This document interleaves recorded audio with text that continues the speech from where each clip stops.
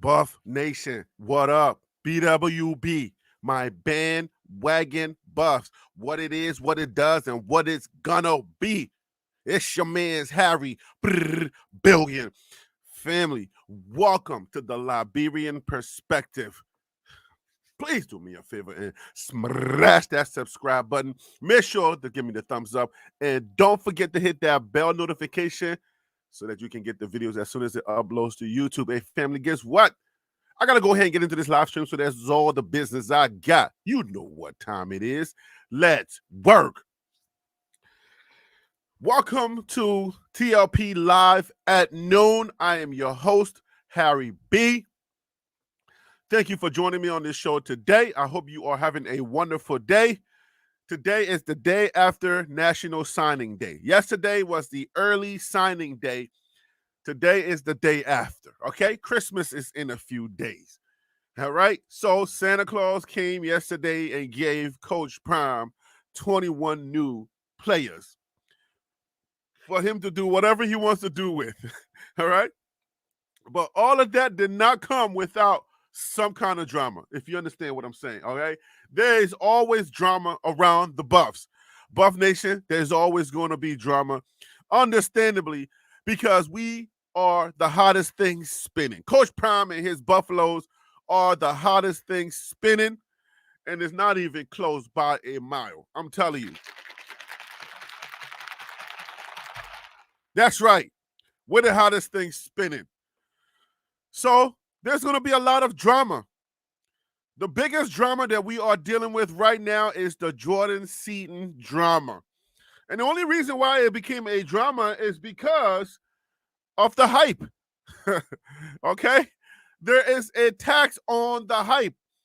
If you don't believe the tax on the hype, just look at the situation with Jordan Seaton. There is a strong tax on hype. If you're going to roll out a player like the way that we rolled him out, you better darn well make sure that that player is locked in before you roll him out the way that we rolled him out, okay? National television. So we're going to talk about all of that on this show today. We're also going to talk about Warren Sapp. There's a lot to talk about. There's a lot surrounding the Buffs. There's a lot surrounding college football. We haven't even played all the bowl games yet. There's still chance for us to get some real beast.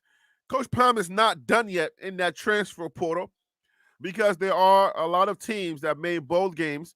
They're going to play their bowl games, and then after the bowl games, you're going to get a whole new wave of players. Maybe not many, but you are going to get some waves of players entering that transfer portal looking for greener pastures or just looking for a different home, a different environment to call home. And so, yeah, we're going to talk about all of that. Look at the top of your screen right over here, somewhere right around here. You can call into the show and you can have your voice heard. TLP Sports Club, this is the place where you are the expert. You get to talk. You get to be the resident expert. Come in here and you can give us your opinion about what you see, what you hear, anything, or you can just be up in the chat and we can rock out like that. All right. So make sure to email hottipsfortlpsports@gmail.com. The email again is hottipsfortlpsports@gmail.com. You email me, I send you a link. You can call into the show. You can come on with a photo. You can come on just like I'm on right here. Or you can just, hide your photo and you can just use your voice like a call-in show. But we're going to go ahead and get into the show right now, guys. Let's go ahead. We got to get started. Today's going to be a good show because there's a lot of drama in the air, all right? I got a few narratives. I got a few things that I want to discuss. You are in the chat, and you are going to be, giving me whatever energy you got today on today's show. Today's show is only going to be an hour. So we only have, usually it's 3 hours. We go from noon on the East Coast until 3 o'clock p.m. on the East Coast. So if it is 12:05 right now on the East Coast, that's New York City time. It must be 9:05 a.m. on the West Coast, that's Los Angeles time. So let's go ahead and get into it, what the drama is. Before I do that, guys, I don't want to be rude. Let me address my guests that are in the chat, that are going to be either fighting in the chat. There's a lot of beef going on in the chat. You got former football players. You got regular fans. You got people who don't care. They just want to know what the news of the day is. And those former football players, for some reason, they think everybody got to learn how to play the sport in order for them to have an opinion. Okay? So y'all go ahead and have at it in the chat, but let me say hello to you guys. Carolina boy, what up with you? He's already agitating. Let's go, Maryland. He's not even a Maryland fan. Bro, you from Carolina. How you saying let's go, Maryland? Man, the agitator is in the house. Shiloh the God. Shiloh, you know your name is like where the Ark of the Covenant was, where Levi was holding the Ark of the Covenant. And you know what I'm saying? That's the place where the Ark of the Covenant was, and that's where the people went to go make their sacrifices and worship God. So Shiloh is that place. All right. JB, what up with you? Day Young Index, how you doing today? Surfer Boy 3000. Surf, what up with you? How you doing? X-Men from South Africa. How you doing today, brother? Hope all is well. Who else is in the building? Who else is in the building? Say hello. We have a lot of people watching. Some people are not in the chat. A lot of you are watching, and you do not have the privilege of coming into the chat. But if you are watching, guys, please do me a favor and smash that like button. Give me the like button. That means that's going to send the video to other people that are going to be watching. So let me start with this monologue, okay? Let me start with this preacher monologue. But I'm not going to preach. I'm just going to say a few things. If you are in today's college football, all right? If you are in today's college football and you are a college football player today, you understand that there's a lot of money in college football. I am jumping right into the Jordan Seaton situation. What would you do? What would Coach Prime do? Deion Sanders, Coach Prime, what will he do? If you are in today's college football, tell me what you would do after this interesting perspective. I'm going to give you this perspective, and you tell me what you would do. You are a young college player, a young college player, and you have this great opportunity. A lot of people are going to do this. If you are, out here and you got your opportunity to play for Coach Prime, would you commit to Coach Prime, shoot your value all the way to 1,000, decommit, take the money and run? Would you do that? Because the scenario is like this. If you commit to Coach Prime, right? Because Coach Prime is the hottest thing spinning, Coach Prime, his name, he has changed college football. The way that college football marketing works, the way that the NIL and everything works, recruiting, everything. Coach Prime is the most talked about coach in college football. It is advantageous for the current college athlete, all right? The current college athlete, if you are coming out of high school or if you are in college already and you are going to decide to jump into that portal, it's advantageous to commit to Coach Prime, give him a verbal commitment, and then whether you decide to come here or not, it is advantageous that you connect with him some way or somehow. Even the university have taken notice that people are doing that. It's not a new thing, all right? It's only a year old because Coach Prime is only a year old at the FBS level where his name is reigning supreme in college sports. So you attach yourself to Coach Prime when the opportunity comes. When you attach yourself to Coach Prime, it makes you sexier. It makes your name go much bigger. Because Jordan Seaton, what he said was that it's interesting how you commit to someone and all of a sudden other people want you. Maryland, it's right down the street from me.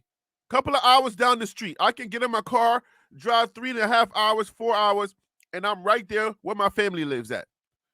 Maryland is not a shabby place to go to school. Maryland has some really, really dominant football schools. There's this school called DeMatha. DeMatha, they used to beat everybody, okay? And then somewhere close to the DMV is Gonzaga.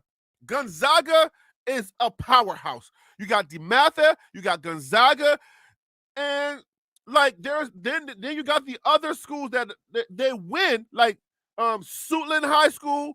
There's other schools in Maryland. All right. IMG Academy is not in Maryland. IMG Academy is in Florida. Why am I saying this?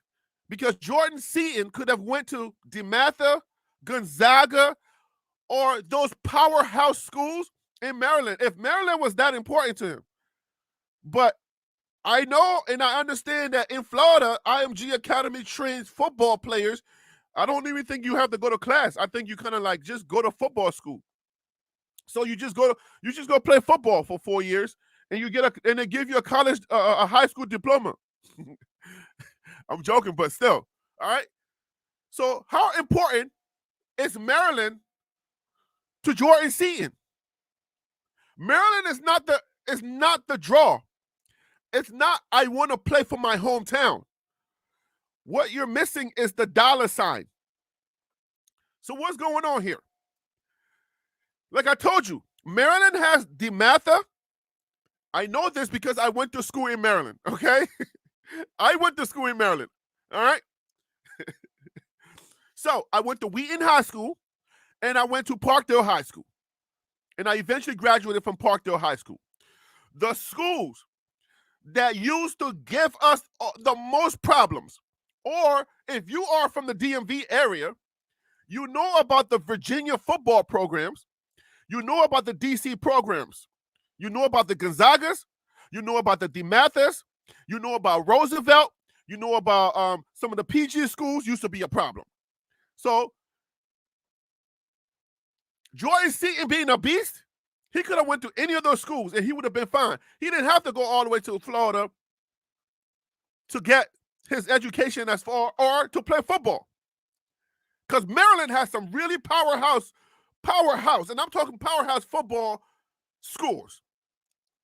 They used to beat everybody.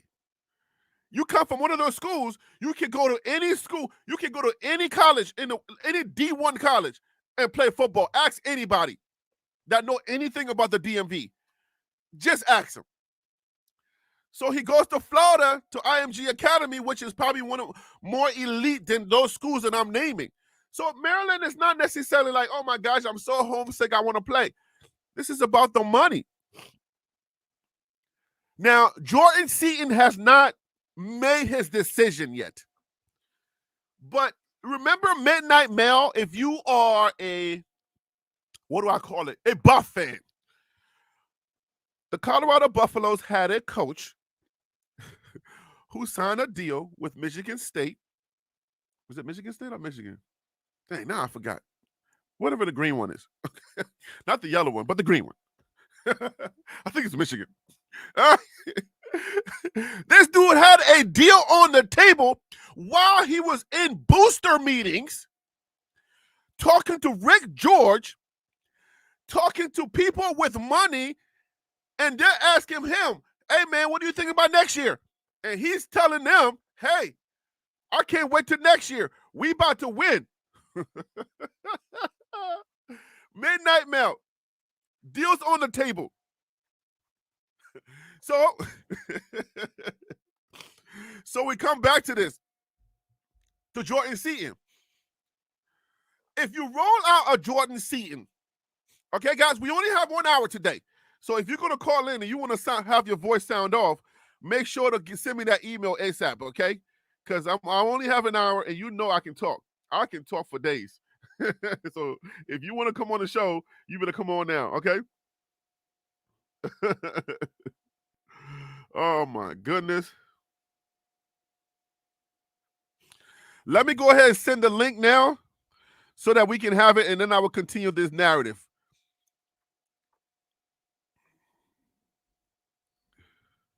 Give me 1 second, guys.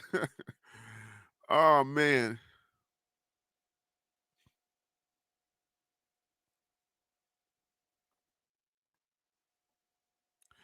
So,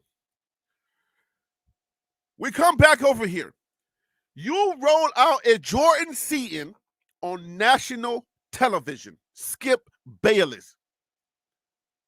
He's right there. He goes on another national TV show. I mean, he's doing radio roll. You know what I'm saying? Like when the championship season comes and or playoff season comes and we start doing that marketing thing for the NFL and all radio roll. Like basically, Coach Prime rolls him out on the red carpet because we feel like the conversation that we had with this young man, with the parents and everybody, we feel like we are a shoo-in. It's a lock. He ain't going nowhere. It's a lock. We got him. We good, right? Okay. So what happens? What transpired? NIL money. It's NIL money. NIL money transpired. If Maryland, right? Give me a second, guys. I'm going to bring it all the way down for y'all.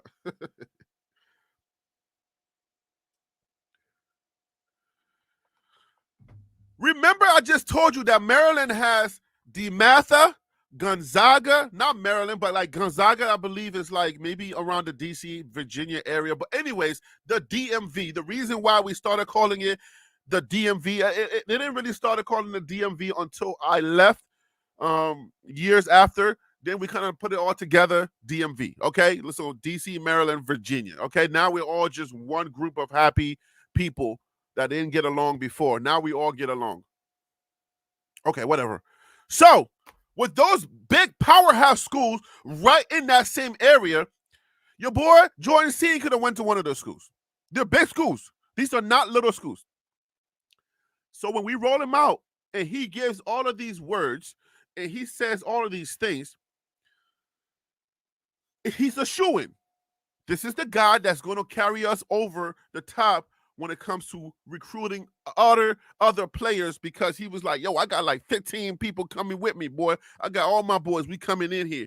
Why wouldn't you play for a guy that looks like you? Why wouldn't you come to Colorado? What's happening with you? Why you look like that? We made a whole case about that. So this is the opportunity for us to lock it in, right? What you have to understand is the whole Midnight Mail situation had to do with money. They came in and they offered him a lot more money. So now, if you are somewhere in Maryland, the coach and everybody, your booster, you contact one of these boosters that's willing to give you like $3.5 million or $3 million. You understand what I'm saying? So now you call dad or mom, whoever's in the picture for Jordan. You say, hey, guys, listen, we've been courting you for 4 years since you was a pup in this area and you started running that ball or you started playing football.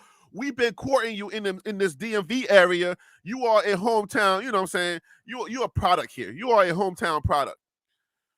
We got a low bag for you. We got $3.5 million for you. Now, we don't know how much Coach Prime is offering. Remember, Jordan Seaton said, it's not about the money for me. That's what you say until it's about the money for you. Because I don't know anybody in their right mind that's going to turn down millions of dollars to play in college. I don't care who you are. All right? Let's take gangsters for a second, for an example. They do all these rap songs, you know what I'm saying? They got the chains around their neck. They're so hard, you know, pause. They're hard. I never snitch. I never snitch. I would never snitch. I'm too much of a gangster to ever snitch on anybody.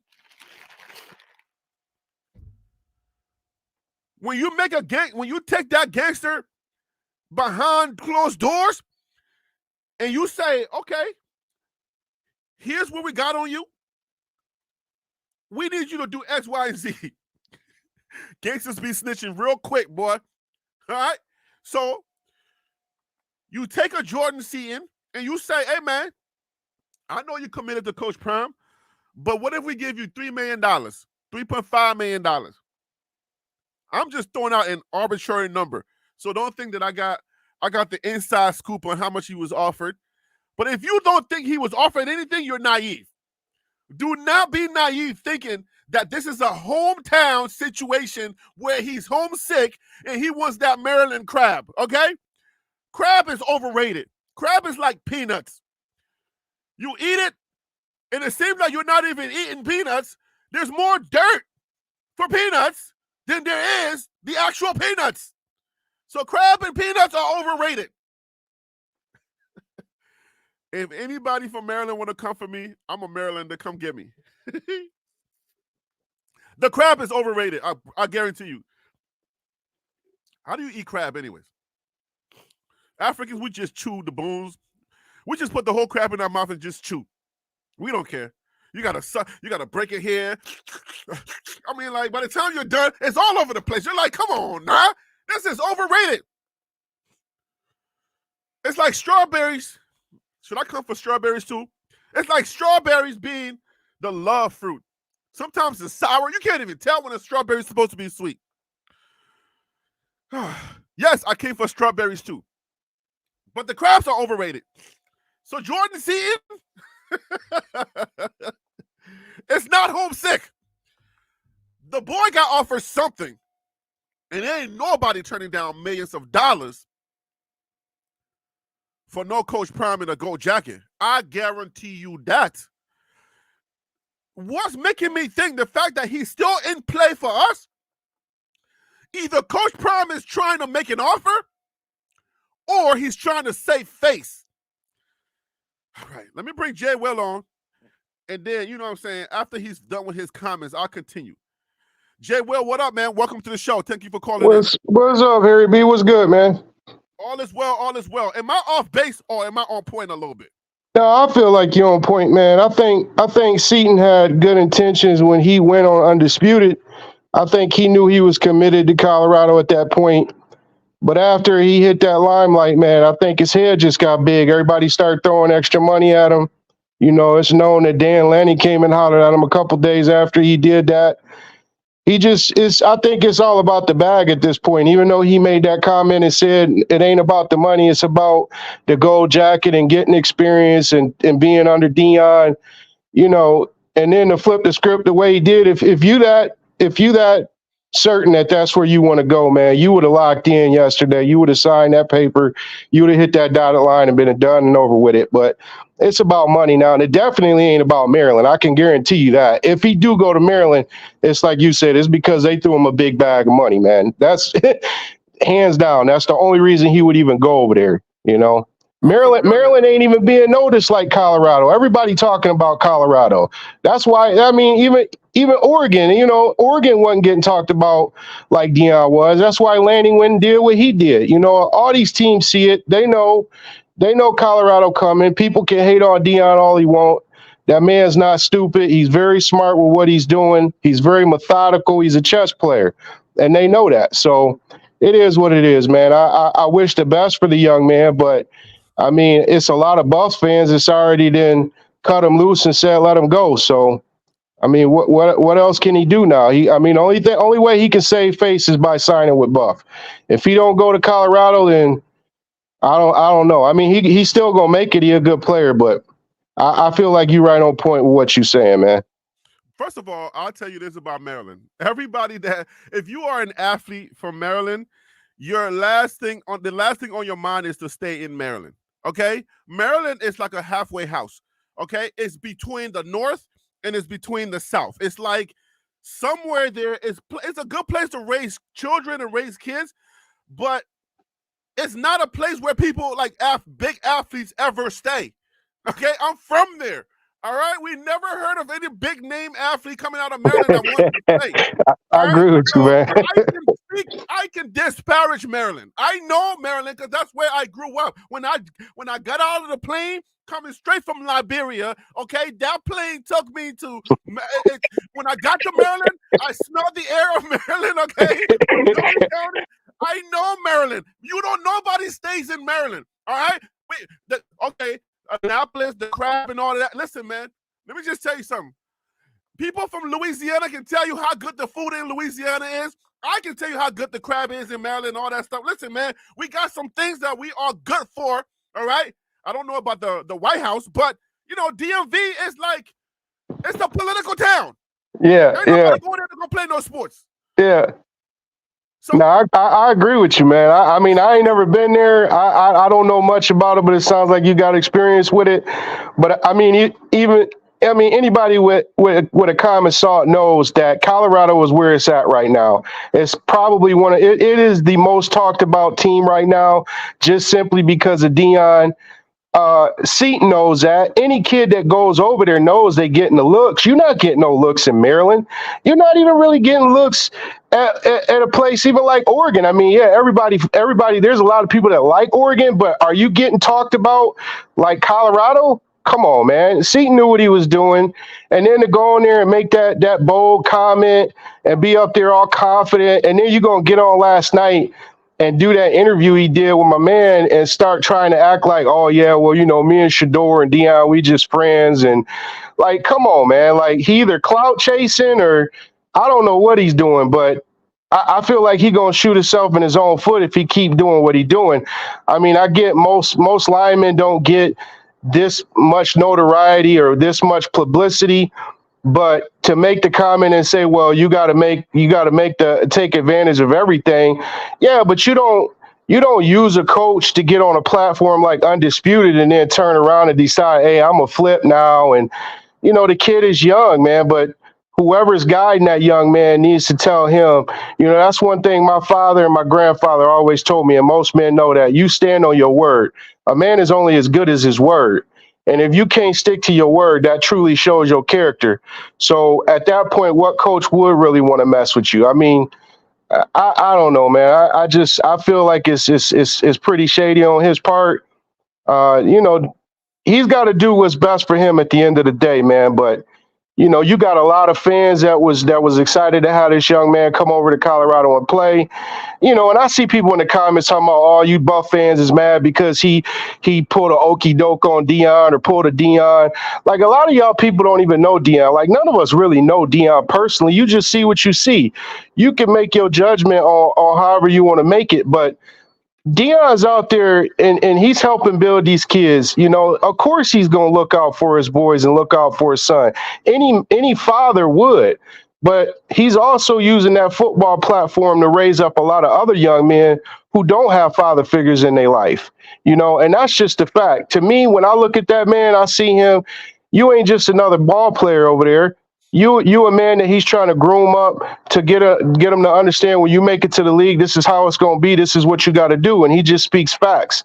I think a lot of people just can't handle that. But I wish Seaton the best, man. I hope he makes the right decision. But at the end of the day, I know he ain't going to no Maryland. If he do, hey, man, your career ain't going to last the way that it would have lasted or it would have went if he had went to Colorado. That's just facts. I think you know that too, Harry B.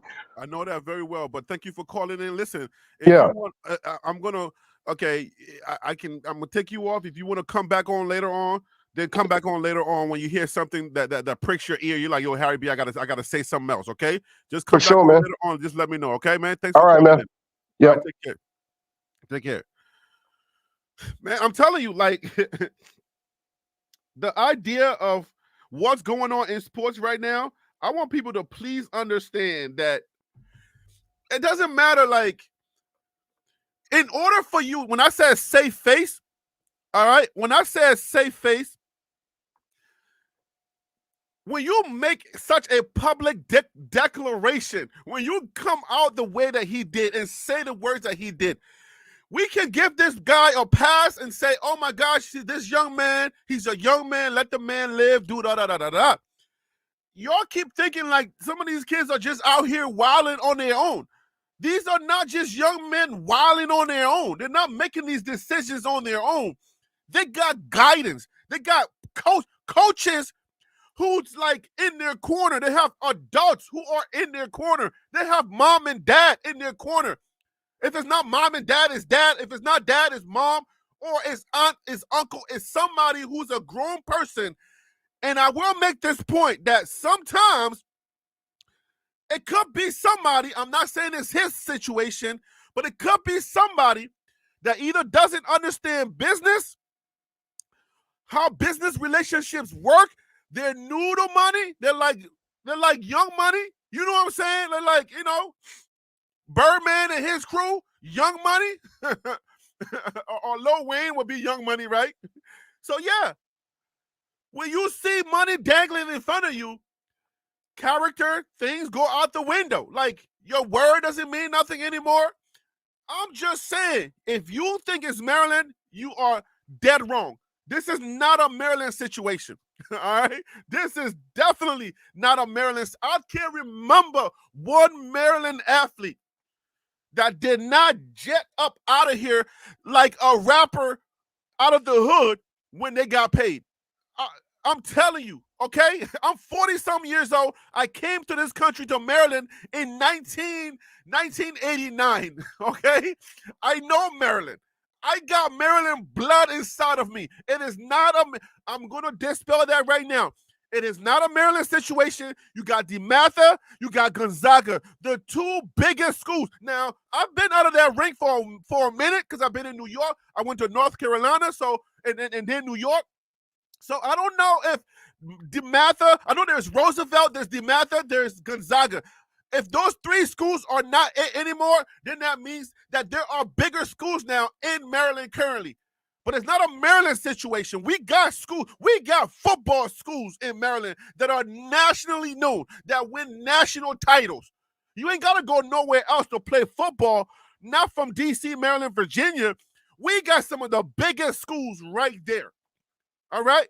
So I know it's not a Maryland thing. Nobody gets homesick of Maryland. A lot of us are always leaving Maryland. We're going somewhere else. We're not staying in Maryland. Okay? You go to DC, there's no parking in DC. All right? If you're gonna take the subway, it's not the same. The subway it's just not the same. You gotta have a car to be in Maryland. All right? We can have a Maryland conversation all day. I know it's not a Maryland thing. Trust me. Trust me. Okay? Somebody at the last second came in with a bag. And oh boy, that bag is hard to turn down. That bag is hard to turn when it's millions of dollars and you're looking at gold jacket. Millions. Gold jacket. Millions. You don't even want to look at the gold jacket anymore. Millions. Millions. Okay? It turns into a midnight mail situation. Trust me, man. Tim, I'm hot right now. Pause, but man, I'm telling you, man, what's going on with you today? Thank you for calling in. Hey, what's up, Harry? What's going on with you today, man? Not much, man. Just so happened to see that you popped in on us today, and I was like, man, let me see what Harry's talking about. And I kind of already knew once I seen you pop on. I said, oh, okay, it must be something about Jordan Seaton topic. But you know, yeah, I was not gonna do the show today because I'm doing a lot of Christmas stuff. You know what I'm saying? I'm trying to get the house ready because we're having a Christmas party. So right. I'm only doing an hour today. So Okay. Well, I'm gonna make my point very short, man. Go ahead. The other day, man, we was talking, and I said these kids, three things. I think they want to shine. Mm-hmm. Who's gonna pay the biggest bag Mm-hmm. in playing time. I feel like Jordan Seaton, he's playing a game, but because he know uh what he brings to the table, right? From a high school perspective. You Yep. haven't showed you want to go to the NFL, but you haven't showed what you could do at the college level just yet. So I feel like he should humble himself just a little bit because you haven't really showcased it. You haven't really showcased anything just yet on the next level, which is college. And I feel like the way he's going about doing it, when you talk about branding, you can hurt yourself in this situation the way that he's going about doing things. Somewhat. Yeah, and Somewhat. yeah, somewhat. So I feel like he's trying to play an NFL game at a college level as far as Can be, what up with you? Can be, what's up? contracts. He's trying to hold out. I feel like he's trying to hold out for who has the biggest bag. But So I'm an how do you optimistic person. how do you think he's hurting himself? Because I have a little bit of pushback on that. Okay. How can he hurt himself? I feel like okay, in the NFL, you got players that sit out because they want the biggest what? Well, they want a better They want contract. they want a better contract. Yeah. I think I seen, if I'm not mistaken, and I could be wrong, but I think I seen this NIL value at 317,000. I'm not 100% sure. I think I seen that though somewhere. You said his valuation is I 317,000. think I seen that on. I want to say if it was on 3 or 247. Somebody had his NIL value at 317K. But that's the low key one. That's not the real. The real one after the Coach Prime rollout, it's Uh-huh. in the millions. Okay, so it's in the millions, right? Oh So yeah. whoever coming with that big bag, I feel like he's playing that NFL game type of deal, and it's like, bro, you haven't showcased nothing just yet. So why are you doing all this? But okay, so let This me push clout back on that chasing. a little bit. This is a business, right? Correct. We all look at this as a business. So who cares if he's playing the NFL game? He improved nothing. No, like when your value is there, people are looking for your NIL. They're not looking for what you have proven. They're looking for your name, your image, and your likeness. So if that's the name of the game, then who says I gotta prove something to get my bag? Because what he said, I didn't watch the interview. Some people been sending me some stuff, but from what I've extracted from what he's been saying is like, it's interesting how people want you all of a sudden. We all remember like how you go after one girl, you know what I'm saying, and that girl don't want you, then all of a sudden you get a regular girl, and now everybody's like, oh, wait a minute, what did she see in him? He must, you know what I'm saying? It's like Maryland knew he was there for 4 years, right? Maryland knew he was there. Everybody else knew he was there. Correct. So all of a sudden now he goes to Coach Prime, his value goes up, and these boosters start calling. And is there also another thing where are we playing shame Coach Prime game? Because you know that's also possible.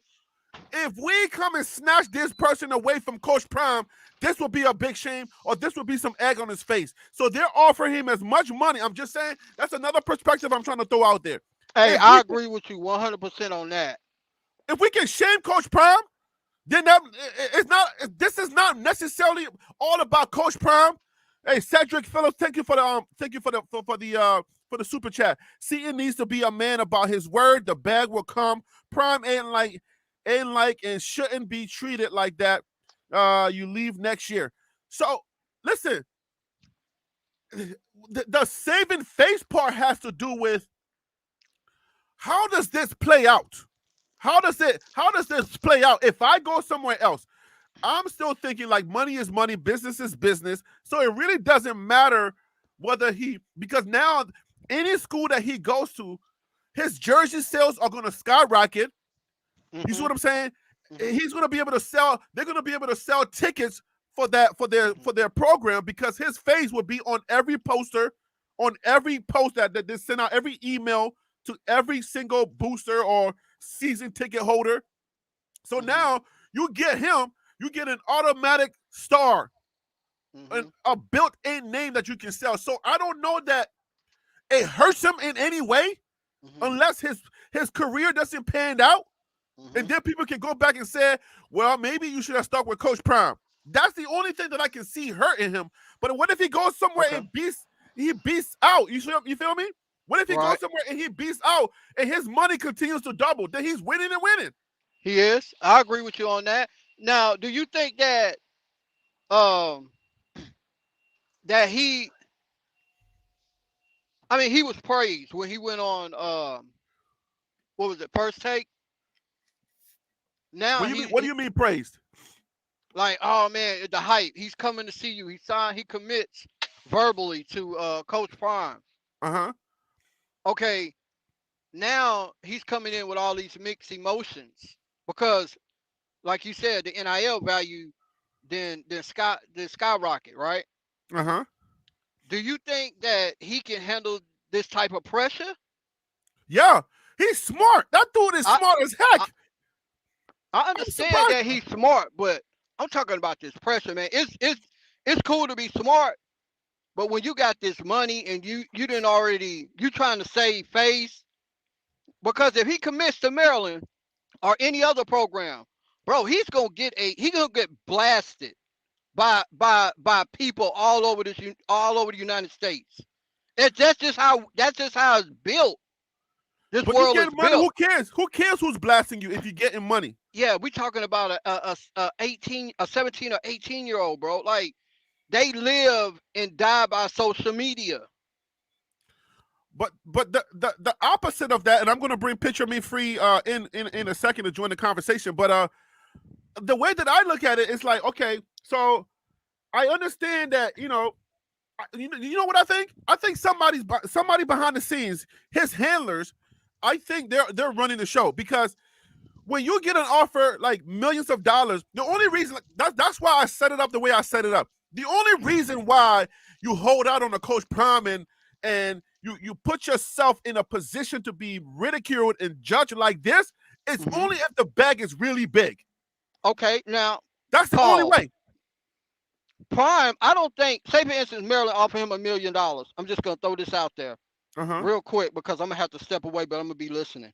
Yep. Prime is not gonna match that because his name is Jordan Seaton and he's a 5-star recruit. He didn't already made that clear in some of his previous interviews.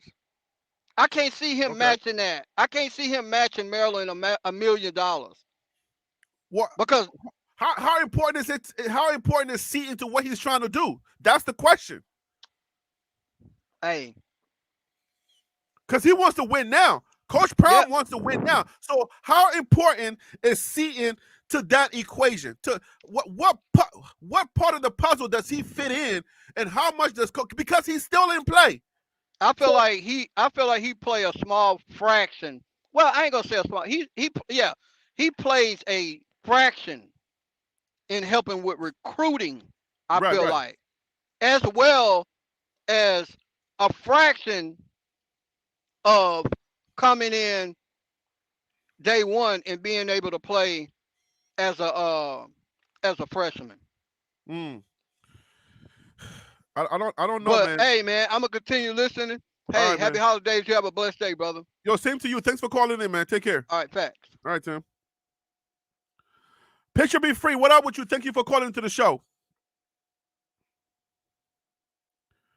Picture Me Free. What's up with you? You still there? If you're there, you're muted or you're unmuted. Unmute. I'll wait for you. Just let me know when you're ready. So Cedric, thank you for the super chat again. No matter where he go or what he do, the spotlight will be brighter or at CU. Everyone is watching, and you can be a part of something in its infant stages. That is another narrative. Like, we know that Coach Prime and CU are going to be good. We're going to be fine. I'm sticking with us. I'm for us. No one player is bigger than the entire team. So I don't care either way. I really don't. The base needs to chill. But this thing is not going to stop. Because when you are hot, everybody's going to use you. Now, there's been hot schools. I don't have any examples of anybody attaching their names to Georgia or Alabama just for the sake of trying to get their NIL up and then decommitting. I don't know those examples. But what I do know is Coach Prime is an instant It's an instant shoo-in when it comes to media and marketing. The second that you attach yourself to a Coach Prime and your name is attached to him, myself, all of these YouTube channels are going to go out there and grab views and clicks. That is the business that we are in. New media, the first person to do it will get the most views. And then if you see it on my channel, you go to your favorite channel and see if your favorite channel got it already. Because you like their voice, you like the way that they do things, you like that community. People do the same thing with me. Okay? When they see it on another channel, they come running to me. Yo, Harry B, have you heard about this? I need you to spaz on this. Harry B, I want your voice on this. People have literally emailed me and said, Harry B, please touch this because I like the way you touch things. Pause. You know what I'm saying? What I'm saying? So it works. New media, we need views and clicks. And guess what? Coach Prime is views and clicks for everybody, for the entire college football spectrum. So it behooves you, or it benefits you, or what's another word? What's another phrase? Forget about that. I got 2 in. That's good. That's good enough for me.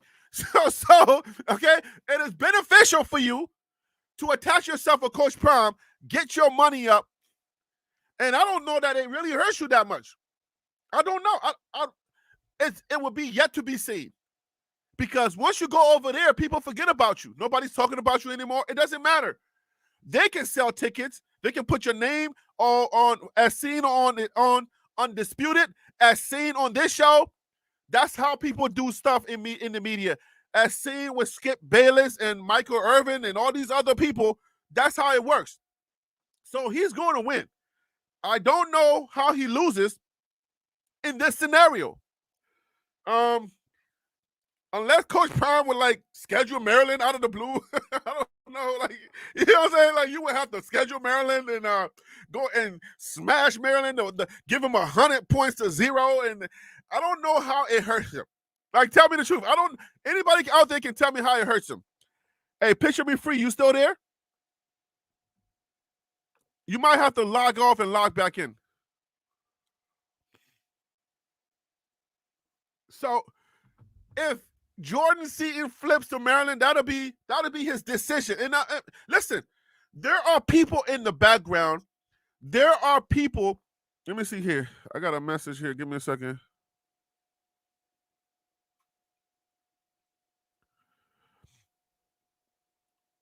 Can you can hear me? Hello?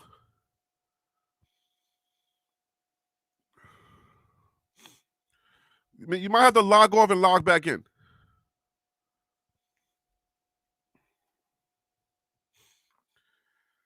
But I'm sure that there are people that know about money. Well, I'm not sure. I'm just kind of saying it.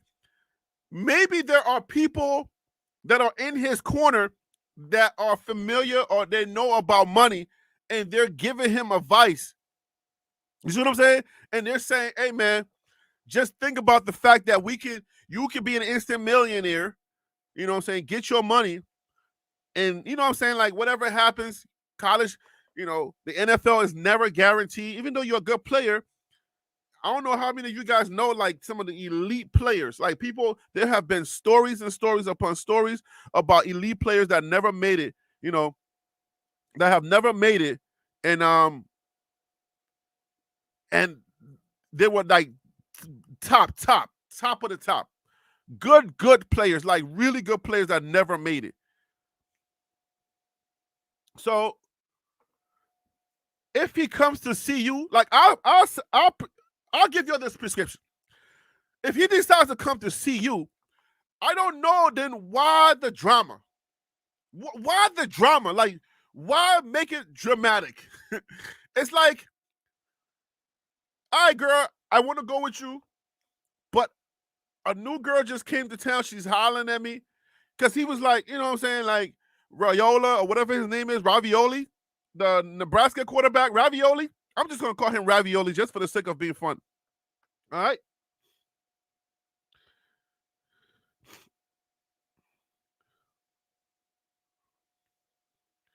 He's like, yo, yeah, Ravioli came into my came into my DM and stuff like that. And if y'all don't know who I'm calling Ravioli, he's the quarterback that's on the thumbnail.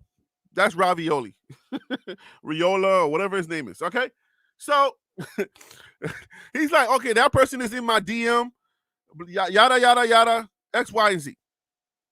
Let's try this again. Picture Be Free, what up with you, man? Welcome to the show. Still no audio. Yeah, still no audio. So if you're talking, I can't hear you. Something's going on with your phone or whatever you're using. Keep trying. But yeah, so at the end of the day, man, you look at it, you're like, wait a minute. I don't know that it's a good idea. Hey man, listen, if you are out for money, you can do it in a way that might smell you out. Someone like there might. If you think Coach Prime is stupid, you might get a rude awakening. So you got to be very careful. I'm going to warn anybody out there, all right? Any other student wanting to do this, I'm going to warn you. I don't know if it's worth it. Be careful. I'm going to... Yo, Picture Me Free, you there? Any other students? I can hear you. I can hear your background now. Hey, I'm here. Can you hear me? Okay, I can hear you now. What's up with you? How you doing today? Hey, I'm doing good, Harry B. How are you doing? All is well.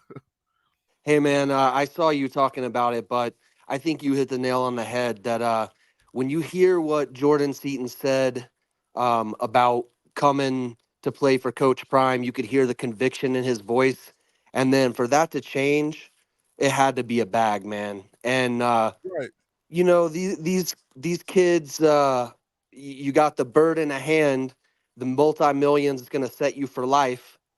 And then I'm sure he knows that if he comes here, he gets to be on the Amazon Prime show. He gets all the Deion Jr.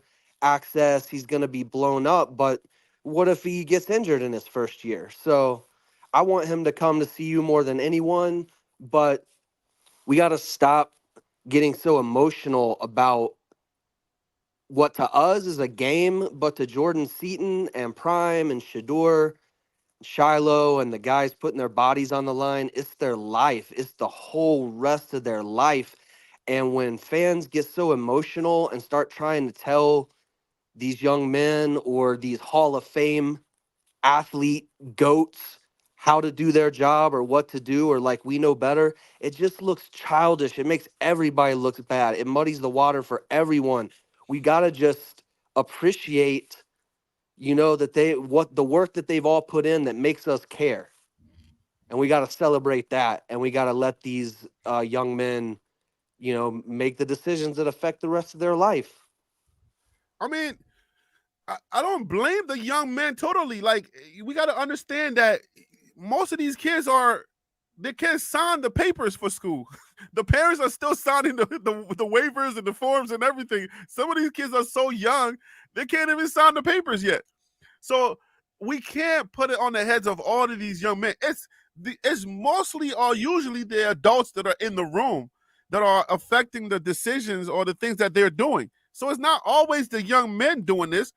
We got to talk about the adults that are doing this, because I don't see nobody turning down millions of dollars for a gold jacket. I don't care how good he can coach or teach or whatever he got, whatever he's saying. I can care less. If my family needs a couple of $1 million, or we're like, yo, you can take these millions of dollars, and then if your college career doesn't pan out, at least you're a millionaire and we know how to invest this money. So those are the conversations you will be having in the background, so that you can, so that you know how to move. So, but you don't put yourself out there unless there's something big happening that we're not privy to. It's got to be big, because this will be like public shaming. Absolutely. And $1 million you can put in a mutual fund, live off the rest of your life, and whatever adults are advising him are telling him, whatever happens in one hand, you have your life secured. On the other hand, you might get something bigger, but it's all unknown. And I can't, like I said, I want him to come to see you more than anybody. I'm a Clemson alumni. I went to Clemson. I was there when Dabo got promoted and ended up getting the job. I Mhm. love Clemson, but I've lived in Boulder for 13 years and I've missed college football out here. The only pro athlete jersey I bought in my entire life was a Deion Sanders jersey when I was in third grade. I wore it until it didn't fit anymore, until it was raggedy. So when he came here, I was so happy. I want to see him win. I believe in him. I know what he's got cooking. I know Jordan Seaton would make the odds next year, go a lot in our favor. But at the same time, you've got to trust Prime and know that, no dynasty is made or broken with one player. And you got to have the respect for Seaton, like we were just talking about, where anybody put in a position to make the decision that he's having to make right now would be struggling. And we have to acknowledge that. We can't act like it's black and white Oh yeah. because we want to watch this game and we want to see we want to play these players like it's our video game, but it's not. It's their life. I mean, for the most part, it's a game at the end of the day. So everybody's playing the game to win. That's why I title, I put the thing on there, play to win. Everybody's playing to win. You got Warren Sapp, who just got his degree to join Coach Prime's staff. He's playing to win. Coach Prime is going out there and understanding that he needs to fill in the gaps on that O line and that D line. He's playing to win. Everybody's playing to win. Now, how you get to winning, it's that's where we need to make sure that we are keeping our soul intact. You know what I'm saying? Like keeping Mm-hmm. your soul intact. Like, is it worth it? Is it worth the public ridicule for you to what I'm saying, for you to shade somebody like a Coach Prime, knowing that he has an army behind him online? Is it worth it to do that for a bag? And then if that's worth it, how much bag? How much are Yeah. we talking? Well, if he plays it the right way, I don't think it's going to hurt him that much, even if he does flip. And like I said, I don't want him to flip. I'm not trying. I just want people to keep in perspective what a hard decision it is for him, and that whatever he decides, we're going to be fine. He's going to be fine, because if he says, "Hey, this was a life changing amount of money, and CU couldn't match it, and I want to play for Prime, but I didn't know what to do. I needed to secure my life. This was a terrible decision. I feel goofy for saying what I said and then flip flopping. But at the end of the day, I've got to do what's right for my family." Who's going to hate on him too long for that? If he goes the other way and he does try to throw shade on Coach Prime's name and talk junk about Colorado, then I think it stays with him longer because it's more indicative of who he is as a person. But if his motives are pure and he's just trying to make a hard decision and having a hard time, people will forgive him for that. But if he shows some other colors where he's petty and he's looking to be a troll, that would follow him forever, I think. And but again, that's for us to just wait and see, man. Um they gotta do what's best for their life and their future, and obviously, I heard you say it, he's a highly intelligent kid. When I Mm-hmm. heard his interview, it blew me away. And my first Oh thought was, yeah. if Prime is getting people this physically and mentally gifted, Mm. man, I mean, but that wasn't an anomaly. He is having that effect on kids, and it's just gonna take time for the full story to come into fruition. And whether that's with Seaton or not, it's going to be beautiful. It's going to be a beautiful thing. And if you really believe in Prime, if you really know what Dion has because you watched him your entire life, like I Yeah. have, it's going to be okay. Oh We yeah. can't get too dramatic and too sensitive and then show a bad side of ourselves to players Mm. like Jordan Seaton and make him think that CU has this overly emotional, whiny, childish fan base. Like, I think it would be better for him if he heard CU fans saying, "Hey, we want what's best for you because we know we're going to be good. Do your thing, young man. Take your time. Think this through. We see a bigger perspective because we're older. We've been here longer. We can Yeah. tell you all the reasons why we believe Coach Prime would be the right decision for you to make, but we respect you because of that tape that you've put out that nobody can argue with. That's why we respect you. And so we're gonna say, as much as we think we know, nobody knows better at the end of the day what's best for Jordan Seaton than Jordan Seaton. And I think if all CU fans kind of held that energy, it would do better for us recruiting in the long run, because teenagers when they see these coaches, like, I think there are coaches trying to set Coach Prime up and telling kids things like, hey, it would be funny if you threw the hat, and who knows, like, but I think there's stuff like that happening. But 18-year-olds are old enough to see what petty is. And if they see, man, they have confidence, they have silent swagger, they got intelligence, they got like But it sounds like you're describing a church league. This is football. No. Like, because but what Dion does, College football fans are vicious. We're not gonna sing kumbaya. We're gonna troll this kid.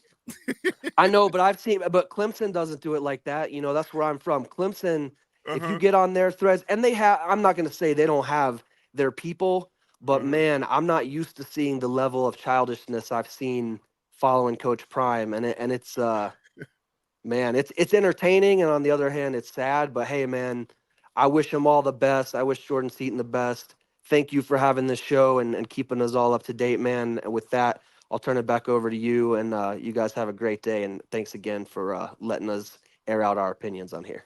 Absolutely. Thank you for calling in, man. I appreciate you. Thank you. So yeah, man. I mean, he has some great perspective. That I've been preaching that and I've been screaming that. But Ron Tate, what do you think, man? Well, Harry, I tell you, the first thing I'm going to say is that we have been rated number 2 behind Georgia in FBS as far as talent on the team. Where you getting that from, man? We speak truth around here. Where you getting that from? 247 did the calculations. We're 92 or 93. Now, this is without Jordan. Okay. Whatever Georgia's number is, we're right below them. And we're like 91, 91st in FBS as far as high school recruiting because of, we just don't lack we lack the numbers. But the portal, we're I think they said number 1. So overall, when they do their calculations, the numbers you were giving out the other day on the recruits. When they do their calculations, we're team wise, we're number 2, and that's without Jordan Seaton. Now, we're 21 overall. We're 21 Savage. I think I put that in the title. Right. Coach Prime is a 21 Savage. So in regards to Jordan, I still think he's a buff. He's never said he wasn't going to be a buff. He just said he had some things to think about. He mentioned 2 things. In his statement, I think he said he's a buff. Number 2, he talked about, hey, where are you guys showing up now? Where were you as far as recruiting him and offering him? When he gets on, when he commits to Coach Prime, all of a sudden, it's one or 2 things. I think you mentioned either they're trying to shame him or they're trying to outdo him, or they're trying to pull a Georgia and Alabama. Hey, we may not need you for 2 years, but still, we want to stack you and get you away from him. That's right. Companies do that. They do it. Yes. They do it in the record business. I know for a fact because I work in the record business, in the music business. They do that in the music business. They would rather take a talent away from another company and shelf that talent than let them be out there eating. Right. Yeah. I agree 100%.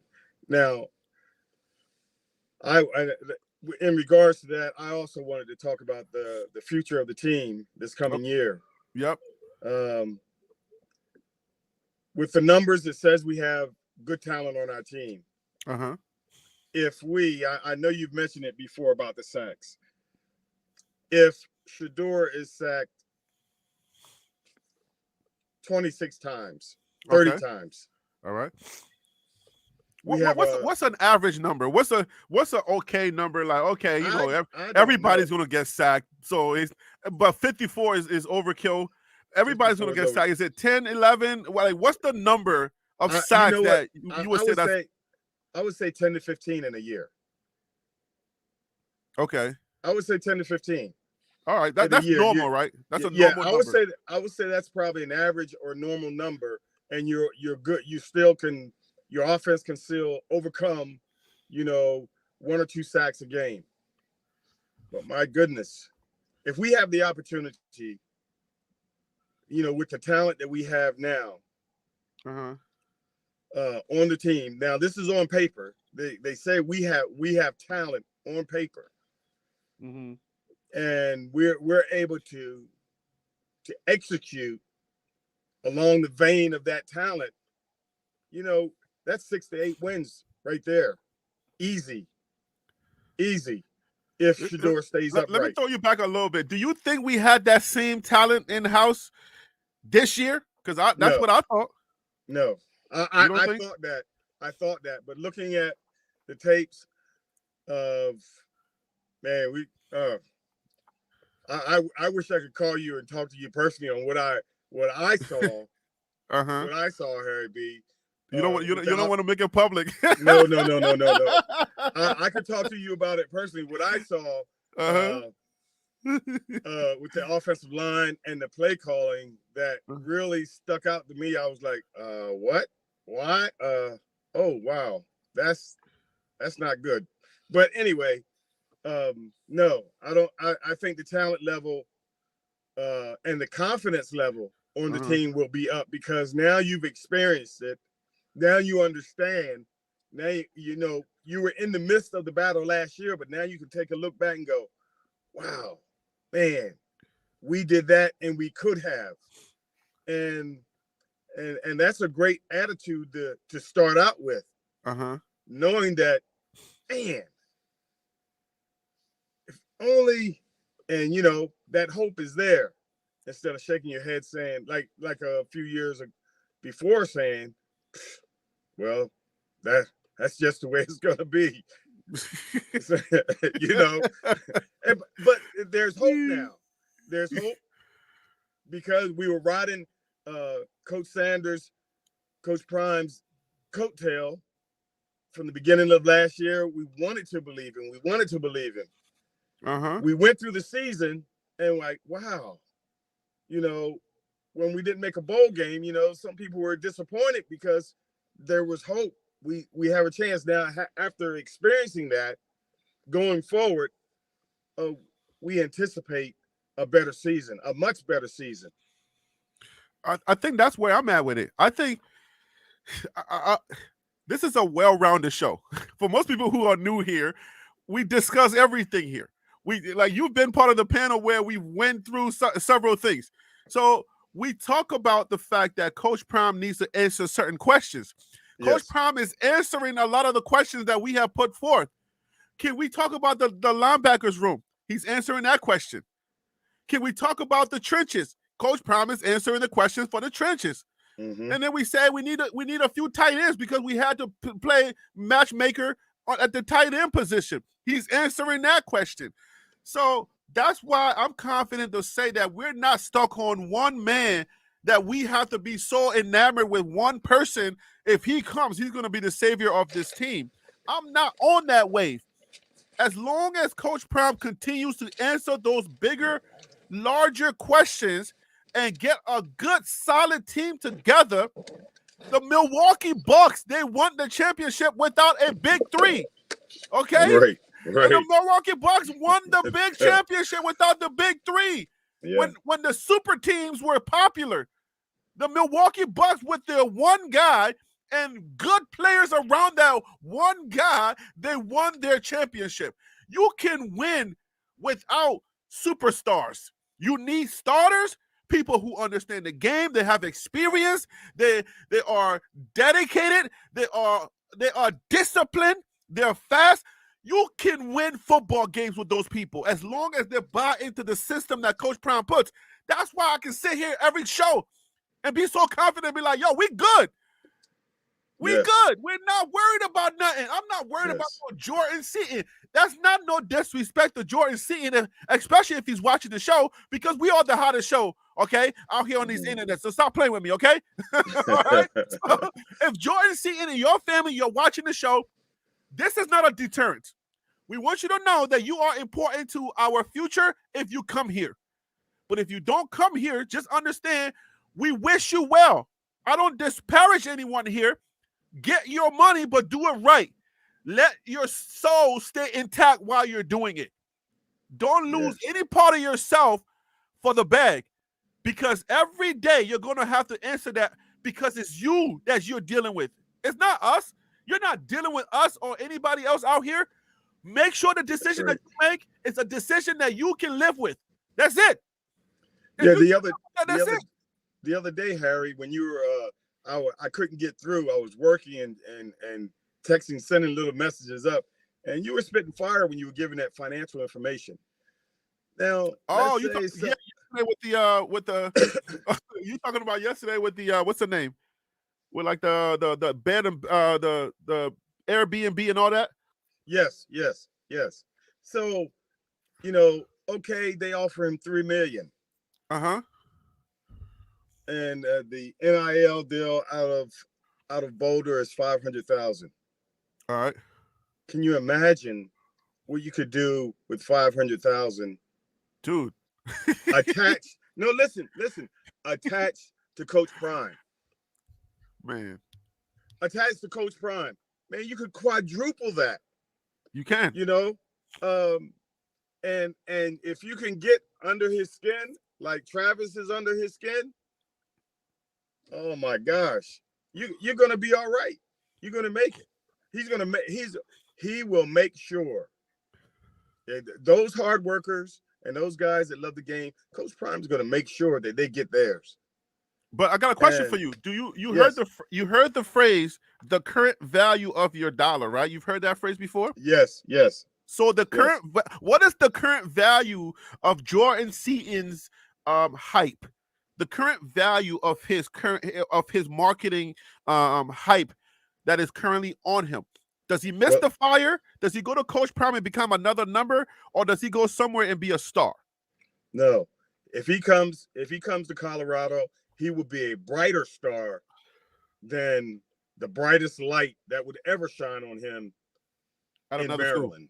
School. Okay. Yes, because of Coach Prime.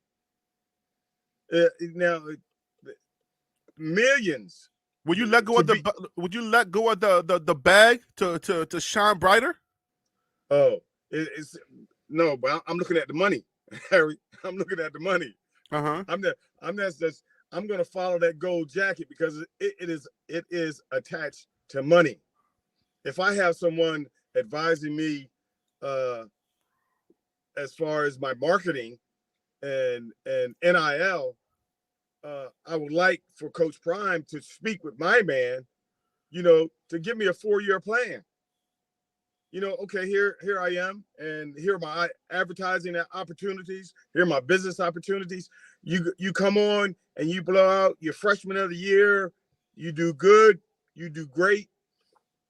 There are other businesses that are going to want to use your logo. You standing in front of their business with 77. Don't touch the steak.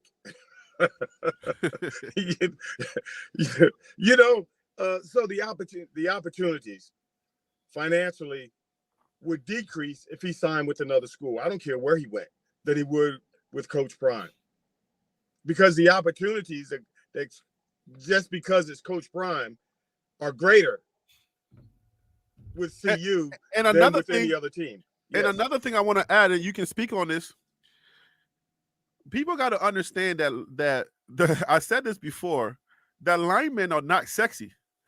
The position of a lineman is not a sexy. Coach Prime made the lineman sexy, okay? Because he's shown light on the lineman. If you block good, if you do your job as a lineman, just like a president, ain't nobody supposed to know. Right. All you're doing is just blocking, okay? And don't nobody care that you made a good block.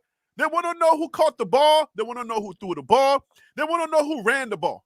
If you block, that's good. Good job, young man.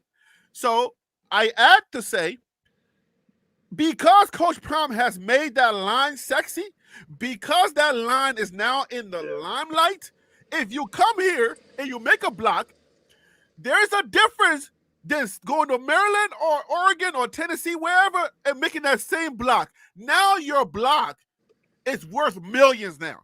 Yes. So because now you're a superstar, the line is going to be a superstar this year. For any parent that's out there trying to make a decision, Coach Prime, the things that are attached to him, just like Ron was saying, that gold jacket and his persona is attached to money. When you come here now, because Coach Prime knows that protecting Shador is a thing now, if you do it, everybody will be watching. It makes sense, Jordan Seaton and parents at all. It makes sense to now come and play for Coach Prime, just like you said, Jordan Seaton. Why wouldn't you play for Coach Prime? Because it makes dollars and cents.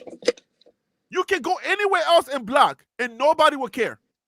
But if you come here and block, I tell you, I'm guaranteeing you that your valuation will skyrocket because everybody's paying attention. That's right. Ain't nobody on earth that's going to watch football in year 2 where Coach Prime is like, okay, this is the worst you're going to see me now. Ain't nobody on earth that's going to be watching football ain't going to be paying attention to that line because that is the number one goal. Block, protect Shador. Don't touch two. That's right. And, now because that was mentioned by Coach Prime, when I watched the game, we followed the football. Yep. But I know when that ball snapped, I'm going to be looking at the offensive lineman. Exactly. Everybody and their mama going to be looking at that offensive line. That's right. And if Jordan Seaton is at that tackle position or at that guard position, I'm going to be looking at him because he's a 5-star. He's our golden freshman.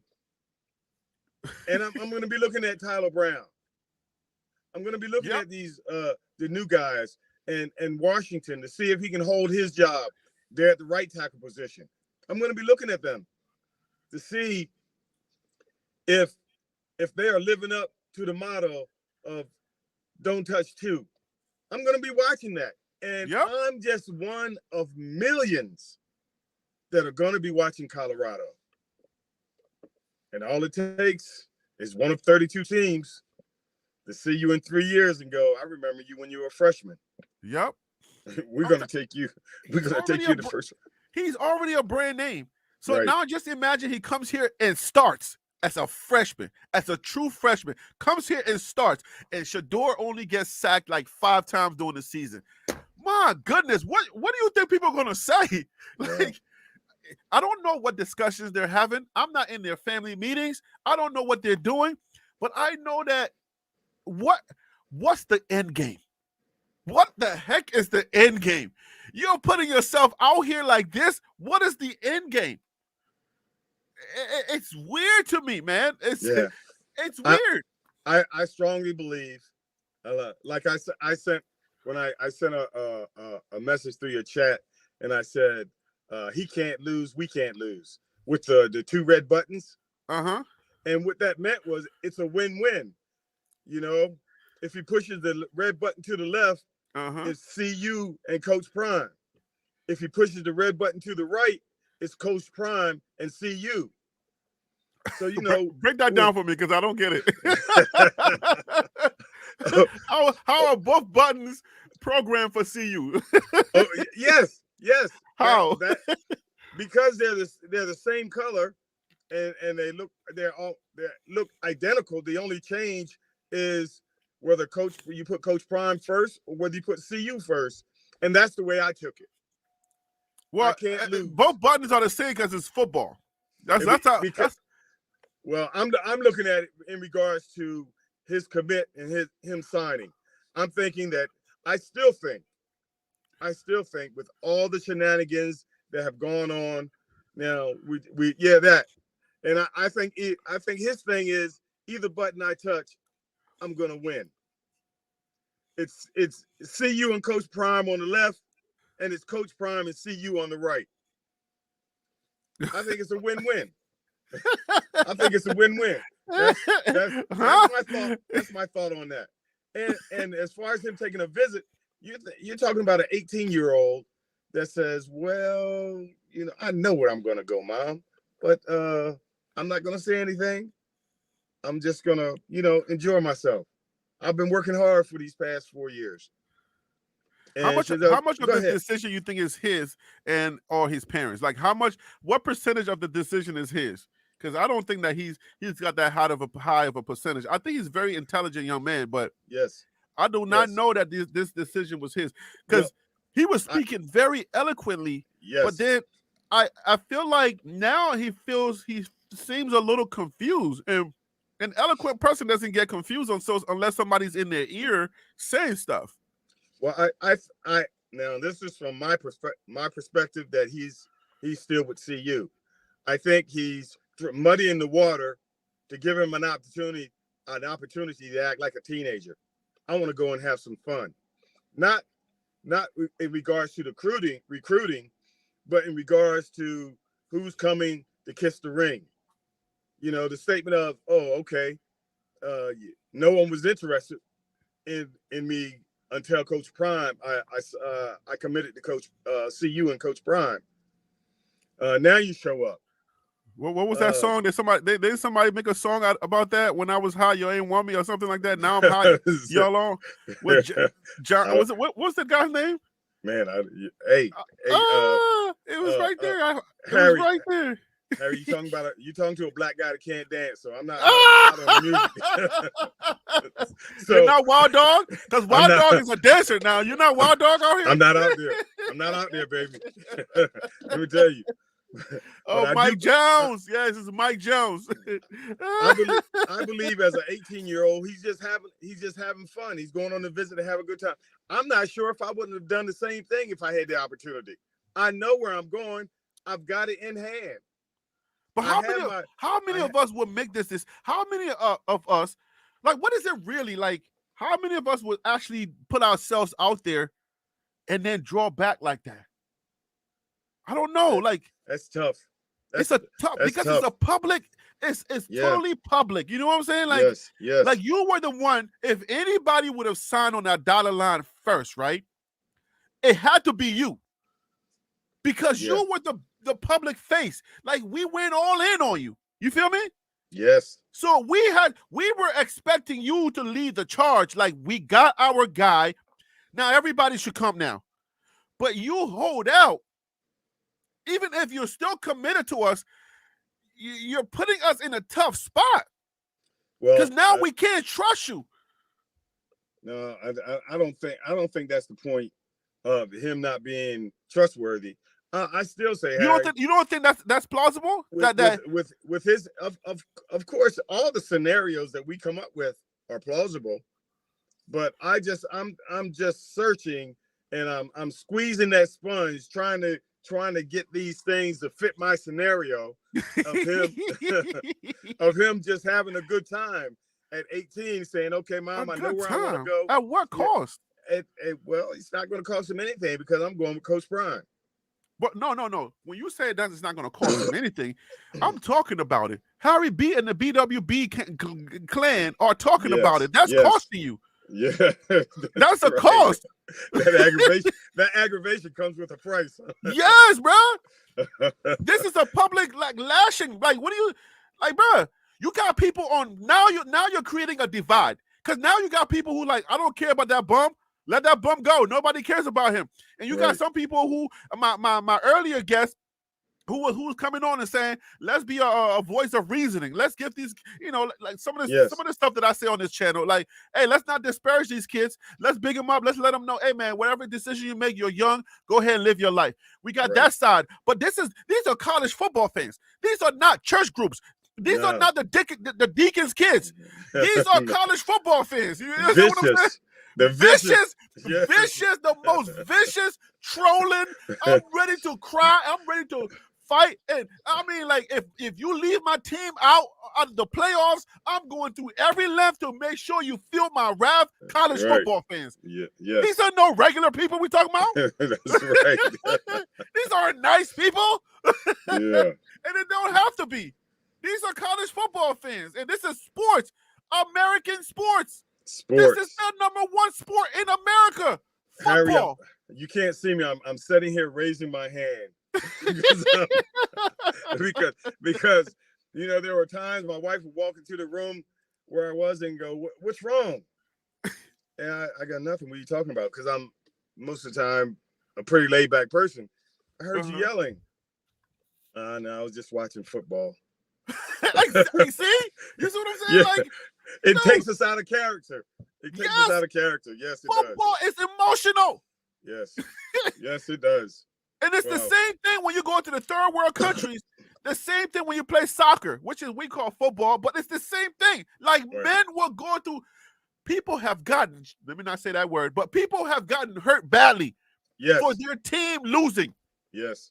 For goalkeepers missing the ball. I mean, in America, people built shrines of their favorite team.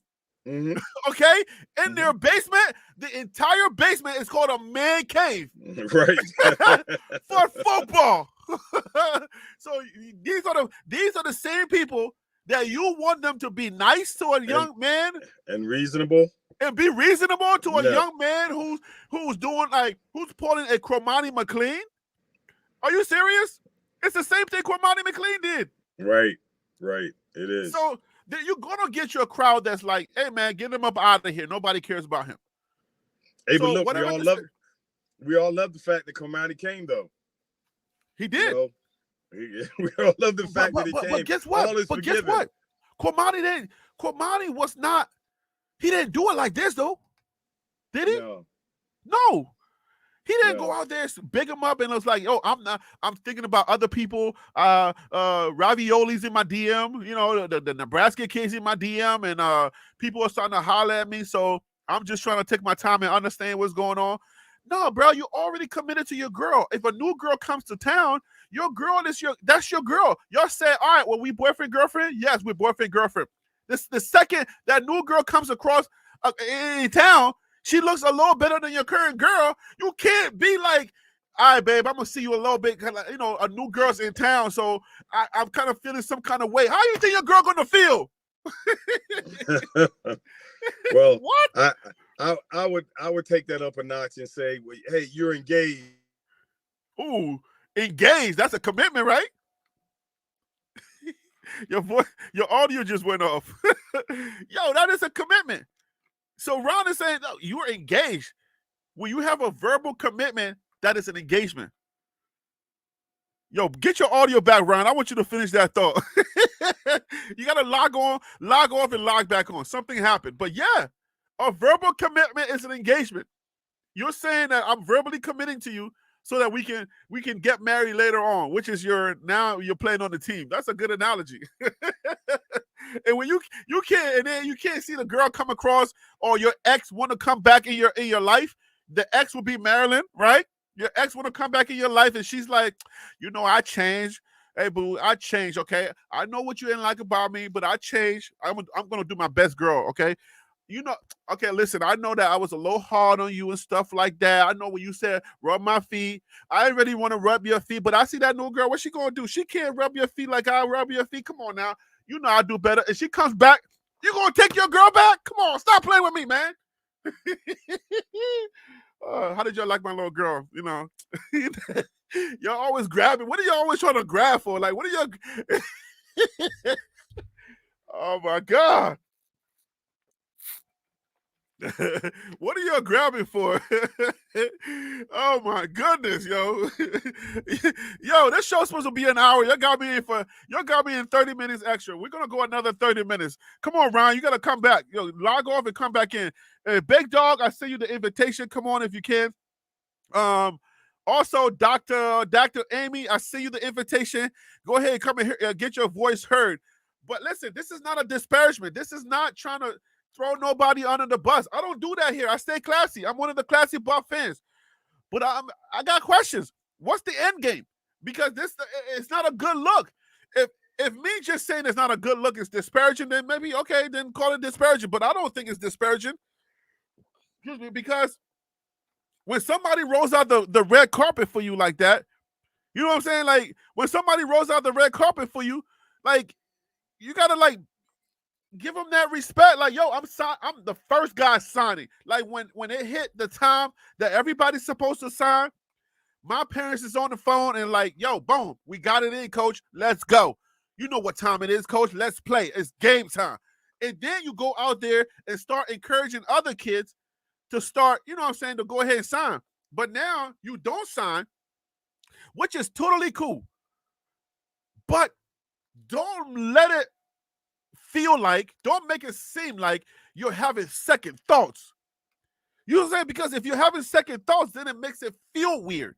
Because it's like you and the girl have already committed to each other, and then your old girl or a new girl comes to the picture, and now you're like, yo, I don't really know if I like you like that anymore. Like, give me a second. Let me really think about my options. I'm young. You know what I'm saying? I'm kind of young, and, you know, I made a fast decision.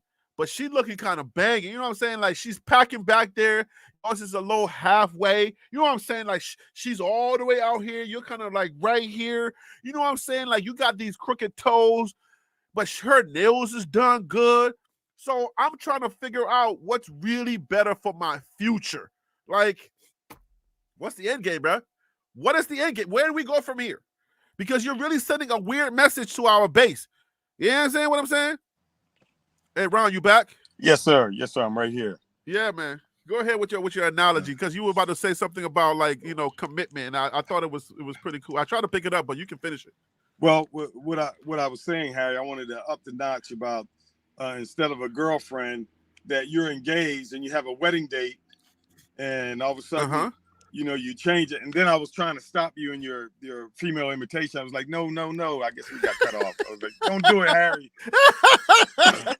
But you don't think I was doing? I wasn't grabbing enough. Like, yeah, it's like, what are they grabbing for? You know, what are they grabbing for? Like, what the heck they always grabbing for? Like, no. But my point is, yeah, because now you got family members that are ticked off. You got some of your family members.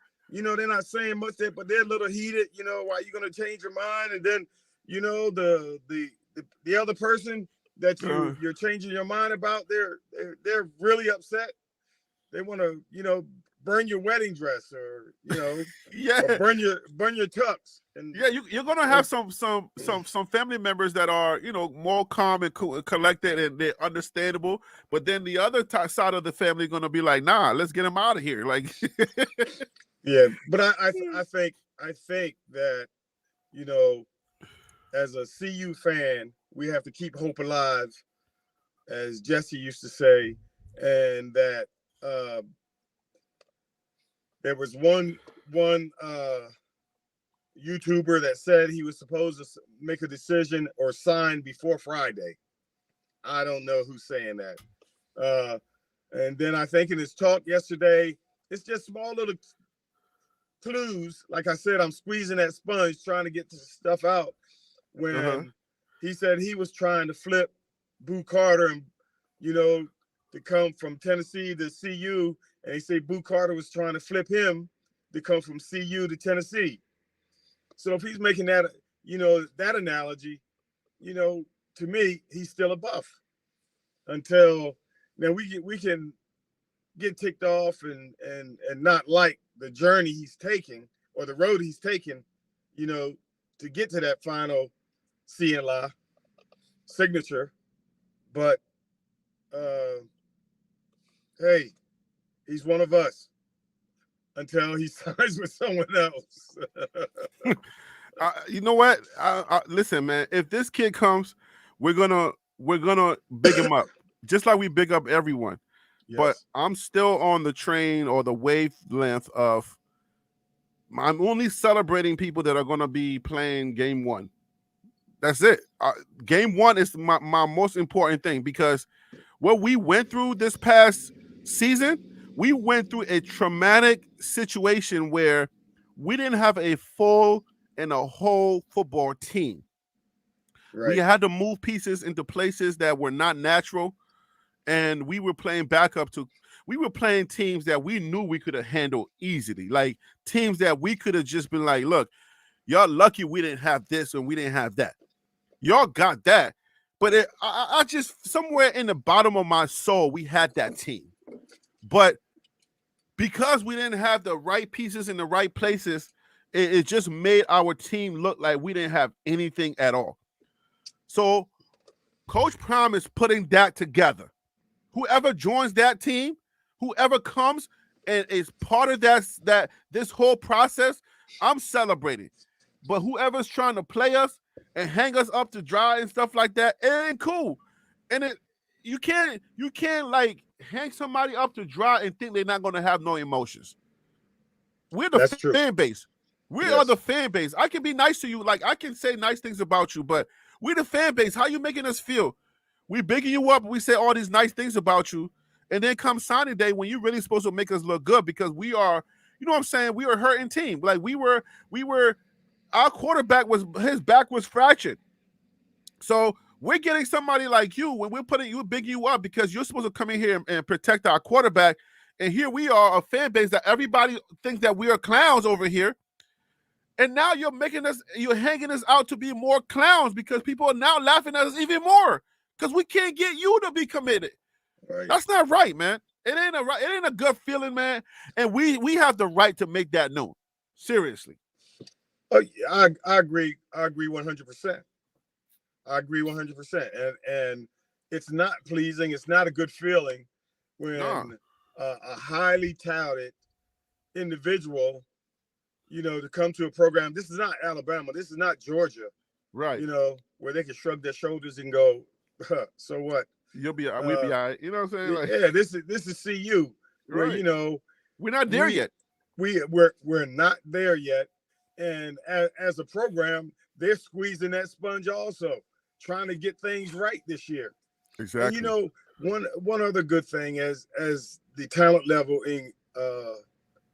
increases on paper, one good thing I heard Coach Prime said that he was doing and was going to do, and that was evaluate the team, each player, each coach, and himself, on the decisions that he made throughout the season, whether he could get better or faster or put a system or something in place to say, Coach, take a timeout, don't take a timeout, go for two, don't go for two, instead of holding everything inside your head, so we're going to be better all the way around. Our emotions are real. We have a right to we all have a right to feel the way we feel. Exactly. Even though this is just a sport, this is not reality. This is not real life. It can change people's lives, but this is not what pays my bills week to week. Right. Unless I'm a great gambler or something, but that's not the case. Right. But, this is total entertainment. It's entertainment. That is true. That is true. And Ron, man, I thank you for calling in, man. You have a wonderful day and a blessed day, man. Thank you so much. Okay, Harry. Thank you. I have a good one. So yeah, at the end of the day, man, we are fans. I'm just gonna repeat that just because I need for people who are fans of just the idea of being coil, just the idea of being, of understanding. I need people to really understand that we are a team that people are laughing at. The haters really came at us. The haters, they came at us heavy. We've been defending Coach Prime and the bus for like 9 months straight. And then we started winning and everything was okay. Then we started losing and everything wasn't okay. They took our microphone away from us. We couldn't say nothing. We went back into defense mode. And now we're trying to rebuild our team to put a better product on that field. And we get one person that we all excited about, and now he's shading us and making us look like clowns again. Like, bro, we can't catch a break. And that ain't right. And so if you feel like we're disparaging this young man, then maybe we are. Maybe we have the right to feel the way we're gonna feel if somebody shades you. But let me get Dr. Amy's or Dr. Rucker's feelings on this or thoughts on this. You're not ready for me yet? You're not okay. Okay, I'll keep narrating. Just let me know. Give me a thumbs up when you are ready. Give me a thumbs up. But yeah, man, we have the right to say, hey, man, don't do us like this. You know what I'm saying? Like don't do us like this. Give us an idea of what you want to do, because if somebody rolls out the red carpet for you, if somebody says, hey man, I'm ready to go, I'm above, I want you to come here, then how are you supposed to feel when they start shading you on the big day? Like on the big day. This is it, man. This is the big day. And here we are waiting for you to like roll us out and give us that vote of confidence, that nod. And we're looking around like, where he at? On the day, bruh. You left us at the altar, bruh. All right? You left us at the altar. Come on now. Where they do that at, bruh? Where they do that at? This ain't right, man. So right now, I'm just kind of like, I'm talking about us, the fans, where we stand. I know Coach Prime is going to be okay. I know our team is going to be okay. We are not hurting for that kind of thing. We want to make sure that our team is good, but we are not hurting. You ready, Doc? Doc, are you ready? Give me a thumbs up if you're ready. Give me the thumbs up if you're ready for me to bring you on. Okay, here we go. All right, Doc.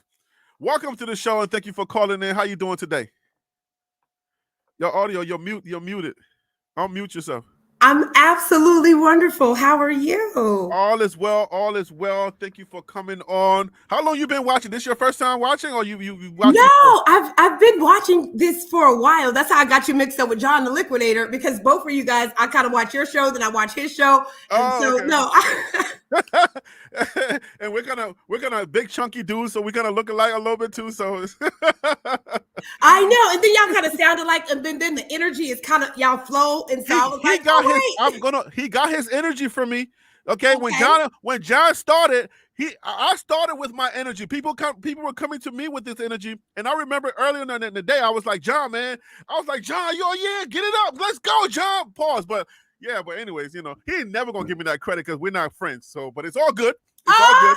Why aren't you friends? We on the same family. We all a part of the stampede. I reached out and he thought it was bigger, and I was just like, all right, cool. I'll leave it alone. It's all good. Well, you're doing your thing still, so we shout out to him too. Absolutely. I don't hate nobody. I just wanted everybody to eat at the same table. But anyways, listen, at the end of the day, Coach Prime is doing something that Coach Prime is answering a lot of these questions. All right. We have a lot of questions, and on the show, we've put out a lot of these questions. Like, we're not afraid to talk about anything on the show, right? We talk about the hard topics. Like, hey, Coach, we don't have linebackers. Coach, we don't have, people say the line was the worst. I don't think the line was the worst. We don't have tight ends. He's answering those questions. So how much of this Jordan Seaton situation, how much of this really is a distraction, and how do you really feel about, what's going on with this Jordan Seaton situation? Listen, I think he's a great kid, and I think he's in a very, very vital situation because he has to make, a life-changing decision for him. But I just think when he went on Undisputed, right, and he put out the Optimus Prime, calling all Autobots. When he called them dogs, boy, all I could envision is the Autobots. It was like Optimus Prime calling all Auto. Listen, when he did that, I think now you gotta stand 10 toes down. You gotta stand on your word, even if it's for a year, right? Yes. Even if it's for the year and you transfer out, because you went on national television. Had he just quietly went and he didn't do all of that and didn't use those connects that I believe were, because some of those are Coach Prime's friends. So if it wasn't like in that magnitude, I think this could have been a whole different conversation. And I know he has to do what he feels is best for him. But you went on national television, went on to say, if you a dog, why ain't you coming to Colorado? That was the ultimate. Listen, what you think about that?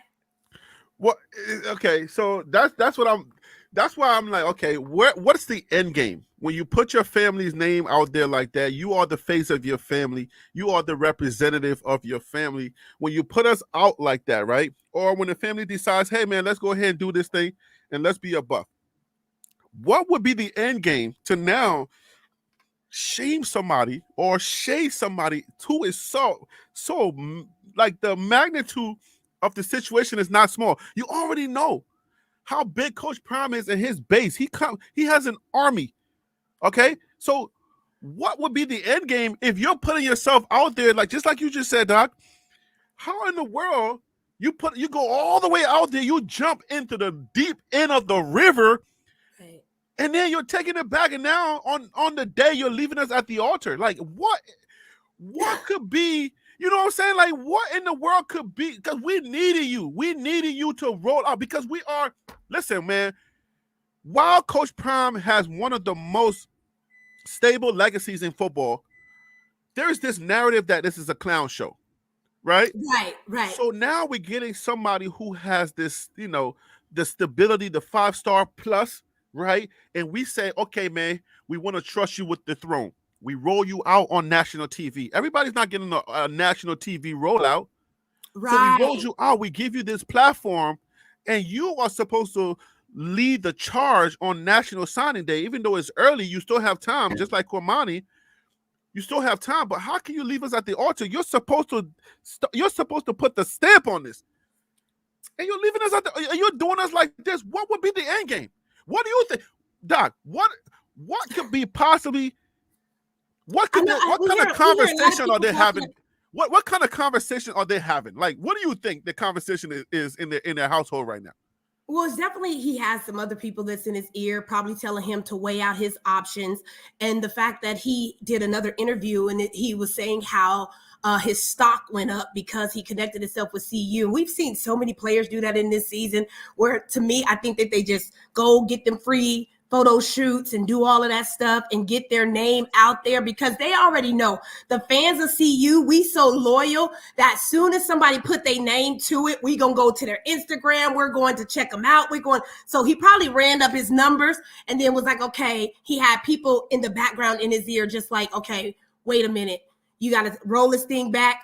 And I just think, I don't know the conversations that could be had. It could be family members that are persuading him to go one way. It could be the coaches that have been trying to get at him and they're trying to present a better deal. There's so many moving components and nuances that could be happening that it would all just be assumption and speculation at this point. Yeah, because it's weird. It's not normal stuff. You know what I'm saying? It's not normal stuff because it's not to be that committed, right? That 10 toes down.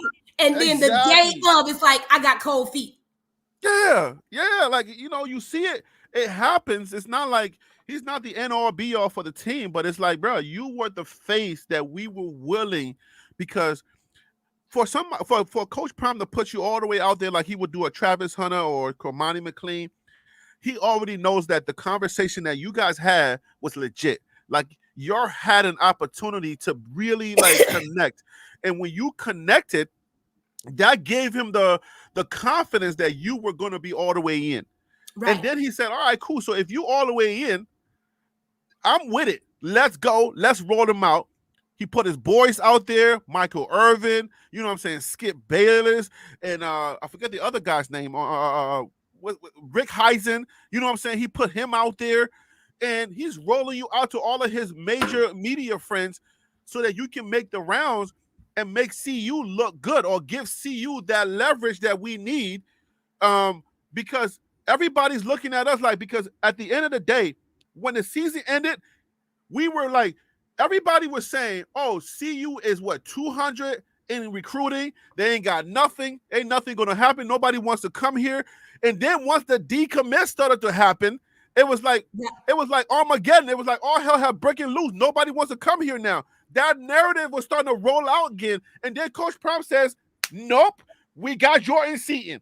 You see what I'm saying? He stopped that. He said, nope, we got Jordan Seaton. So now that we got Jordan Seaton, you got to be quiet. And they all got quiet. Everybody got quiet.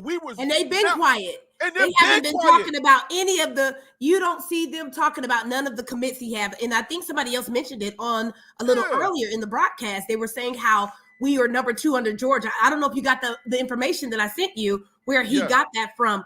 And I was like, oh yeah, they're not going to talk loud about that but let somebody decommit. You're going to see every blog, every post. That's what they do. ESPN and everybody else going to come and be like, oh, another one decommitted from. It's like with Coach Prime, it's magnified. Whatever he does, it's going to be magnified to the 10th degree. Every single thing he does. Let's bring T. Nolan to the show, and then we're gonna have a panel, and we can all have a conversation. T. Nolan, what it is? Welcome to the show. Thank you for calling in, man. Thanks, Harry B. Man, as always, pleasure to be on there. Can you hear me? Okay. I can hear you just fine. Go ahead. Awesome. We are on with Dr. Rucker.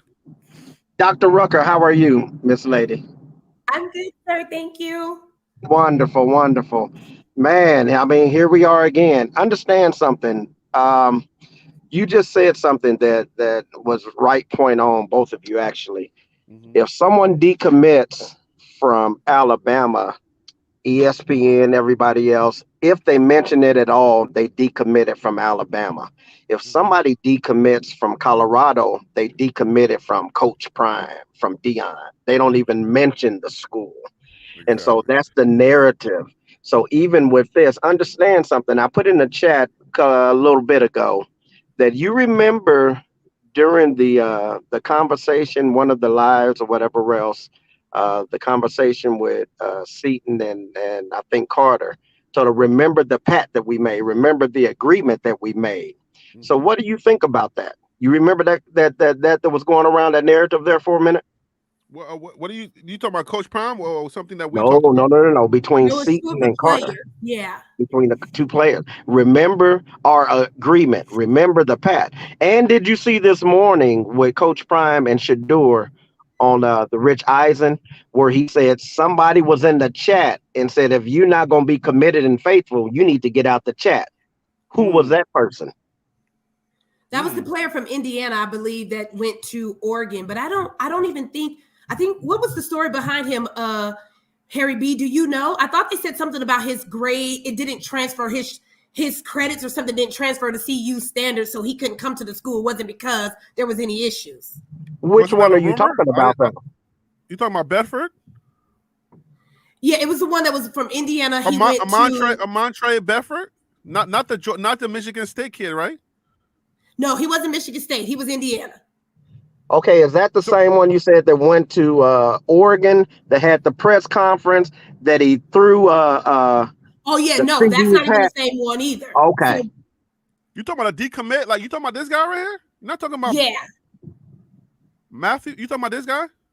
Yeah, no, he was asking which one of them was in the recent chat with Shador and them that said, if you're not loyal, we have to remove you from, like, he didn't say if you're not loyal, he was just saying, this is a chat for the people that's on the team, and we got to remove you out of it if you're not going to be at the school. That's what you're talking about, right? Exactly. Okay, yeah, I wasn't part of that.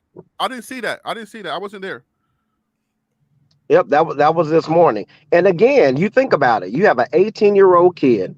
Question was asked, did we need him? Absolutely, we can use him. But that spot ain't going to be given to him. So regardless, yes, he's the number 1 overall pick. You got to prove it on the field, though, because other than that, he will be just what last year, Cormani McClain, the number 1 corner, whatever else, had to prove it on the field. There were some growing up issues. There was some whatever else. I believe he's going to be excellent this year, but he has some growing pains to go through. So let's say that Jordan Seaton is the dog number 1, whatever else. That remains to be seen if he don't show it in between them goalposts. Regardless. So do we need him? Love to have him. Do we need him? No. But who fitted the bill for the LA trips? Who fitted the bill to go on to First Take? Who fitted the bill to go on the Eisen Show? Who fitted the bill to go to all of these places? Did that young man fit that bill himself? No, that's recruiting money. The recruiting department puts out that dollar. So anything who's you recruiting? Do like that, who's recruiting? Colorado. Exactly. Colorado. Right. Exactly. So he went on Colorado's dime on national television, put his name out there. I'm committed. I'm all in. And so not only was it a slap in the face to Colorado, but more importantly to the man that you said, if you a dog, why wouldn't you come and play for somebody that looks like you? Now let's see if he keep his word. Is he gonna play for somebody that looks like him? Well, they say Maryland has a black coach. Yes, they do.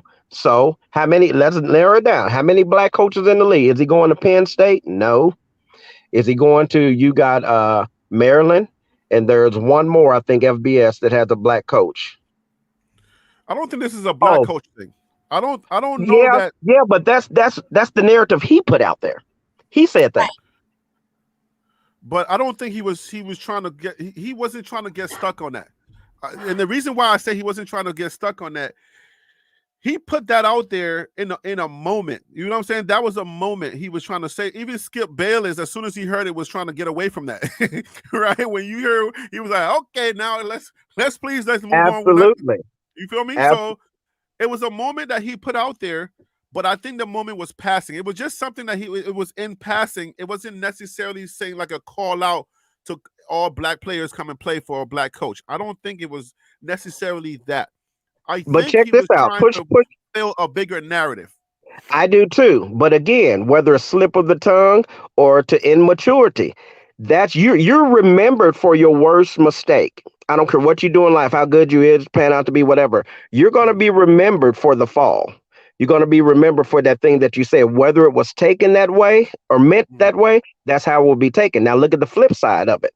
Okay, you said earlier, what if the people in the background, handlers or whatever else are, okay, this is enticing. Let's entice them. Let's whatever. Let's throw the big bag at them. This is our way of getting back at not Colorado, but Coach Prime. Well, yeah. That's as long as we don't care who gets them, so long as you don't go to Colorado. We don't care where you go, just don't go to Coach Prime. We talked about that earlier. I think that's a.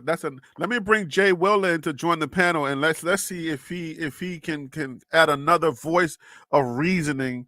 Jay Will, you're back again. What up with you? What's up, man? I just kind of want to prick your ear. What pricks your ear to come back again?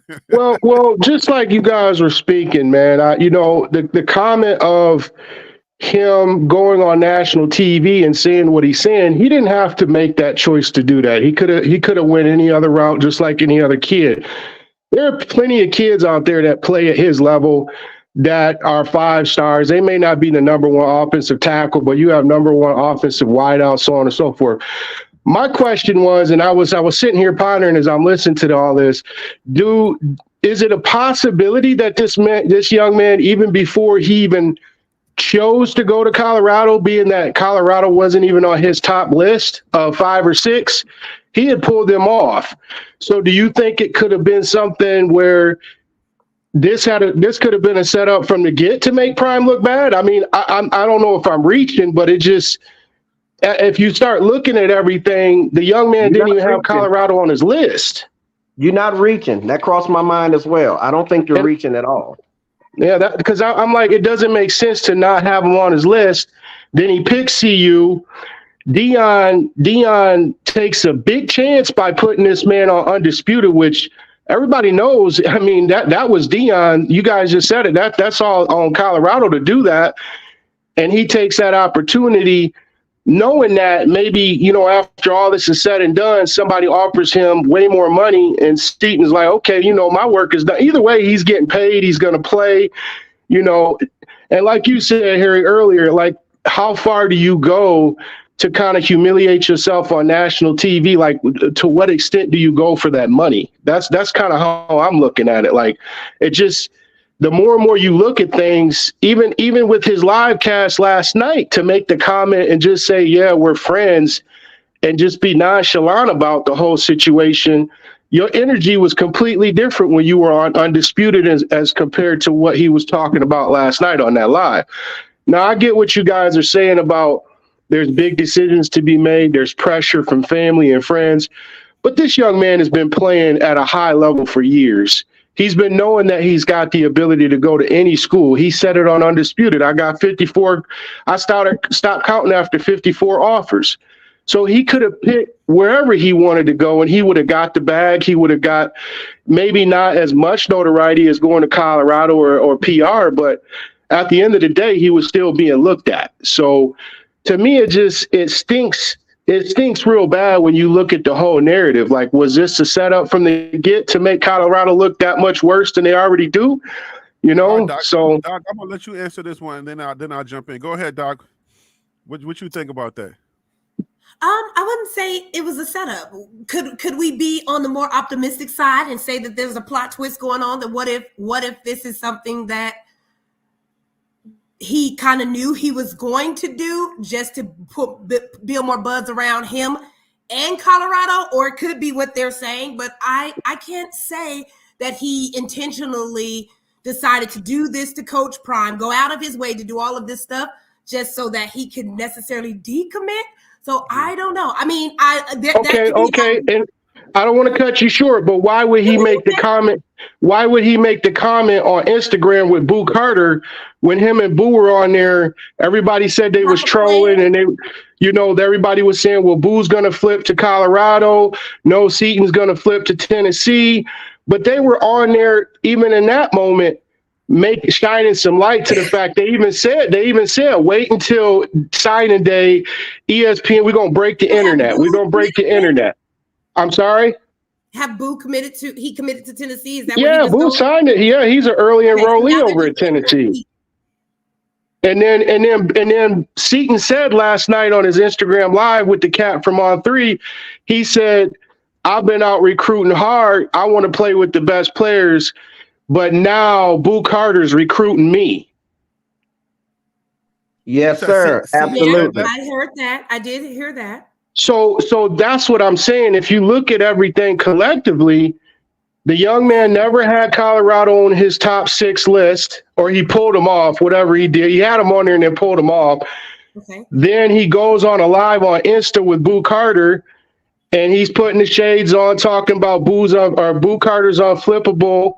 You know, he's hard to flip, come to Colorado. And, you know, and then the other guy that was on there with Boo Carter and Seaton says, wait until signing day. We're going to break the internet. Everybody going to trip out. We're going to break the internet.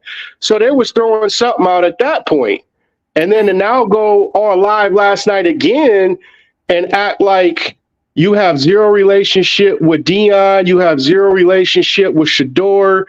You know, your answers are very vague in comparison to what it was when you were on Undisputed with a completely different energy. It just stinks to me. Like, no kid that has the ability to pick any school across the board will go and make a commit like that on national TV just to retract. I get kids flip. We get it. Fans, we understand that. We see that all the time. But this is on a different level. And people keep trying to compare it to Cormani or keep trying to compare it to Travis Hunter. That's not the same thing. Yeah, that's not the same thing. Do you know, and then you know, savvy? I don't think that that media. I don't believe he's that media savvy to be like. I know kids they got social media. But this here media thing is a whole nother beast, and Coach Prime is the master at it. I don't know that Jordan Seaton is that media savvy that he would have rolled. He would have rolled like that. Like he's not that dude. He's a very intelligent young man, but he's not that dude to where he's so media savvy that he can play at this level. Like I would love it. Like the drama, the way I see it, if he can pull this off like this, man, I will be his biggest fan. I'm telling you, because I know this media game. If this dude can pull that off, shoot, forget about Dion. This kid is the GOAT. There's no way he did that. He probably thought about, and even if that's the case, right? Say this mastermind plan that him and Boo has, and they came up with this plot to do all of this and get all this attention. Right. What's the end game? Because at the end of the day, now you are ruining your own character, your own reputation. Your teammates are going to look at you a certain way. You're not going to be a person that they hold in high regards as it relates to integrity. In Coach Prime, honestly, I truly think in all of this, right? I don't think Coach Prime has broken a sweat. He is not worried. He ain't moved. He ain't bothered. Because he has 16 other recruits, or I think it was, what is it, Harry B? Is it 21 now total? 21 Savage, kid. And so therefore, he is going to focus on the people that's committed. If we know anything about him, he's going to focus on the people that are there. And anybody else that ain't riding with him, he probably do not care, and he's gonna wish him the best. If y'all was to see him in an interview right now, he's gonna say, "Oh man, I wish him the best." Watch this. Even if it came out that he had this whole plot twist, we know how Coach Prime is gonna respond, and it's gonna be with the utmost respect. Like, hey, he did what he had to do, whatever the case may be. Absolutely, I agree with you. Purple Orca says 21 ain't very many, but let me set this up, and then you guys can take it, panel. 21, you got to understand, we're not doing a 2022 overhaul. We're not doing a 2023 overhaul. We don't need to overhaul the team. Okay. Everybody didn't leave like they left. Okay. So we don't necessarily have to do an overhaul. So 21 is answering questions that we have put out on this show. The questions that we put out on this show is that, where are the pockets? Where do we need to address? What issues do we need to address? I think bringing 21.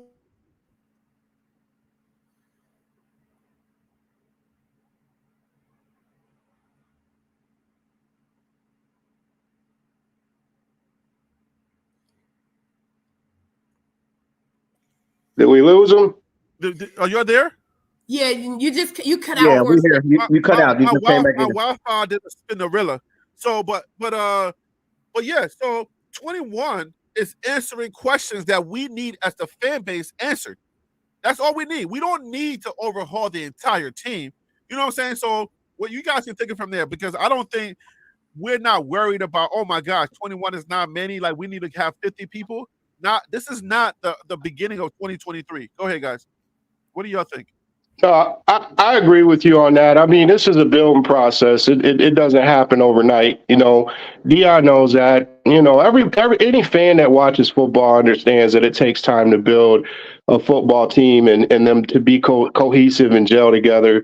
You know, and I, you know, even when Dion took over, I felt give them good 2 or 3 years, maybe even 4, they'll be where they need to be. You know, I think everybody jumps the gun too quick. You know, and them coming out their first year and winning the games that they won, we got excited behind that, and things happen. You know, there's plenty of good teams that fail and fall and get back up. It's just about what you learn from that whole situation. But I agree with you. You know, we all seen that the O-line needed to be fixed, the D-line needed to be fixed. They need some linebackers. You know, we needed some, like you said, we needed some dogs on that team. You know, we've got the key players when it comes to scoring and being able to get Shador to throw the ball to the wideouts. We just got to get that protection behind there. So, yeah, I agree. You don't need to rebuild the whole team. Just like Dion said, we're about 7 or 8 dogs away from where we need to be. So, you know, I think we're in a good place moving forward in the next year, and I think people are going to be surprised by what these young men go out here and do next year for sure. All right, Nolan, what do you think? And then Doc can take it from there. Just add on to what he said. Coach said that we were 7 or 8 away. Every glaring need that we had last year, we met it on this year. With or without the number 1 high school recruit, we met the glaring needs that pegged Colorado's football team last year. Offensive line. We went out. We were only a few dogs away, few players away. We got that and some. Defensive line. We got some good rushers. We got some ends. So the needs that we needed, they're met. Even when it comes to running back, I got a whole different take on the running back crew, but we do have a couple dogs in there. But we got another one. And so don't run away from that. What do you talk about the running back? What do you got to say about the running backs? I want to hear it. I'm interested. Man, listen, this is we got some dogs there. We had some there, but my own opinion, man, is and I heard some of the faithful. I'm a bandwagon jumper this year, so I heard some of the ones say that's been there all along. The running back game, what they're displaying and putting out there on the field, we saw that last year. You got to do something different. Okay. And you knew exactly who they was referring to. And we was 10 toes down on one person. Dylan Edwards. No, sir. Dylan wasn't there last year. Oh, you said last year? Yeah. So everybody that's been a Colorado fan, so the running back that we kept running out there with, they said we saw this last year, and we're giving more of the same. Well, he's no longer with us, so we got other options. I know. We got other options. We got another guy. We got another guy that committed a while back ago that a lot of people forgot about. I can't remember the guy's name. I think it's Welch or something like that. Is he still there? Yeah, he commit. Yeah, he signed. What's his name? Micah. He has my son's name, Micah Welch. Yeah, that's a dog running back right there, man. I mean, we got a depth. They just need that. We don't have running back issues. What are you talking about? We ain't got no running back issues. No, I'm not saying that we do. I'm not saying we do. Who's that? Is that Jay Will or Nolan? That's me. I said, come on, Harry B. You listen. Oh, you trying to start something without starting something. Wait. You thinking we have running back issues? Where? Listen, we don't. We no longer have running back issues. We have trust issues. Oh, okay. I thought you wanted this beef. I know you don't want this smoke. Come on, bring it. Come on. Listen, I love the grill. I'll grill, I'll deep fry it, I'll oven bake it. Come on, bring it. You don't want this smoke because we ain't got no running back issues.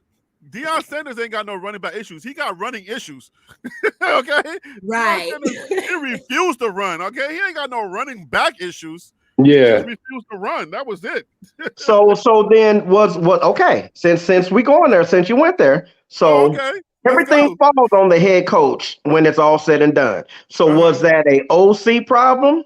Was that an assistant coach problem? Who is the coach of the running backs? Or was that a quarterback problem? What was the issue? Or was it a line problem? You trying to get my channel canceled, aren't you? Because you know I'll be telling the truth in here. You trying to mess me up.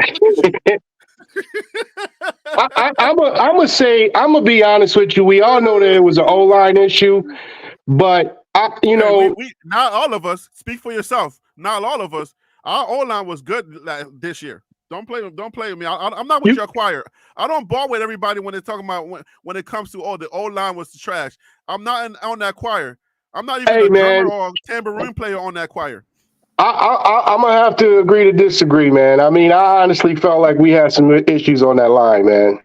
We had some issues, but it was not the entire lines for that. Like we like to pin them.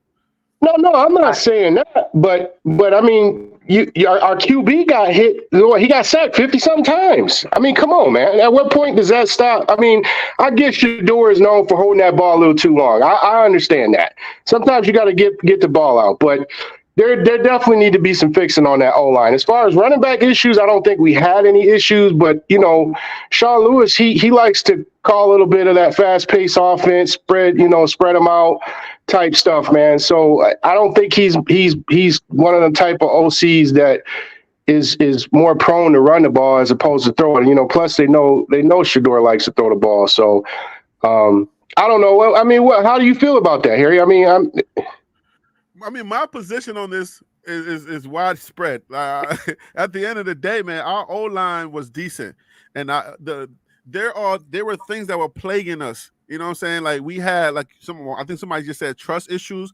We had a lot of infighting, and we had the adults in the room were not agreeing. You see what I'm saying? So when you don't have your OC, when your OC feel like you ain't got his back, you see what I'm saying? Then it's a little hard.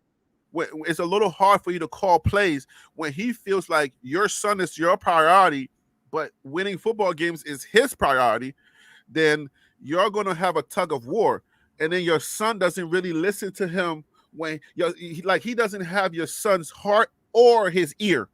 Okay, that's really tough for an OC. You see what I'm saying? We like to put all of the blame on the OC, which I get it. He was terrible at times, but we got to spread this blame thing out a little bit more than just, it's the OC and it's the O-line. Like, come on, like we know, like if you watch football, with your own eyes. If you had a good set of eyes, just one, you didn't even need both eyes. You just needed one eye. Okay, you're telling me a guy that 65% running plays at Kent State. You're telling me from 65 to 0? You believe that all you want. I know we are Deion fans over here, but you can believe that all you want. I'm gonna go back and not say what I gotta say because I want my channel, because my channel getting like $2 Okay, Gary B. Okay, I got a question for you then. So, was it a skill? Was it a skill problem or a will problem? Let me let Doc speak on that, and then I'll come in. I don't want to leave my panel just sitting there watching me. Go ahead, Doc. What do you think? Thank you so much. I can't see your name and who asked the question. Can you just tell me your name so I can address you properly, sir? Nolan. We got Nolan and Jay Will. I think it was a will problem. You have to, if have anybody watched the show that came out, Coach Prime? You talking about on Amazon? Yes. Oh yeah. Oh yeah. So if you watched it, then you can put a lot of it. It's a repeat of Bucky, so I'm not watching. It's a repeat of Bucky.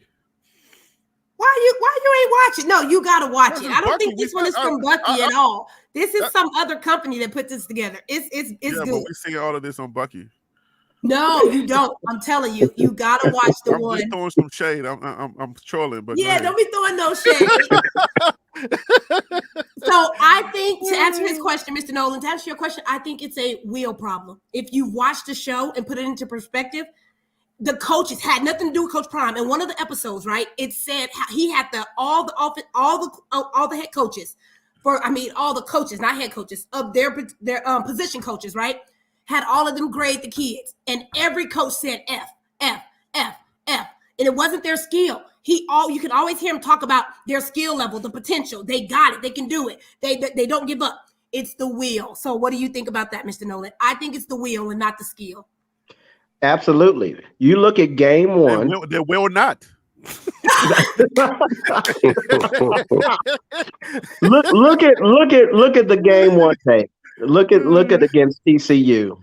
I mean, you saw them hustling, running, picking the quarterback up. You saw, all out. From there, it just started putting it in reverse. And before we knew it, we had the foot on the gas in reverse. So the will, the desire to block, the desire to perform, it seemed like it kept going out the window every week. Hold on. Slow down. So now, okay, are we saying will for the entire team or will for just the students? Was it will for the coaches as well? Is it will for Coach Prime as well, or is it just will for the students? Well, the students are the skilled players. You got to have the skilled players to win the game. The coaches can't get out there and block, hit, run, score a touchdown. Coaches got bad decision making to affect what they do on the field as well. That's why everything falls on the head coach when it's all said and done, whether it's his problem or not. What you trying to say? Just go ahead, just say it then. Like you're trying to bait me to say it, but I'm not gonna do that. I don't have a show. This your show. That's what I'm saying. So you ain't gonna get me to say it, so I can lose my show, and then you can be like, "Oh, okay, I'll find another show." John and Liquidators down the street. Like, no, we'll follow you, man. We'll follow you. No, but listen, man. I know that Coach Prime wanted to do certain things. Remember, okay, I don't know how many people heard me when I said this. I want Shedeur to go to the NFL. This is where I stand. I can't wait for Shedeur to go to the NFL because I feel like a lot of the decisions that are being made for that team is for Shedeur because he's so good. His arm is decent. We know Shedeur's arm is decent. When we found out, let's say 4 games before the season was over, Shedeur was hurt, I'm begging and crying for Shedeur to come out of the game so that we can start cultivating our other quarterbacks. Because Shedeur, at a certain point, was it 4 games or 5 games? You realize TCU, Nebraska, CSU, Shedeur is leading his wide receivers with the ball. When Shedeur got smacked the first time, you realize he started throwing the ball too short. So now Travis Hunter or the wide receivers are having to run back to the ball as opposed to catching the ball in stride. So Shedeur is now, his throwing motion is no longer there, right? So we're like, you're looking at it, you're like, Shedeur's not really like putting that thing on the ball no more because we realize he's hurt. Take Shedeur out of this game. But the decision that Coach Prime was making was based on the fact that he wanted to win right now, and the best person he could win with was Shedeur. So I gotta disagree. That's fine. I love the pushback. Do the pushback all day. But you have to understand that Shedeur is an impediment to this team because Shedeur is the only quarterback that can really get us to where we're trying to go, which is win right now. So that's definitely, definitely right now. But I mean, the kid was getting ate up. So how does he even have time to throw the ball if he's getting? I mean, he don't even have 1.5 seconds in the pocket to throw the ball after Colorado State. Like, I get where you're coming from, Harry, but man, the kid was getting tore up, dude. Like, I mean, 2-3 steps back, he was already having pressure on. Why not run the ball?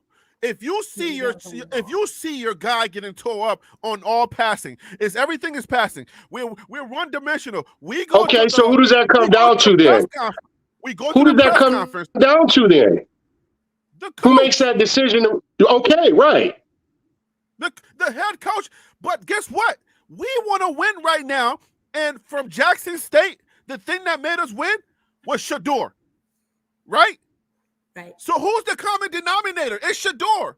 So that's what I'm saying. I'm saying Shedeur is the common denominator. If Shedeur's, did you guys realize that once Shedeur was like the one play, as soon as Shedeur sat down, we ran the ball right away. Because we didn't trust 100%. Ryan Stubbs, and a lot of people were questioning that. Arms. Because we didn't trust Ryan Stubbs' arms, so we ran the ball. All of a sudden, now we're playing a well-rounded football. Where's that coming from? Like, why all of a sudden we're playing well-rounded football? That means that we overtrusted Shedeur's arms, and without him in the lineup, we will play regular football, and it will give us a chance to get the other offense or the other defense to start guessing what we're doing instead of knowing what we're about to do. Because Shedeur's arm is where we're going to. We know we're going to Shedeur's arm. So what's the game plan? A defensive coordinator on the other side, stop Shedeur. I got a little pushback on that, Harry. Got a little pushback. Let the doc talk first. She's been waiting. Go ahead. No. It was something that you said. It's not that I didn't agree with all of what you said. I just didn't agree with one part. You were like, I know you talked about taking him out of the game. You got to remember, if you played sports, you don't want to come out the game. And I know everybody always put it on Coach Prime because, he wants to win. He wants to win. When you a dog, that's why they got the name dog, right? When you're a dog like Shedeur or Hunter, you do not want to come out though. That's all. That's the only part I was disagreeing with you on. I do think that because there was times I was like, just take him out, please, just take him. But when you got heart, if you listen to the press conferences, he said, I wouldn't leave my team. I'm not like, and there's times where if you play sports, you don't want to come out. So I was just saying, don't put it all on Coach Prime as to he wouldn't take them out. Yes, sometimes you got to make the executive order and be the CEO and be like, hey, you coming out. You don't got no choice. But then and yet he trusts his son. He know what his son can do. And go ahead, you shaking your head. Give me your rebuttal. I'm pushing back. And the reason why I'm pushing back is because you're the management of the game. You're the head coach. True. What's your purpose? What's your position? The quarterback doesn't dictate the quarterback doesn't dictate how I manage my game. That's true. Whether he should do it with the best arm or not, he don't dictate what I do. I think we all agree that they needed to run more, though. We all agree. He's no longer throwing the ball. If you see Shedeur throwing the ball after he got hurt, when he got lacerated, whatever was happening, he could barely breathe because you need breathing and you need throwing motion to get the ball to where you want to put it. We know that he's so accurate. That's what I like about Shedeur, his accuracy. So when Shedeur could no longer be accurate, this is like 4 games. So that's what I'm saying. You don't think it was Coach Sean that had to make the call as well to change up the plays, being that he was the OC, that he could have been the one that caused the run? I just don't believe he trusted his O-line either. Why do we need Deion? What is the purpose of Deion Sanders? Like with a big old headphones on, what is his purpose? Does he play anything in this? What is his purpose? Yeah, but I'm saying but Coach Sean still, do you think he trusted the O-line? You think Coach Sean has the power to take out Deion Sanders' son? No, that's not what I said. I said, that's my narrative. Take him out. Get him out of here. Deion got to do that. Sit him You down. know that's Coach Prime. Coach Prime got to. That's what I'm talking about. Yeah, he was a liability. Shador Sanders became a liability for the team when he got hurt, and he could no longer make that right Which game pass. did he get hurt? So you said TCU? That was at the very beginning. That was what, the second game? No. I said the things that he were doing with TCU, Nebraska, CSU, when he no longer could do that, right?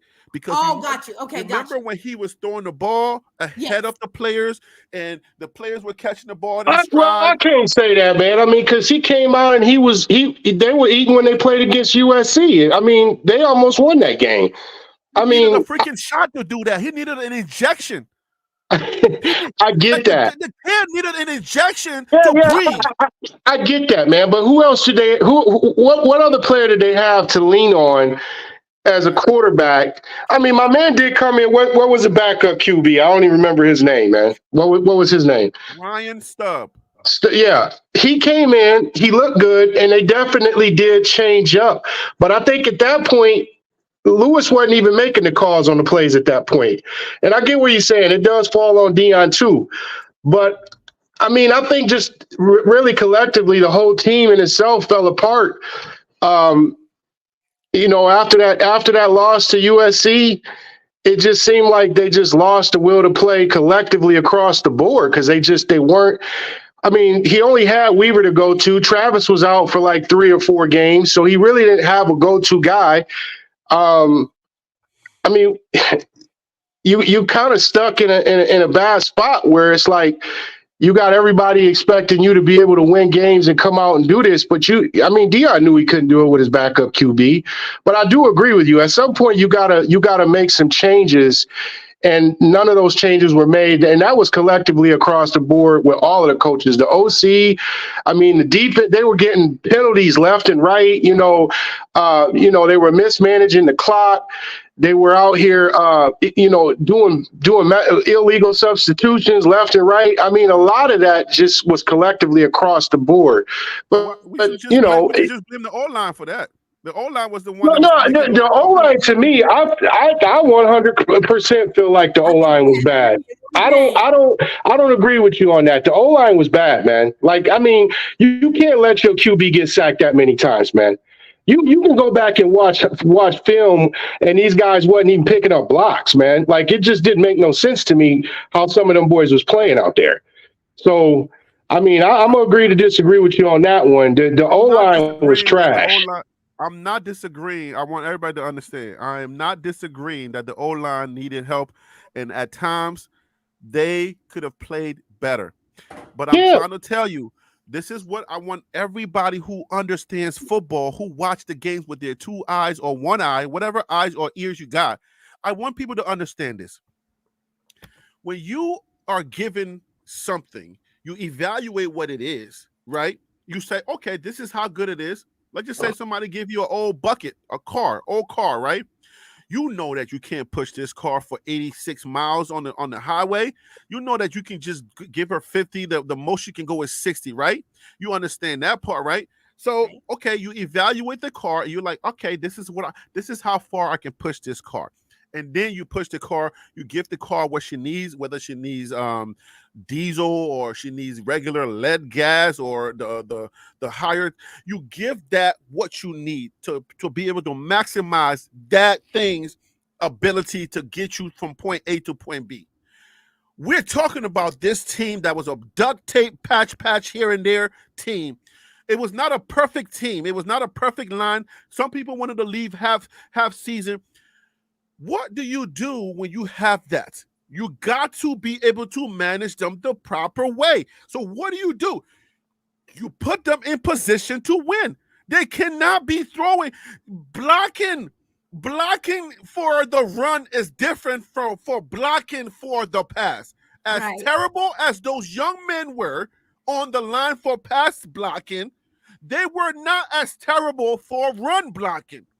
But for some odd reason, Shador's arm impeded your vision for you having a full-blown team or well-rounded team, because we cannot run, we can't pass block, so now we can't run block. And we know that that's a flawed thinking when it comes to football, because any O-line or any line would tell you run blocking is different from pass blocking. But we were stuck in pass block mode, and you exposing us every single down, and people are making fun of us. You're not putting regular gas in a diesel freaking engine. Where are we going with this? Let's understand, like, you got to put people in positions to win or lose. And the entire season, we saw it. But people keep thinking, I don't know what I'm talking about. I'm trying to tell you this. We put our line in position to lose. We did not run the ball enough. Right. And we didn't put them in position. There were different things we could have done. Sweep. We could have swept the ball. We could have done little shuffle passes, stuff that we could have used Shador for to win more. That's how you get well-rounded. Coach Prime in one of his press conferences said, oh, we are not well-rounded. Okay, Coach. Riddle me this, Batman, Coach Prime. Who's responsible for the next game? Who's responsible for taking the meetings and say, okay, let's run the ball 80% or let's run the ball 50% next game? Who's responsible for that? I'll wait, Coach. Tell me. And so nobody pressed him because he's Deion Sanders. Ain't nobody going to ever press that guy because he's Deion Sanders. So if you're not going to press him, then we're not going to get no answers out here, because I'm not privy to questioning Deion Sanders. Deion Sanders, at the end of the game, you said you was well-rounded, but the decision to run the ball is yours because you have the coach's ears. So why did you not run the ball game number 2 after that press conference, game number 3 after that press conference, game number 4, and so on and so forth? Why we keep throwing? Because you decided that they couldn't pass block, so they obviously cannot run block. Where we going? What are we talking about? Yeah. Well, we all know that they need to run more, because the very last game we saw them run an absolute lot with the second quarterback, and it was successful. Like, yeah. If you look at the stats, the real run stats for that game, and you take away the getting sacked as many times or whatever, you will see that the run was successful. So yeah. This is the same. They gotta just trust the process, and do it more, like you said.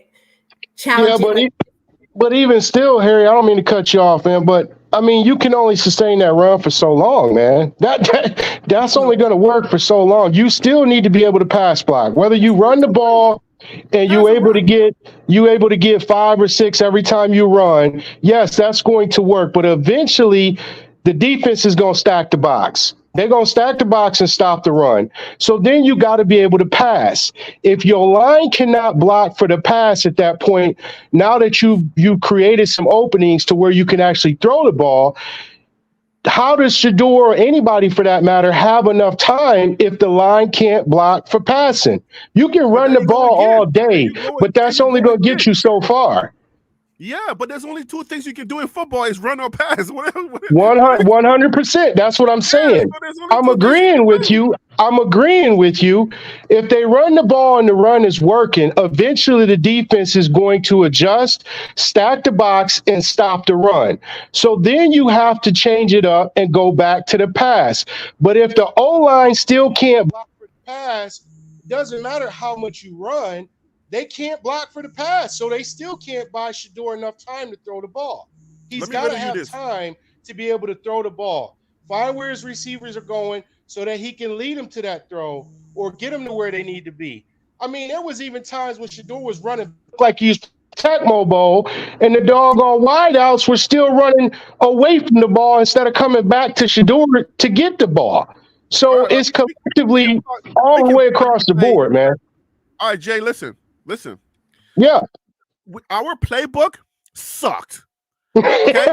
Our playbook sucked. We had 3 plays. I got it. 3 plays, okay? Somebody from Africa that knows nothing about American football came here and says, my brother, they're only running 3 plays. I could do that, though. That is easy now. I get it. I am done. That is 3 plays they're running, though. Oh, so the man he's did that 2 plays ago, he's doing it again. And he's doing the same thing again. So how hard is it for a good DC from an FBS team This is the football ball subdivision. This is the top echelon of college football. How hard is it that these people who know they're going to lose their job at the end of the season, if they don't do a good job, how hard is it for them to pick up 3 plays? How hard is that? Maybe they knew they were leaving at the end of the season anyway. It's not that hard to pick up 3 plays if you are a DC. Oh, they did this, they're going to do it again. Oh, okay. So let me just stop it. But guess what? The run is not something that you can predict. The run, a pass, a shuffle is a form of a run play. A little shuffle pass. It's a form of a run play, but that's going to be recorded as a pass play. You know what I'm saying? Like a sweep with another shuffle could be a run play. You see what I'm saying? You can't go to an interview and tell people, hey, man, we got to give the ball to Dylan Edwards in space. And then after that, we don't give the ball to Dylan Edwards in space. Who's to blame for that? I'm not disagreeing with you on that, man. That's what I'm saying. I'm not disagreeing. You're not disagreeing, but these are the elements. When you say the line sucks, you got to look at the other elements that make I'm looking at it all, man. But you try, like, I get where you coming from, but you could, if you just, like you said earlier, if you got 2 eyes and you watching the game, you can see where all the weak points are at. The line was weak, man. The line was not there, especially against, like, man, we played against 5 to 6 ranked teams this year. They wasn't playing against no raggedy teams. The line was not there. Offensively, when it comes to blocking for the pass, the line was not there. Did the run work? Yes, 100%. The run did work. But when it came to pass blocking, for whatever reason, that line could not pass block for Shedeur. It just... There's no way that, listen, Perry, there's no way that you should be getting pressure on the QB with 4 on the line. There's no way they should be getting through your offensive line with 4 guys stacked on the line defensively. And there were teams that was doing that to them boys, putting 4 on the line and still getting pressure. Then stop throwing so much. Let me bring on Tim. Tim may have may add a. Hey Tim, welcome back to the show. Tim. Oh man, they're beating me up here. They're trying to beat me up, but I'm not gonna concede. Tim, what's up, man? No, hey, what's up, man? Hey, can y'all hear me? Yeah. Yes. All right, great. Welcome. I was gonna say, I feel like what's up. I feel like the coaching staff failed the players. Thank you. Not the opposite way around. They didn't try. Let me see, in the TCU game, they ran the ball. They did sweeps. They got Dylan Edwards out in space. And after that, they shied away from it. When it comes to the O-line, Shedeur had over 3,000 passing yards? 3,200 to be exact. So you got to have people up front blocking. He don't get 3,200 or so passing yards without an O-line. I felt like the line was decent enough. The line was mediocre. The line was mediocre. It was mediocre. Decent. Yeah, however you want to word mediocre. it. They were mediocre. But you gotta take your little bucket. If your mediocre line is a little car, it's a bucket of a car that can't go over 100 miles. You gotta treat her right. You gotta put the right gasoline in her. You gotta give her the right. You gotta treat her correct. If you don't treat her correct, she won't even give you what she can give you. Exactly. And then on top of that, they did not run the ball. Even though they had a mediocre line, but they still did not try to attempt to run the ball. You got to make that defense think that you're going to run the ball so you can open up the pass. They didn't run any play action as well. So I feel like the coaching staff put the players in a bad situation, not the opposite way around. I like I said, man, I don't disagree with you. Collectively, as a whole, it was all the way across the board. Coaches, defensive coordinator, offensive coordinator, a collected head coach, and players. You can have the best players on the field, man, but if that whole team and staff and management is not gelling as one, it don't matter what you do, it's not going to work. I know And that's why. we gotta understand this was a team that was thrown together in Exactly. less than a year's time, and basically a whole built new roster that was rebuilt. So a lot of them boys didn't have time to play with each other, didn't have time to understand what the schemes was or what it was they were or were not supposed to do. Right. So So you run fundamental football. that's Ri- Right? hey, Am I right or wrong? listen, man. When I'm looking at our DBs that are out here making open field tackles, and you out here arm tackling, you got to get back to the basics, man. Like it was collected. Everybody failed that year. I mean, we had a good year. Yes, we went 4-8 compared to 1-11, but it was the first year, and I think a lot of us are just, it's easy to criticize when you're sitting here looking at it on the TV and you're not out there trying to play the game. It's completely different when you're on that turf. The game is a lot less complicated than they made it. Okay, the game is not that complicated. Football is not rocket science. Okay, like they made it complicated. I came from Africa watching NFL and I got it in like 2 days. Okay, NFL makes football easy to watch. Okay, you run the ball, you pass the ball, or the next play is going to be a run. Like I get it. Okay, Like, but that's like Harry. That's like saying that you can watch PGA golf and go out there and they make it look easy, but that don't mean you can go hit a golf ball 300 yards. I'm not talking about me playing it. I'm talking about the people that understand the game. They know But it's how still to navigate the game. y'all have to agree. You can't say, listen. You cannot say, oh, because you don't, your dad body, you're gonna sit on the field. I'm not the example. It's not me, okay? I know what you're saying, Harry, but it's still me as a measurement stake and say, oh, you can't go out there and do it. I'm not the guy. I have my time. I'm here on YouTube trying to make $2 a week, okay? Stop playing with me, okay? I'm just saying, like, look, put them against everybody else. Put their coaching staff against other coaching staff. Don't put it on me. Put their decision making on everybody else. Dan Lanning and everybody else. What decision was the team across from them making? The team across from them took 6 minutes off the freaking clock running the ball. When we got the ball in Stanford, we came back on the second half with 29 points, and we did not run one time. That's because they took their foot off the gas and got comfortable.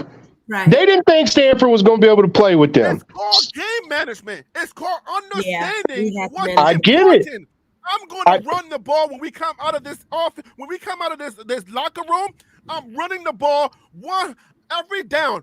1 to 4 down, I'm running the ball, and we're going to run this clock out. And if we have 2 points left from doing what we're doing, we're going to win this game. I'm not throwing the ball when I come out of the locker room with Stanford. Are you kidding me? Where are we at? We just fronting at that point. That's what I'm saying. When we definitely lacked in clock management. There were so many times we did not get that clock right, and we caused, just unnecessary plays that was detrimental to the game, the outcome of the game. So I agree with you on that. We scored. And most of the teams, we rushed. They scored and we rushed to get off the field. They scored, we rushed to get off the field. What are you doing? They scored, we rushed to get off the field. Go ahead, Tim. I'm sorry, man. Oh no, I was just gonna say that when you become one-dimensional, and to the gentleman's point about playing on the field, I've actually played on the field. So you have to be able to run the ball, and you have to be able to. That's just regardless of how long they were together. You run fundamental football until your second year. But if you make yourself one-dimensional, then good coaches and good coaching staffs that been together, like Oregon, they one-dimensional. So we're gonna prepare. We're gonna prepare for Shador. Well, not Travis Hunter was out, but we're gonna prepare for Jimmy Horn and Xavier Weaver and Shador. They're only one-dimensional. and everybody else followed suit.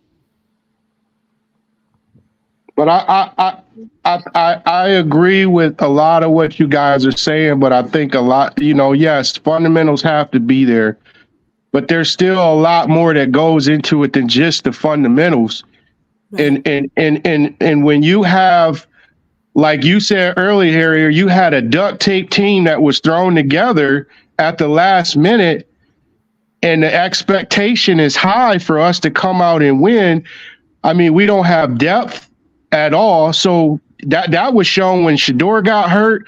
That was even shown when Travis got hurt. When Travis got hurt, who do we have to throw to? Weaver.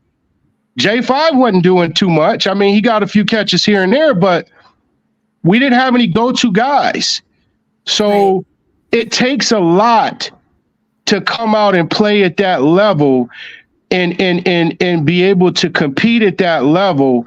And you can't just do it in 1 year. It takes more time than we've seen the mistakes, and we can, like I said, we can all sit here and pick it apart. But if we see it, they have to see it. So hopefully going into the season next year, they can fix a lot of those issues. But it's like I said, it's easy to sit here and be a couch coach or a couch QB, man. If you're not out there actually doing it, playing against that other team that has that depth, that has a good coaching staff. There is in the game. I'm one of the best couch coaches. Can I read something real quick? Can I read something that was in the chat real quick, Mr. Harry? Yeah, go ahead. Yeah, so Yardman said this. He said, Prime is still learning the Power 5 level of coaching. Nothing wrong to accept that he needs to adjust a bit better. So I want to see what y'all thoughts is. I know this is your show, but can you tell me what your thoughts is? Because I said that back then. I said, I believe that Prime is smart enough to hire analysts or consultants or whoever he need in order to make him better on this coaching level. And so I believe in the offseason, he will do just that. Please don't think the man's not brilliant enough to go get what he need and who he need. See, a lot of time we think one person's supposed to have everything. We got to remember, when I don't got something, I find the person that does to help my team become what I need it to be. So what is your take on that, Mr. Harry? What do you think about Coach Prime? Because we're talking about coaching and them not doing their part, and you seem to be leaning in that direction that we got to stop just blaming the players and blame the overall coaching staff. So what do you think Prime could do in order to help his team? If that was the case, listen, that's no difference. That's where I would be at, right? If we were to spread out the blame a little bit more, then I'm settled with it. I'm cool. If everybody can take some responsibility for the way that the season went, and we stop pointing the finger at just one aspect of what was wrong with this team, then I'm cool with it. I'm not here saying the O-line was the best O-line in college football and Coach Prime didn't know how to coach, and if he just knew how to coach, then the O-line would have been.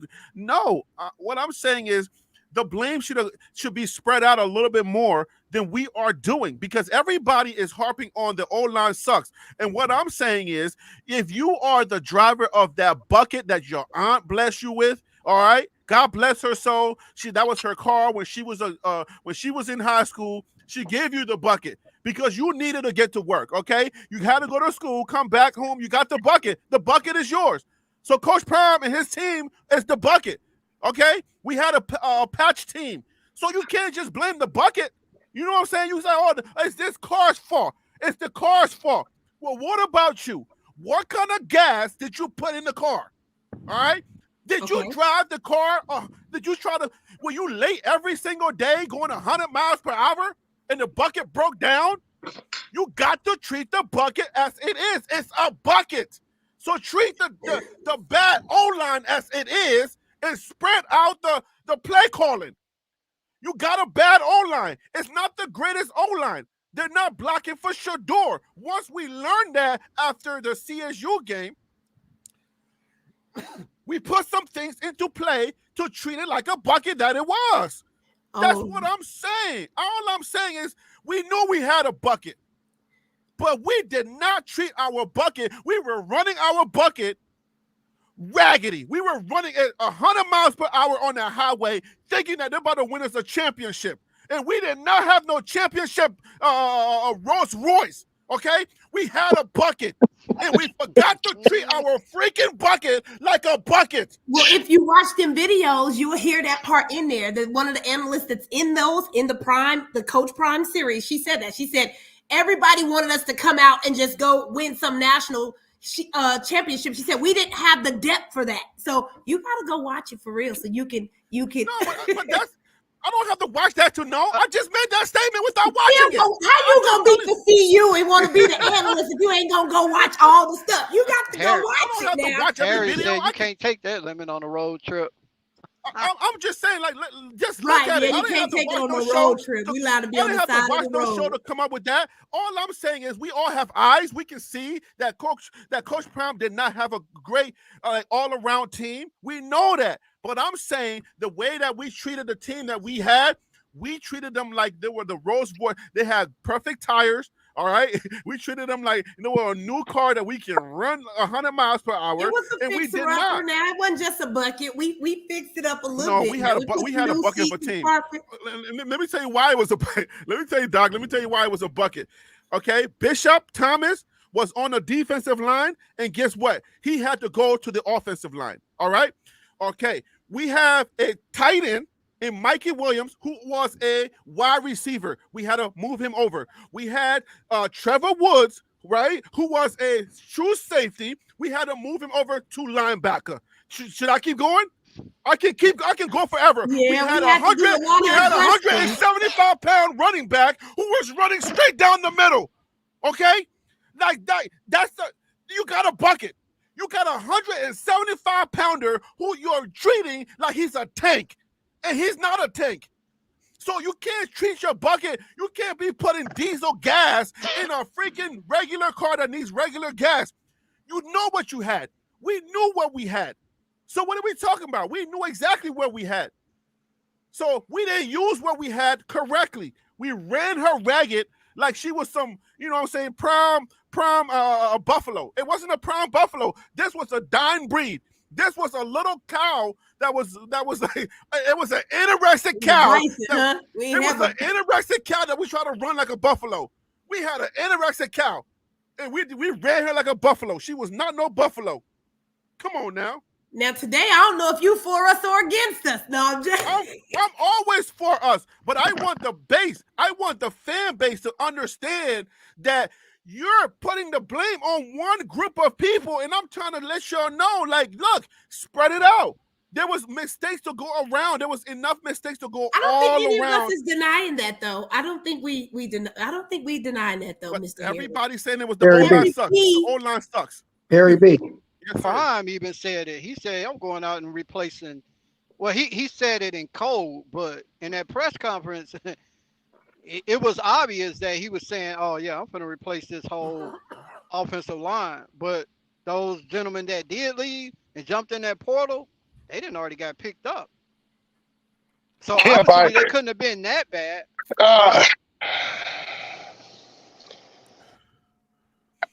I could play devil's advocate on that, but I'm gonna shut my mouth. I'm gonna leave that one alone.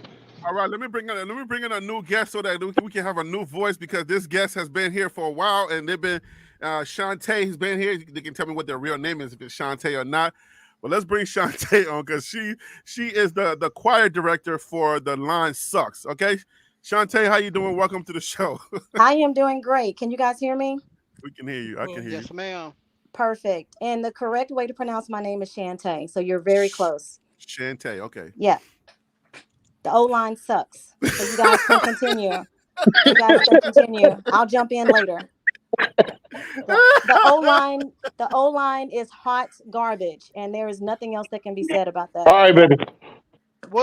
Can you clarify a little bit on that? Yes, please. Let's I can absolutely clarify. If anyone takes a little bit of time in order to study the film of the O-line, you can see that the outside blockers, and you have to please forgive my my terminology. I'm with you.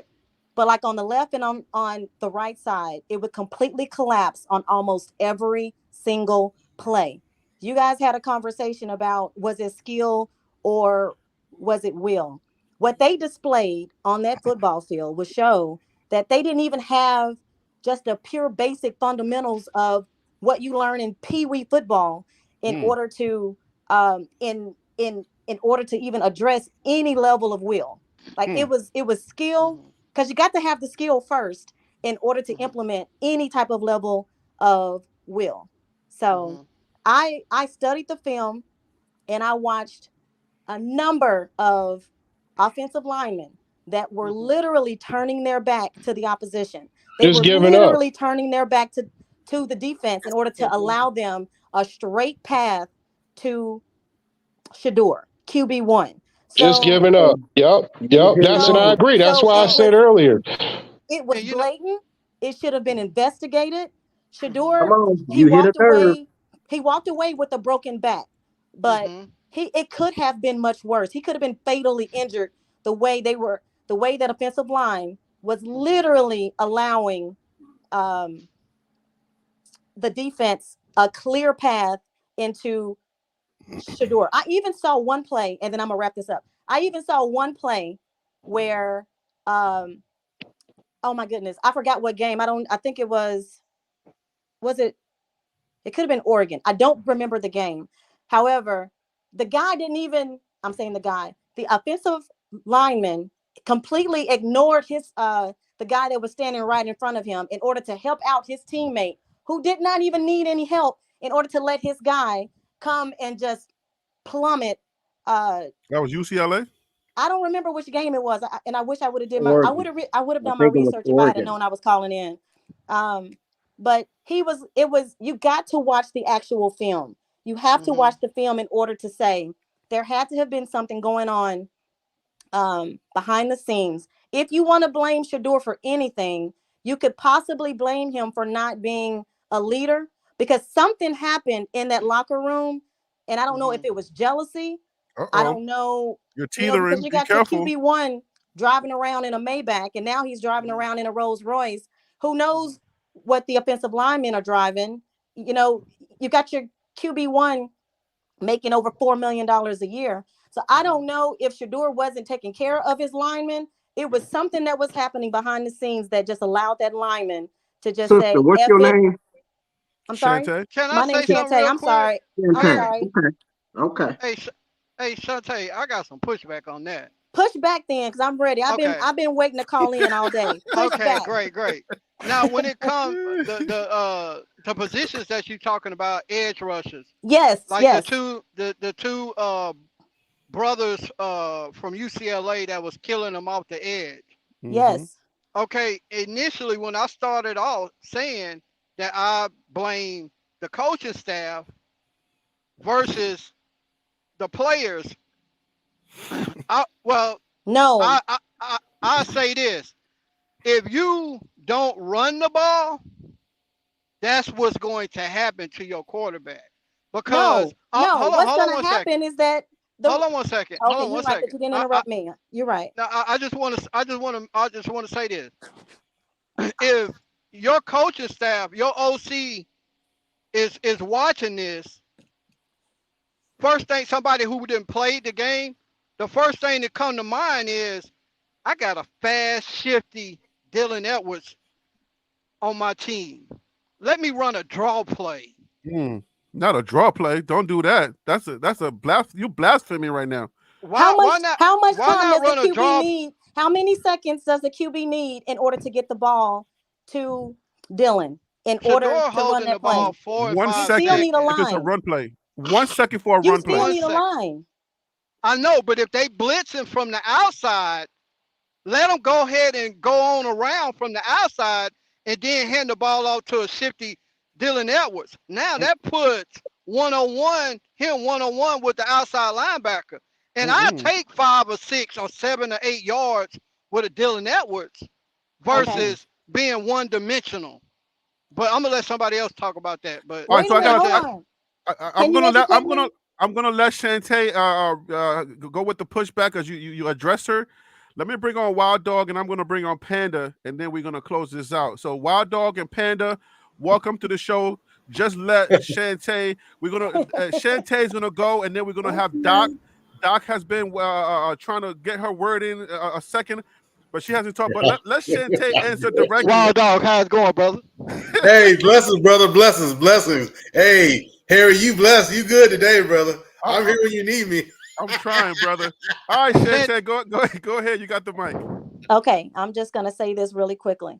The only rebuttal that I have to that is that regardless of if you run or if you pass or whatever scheme you are trying to run on the offense, you can't do any of that without an effective line. I'm not saying a gifted line. I'm saying an effective line. Your line has to be able to block for the run, and they also have to be able to block for the pass. That offensive line proved that they could not do either. So you're talking about predictability. Of course, they became predictable because they did not have an effective line. So, all right, Doc, go ahead, that's And my Tim. you know what? rebuttal. I agree to disagree, All ma'am. right, all right, Tim, thank you so much. All right, Doc, go ahead. What do you think about that, Doc?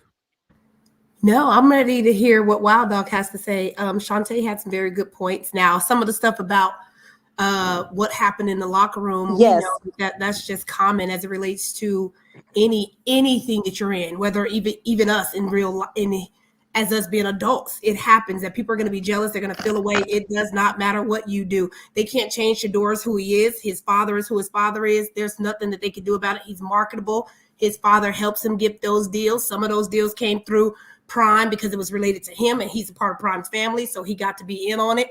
A lot of it, the people want who they want, and just because you play football and you might be good doesn't mean that you're marketable. It takes a lot to build a certain type of brand.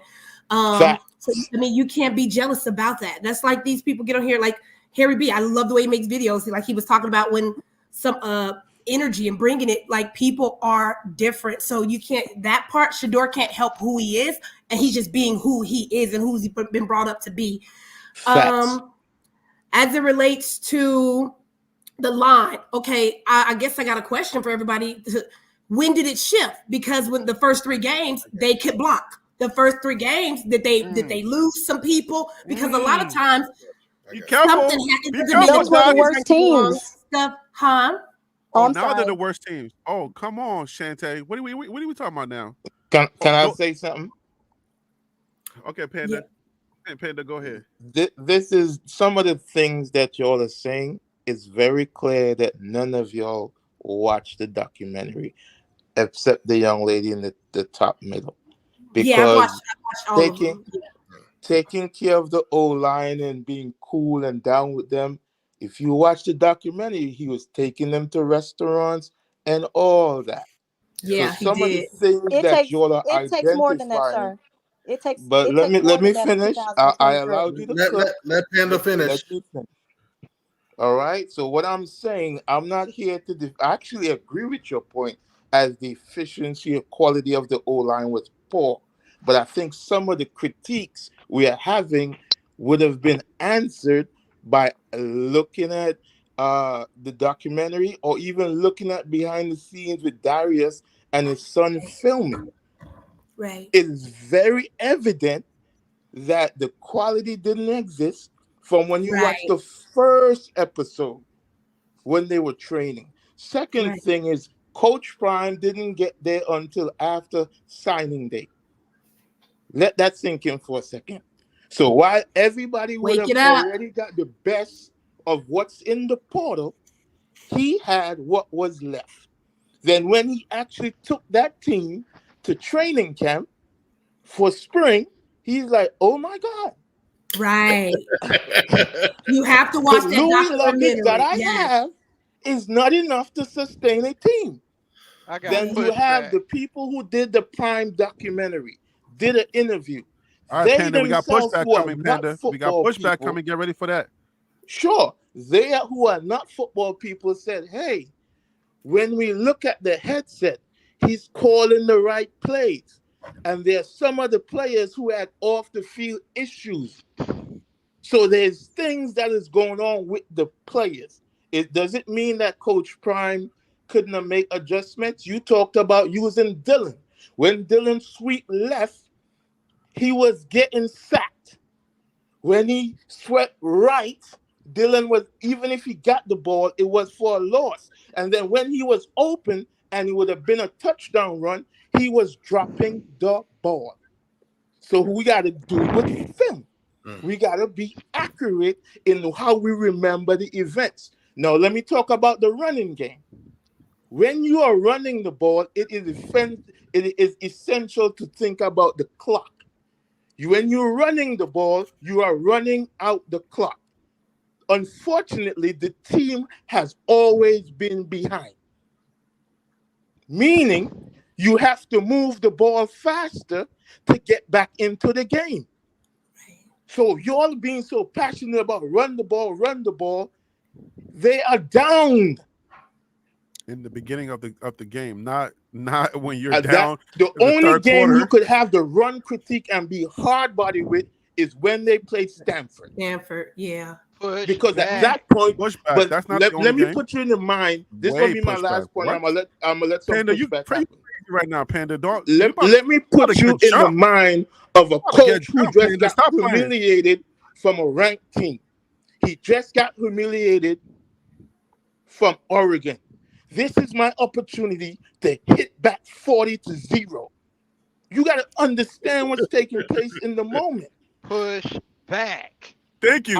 I'm all good with that. Let's let Wild Dog came on. He hasn't said it, and then Yardman is on too, guys. So we got a lot of we got a lot of people ready. They're ready to fire right now. So Wild Dog, go ahead and take it real quick. I mean, when it comes, because I was an old lineman, okay? Hey, guys, before he get to, try to keep your comments short because we got a lot of people on here. So try to keep it short, guys. So I'm gonna just keep it short to something I don't think that's been said. So when it comes to the O-line, I was an offensive lineman. Regardless of the quality of the line, I noticed there was a lack of leadership. Right? Okay. Because I didn't understand at the time, but our leader was going to have to sit out. The leader of the O-line was going to have to sit out. So you're not shoulder to shoulder on the field. One, there was no leadership amongst the offensive line, right? And then as they started getting banged up and injured, they just completely fell apart. Then what chemistry they did have, what bonds they did form, just started getting fractured. And when the leader of your O-line is your quarterback, you got a problem. And when Shedeur would call for a lunch or for them to break bread together, and you got offensive linemen not showing up, that is total dysfunction. And I'll hand it off. All right, Yardman, go ahead, take it from there. You've been waiting for a long time, and then we'll throw it over. We'll throw it back to Shantae because she's been waiting patiently. And then Doc, I got you. I see you. You ready to fire off? So I got you, Doc. Okay, Tim. All right, Yardman, go ahead. Yardman, go ahead and take it away, brother. Yardman. Hey, Harry, it's crazy, my friend.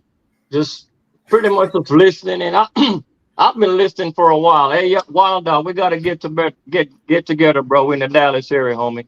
Yes, sir. Absolutely. But what we have to do, Harry, is we have to get to the root of the matter first. Okay. First, we say, you see how I'm controlling this panel. This is how they needed to control the game. Anyway, right. I'm so let's go to the coaching aspect of CU first. Everything, well, the team was constructed, it's a new team, so on and so forth. In coaching, and Wild Dog, you should notice, you have to coach with strengths and weaknesses. You can't go in and if you say, well, okay, my line is new, so on and so forth, then you can't do the same thing all the time. You have to know how to make your adjustments, to protect what you have. So if you're coaching with arrogance, you're going to get exposed. After teams that film on CU, they were getting exposed. At no stage or no time did the coaches come back and say, hey, let's make adjustments to what we have working with right now this season. That wasn't done. What happened was everything started to getting passed blame onto the O-line and so forth. The O-line was already broken. Their confidence is shot. And you're calling them out on public, on national TV. So those guys in their mind is, okay, we already suck, so it can't get any worse. But when you took Shedeur out of the game, then you saw a total different approach by, hey, let's block. Let's try to run a little bit better. Let's take what the defense gives us. And you saw a total different team. So if you have a total different team at the end of the season, then why could you not adjust in the middle of the season to be better? Remember, it's not a show. The difference is Colorado was a show, not a football team. If Prime was constructing a football team, Harry, you would have seen a total different thing during the season. Y'all, man, you starting to fight. All right, Shantae, take it from there, please. Yeah, he's starting to fight for sure. Yeah, Shantae, you still with us? Yes, I am still. I'm still with you guys. I had to calm down. I was getting a little bit too. Okay. Do you want to push back with Yardman just said, or go ahead and cook it. Do you want to push back on Yardman real quick, or do you want to like further the whole line talk? Well, I got my money on her. I did just want to make the comment that I did watch the documentary. I am a huge fan of Coach Prime. I am a huge bandwagon buff. Thank you for coining that phrase, by the way. Salute.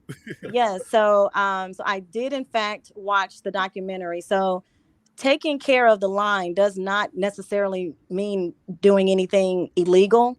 I don't know what that meant. What I'm saying is Shedeur as a leader obviously did not do whatever it took in order to make his O-line want to die for him or want to ride or die for him. Most O-linemen that you meet, they are extremely passionate about their QBs, right? They are extremely protective of their QBs, and they will literally do anything in order to protect their QB. So it's pretty obvious that something from a leadership perspective Shantae, you can't be agreeing with me. Shantae, stop playing with me. You on my side. Don't get on my side, okay? I've never not been on your side. I've never not been on your side. Can I ask her one question real quick? No, let her finish her thought before you ask the question. But it's pertaining to what she's saying right now. One quick question. I don't mind you interrupting me, Panda. I know you minded me interrupting you, but I do not mind. I do not mind you interrupting me. So please ask me your question. I'd love to hear it. All right. Make it a short question too, because your questions be like monologue. I would say this. Did that O-line have the same heart you were comparing other people to? Correct. No, they did not. It was obvious that they didn't have any heart. The follow-up question would be, when an O-line sees a QB hit, the culture is to pick him up. Did you see that as a consistent culture? No, I agree with you on that. No, we did not see that. That's why it should have been investigated. Like Odo was saying, you can't blame him for the men lacking character. I don't think I said character. And that's the pushback. Panda, let her finish her thought. Then you can take the mic, but let her finish her thought. Yeah, well, maybe I was implying that they lacked character, but I don't know if those words ever came out of my mouth. But I don't even know what my thought was, because Panda. I'm sorry. No, you were just simply saying that Shedeur didn't do enough because they wanted to die for they would be ride or die for their quarterbacks. The O-line did usually. Yeah. I mean, in most cases, like when you hear an O-lineman speak about their QB, right? Even when you heard Jordan on his during his interview, he even mentioned that'll never happen to Shedeur next season. That'll never happen. Not as long as I'm there. I mean, it's just a passion and it's an energy that an O-lineman puts off when it comes to talking about a quarterback being sacked. You know, it's a whole aura. It's like a whole energy. It's a passion that comes out when you're talking to an O-lineman about a quarterback. Can I say something to that, Shantae? So then, of course. So I'm listening to what you're saying. And so you said that Jordan Seaton said it. Okay, so he ain't never played a game with Shedeur. So is it the old man heart that I have to have the heart regardless? My teammate ain't got to do nothing. I'm showing up. I'm showing up hungry. That's my lawyer. I'm showing up ready to get it. I think we're all saying the same thing. I think we're all saying the same thing. I'm asking you. I know, because your earlier comment was Shedeur didn't do enough for them to want to protect him. I'm saying it's possible. I'm saying that it's possible. We have to consider the fact that something happened in the locker room. Like that, like because the old linemen, it was so odd. Anybody that watches football could tell you that what they saw last season was a complete anomaly. I've never seen a quarterback get touched in that way that often. They had no leadership. That's what I said. Hey, Well, that's what I said. That's what I said earlier. There was no As a offensive lineman, lineman that was the leader. my man, what's your name with the flag behind you? His name is, I think that's Wild Dog. All right, Wild Dog, you said you're a lineman, right? Explain to me how, which like I said earlier, and to piggyback off the young lady's point, how do you consistently on every game put 4 in the box on defense and still make it to the QB? Whether there's leadership or not there, something is not right with that line. And I get what you're saying about leadership, but at the end of the day, your job is to block. And if you lose your leader on the line, somebody else got to step up to the plate and become that leader for the line. Did nobody not want to be the leader, or just what was it? It had to be something. Something was not right. I've never in my life, and I'm sure you as well. How do you consistently? Sorry, I'm sorry. Okay, from my experience, it comes down to communication, right? Mm-hmm. Okay. Yep. Sometimes you see head nods, you see it, certain hand gestures, certain movements, but there's a lot of things that's even said that you can't hear, right? And if you piecing together an O-line, okay, yeah, they can try to come together basically, but as injuries happen and the guy to your right is to your left, and then the guy to your left disappears, right? And even in UCLA, with a 3-man front coming, you had linebackers coming through untouched. Right. Untouched. And the offensive lineman was untouched. This is just. But I don't care. You need.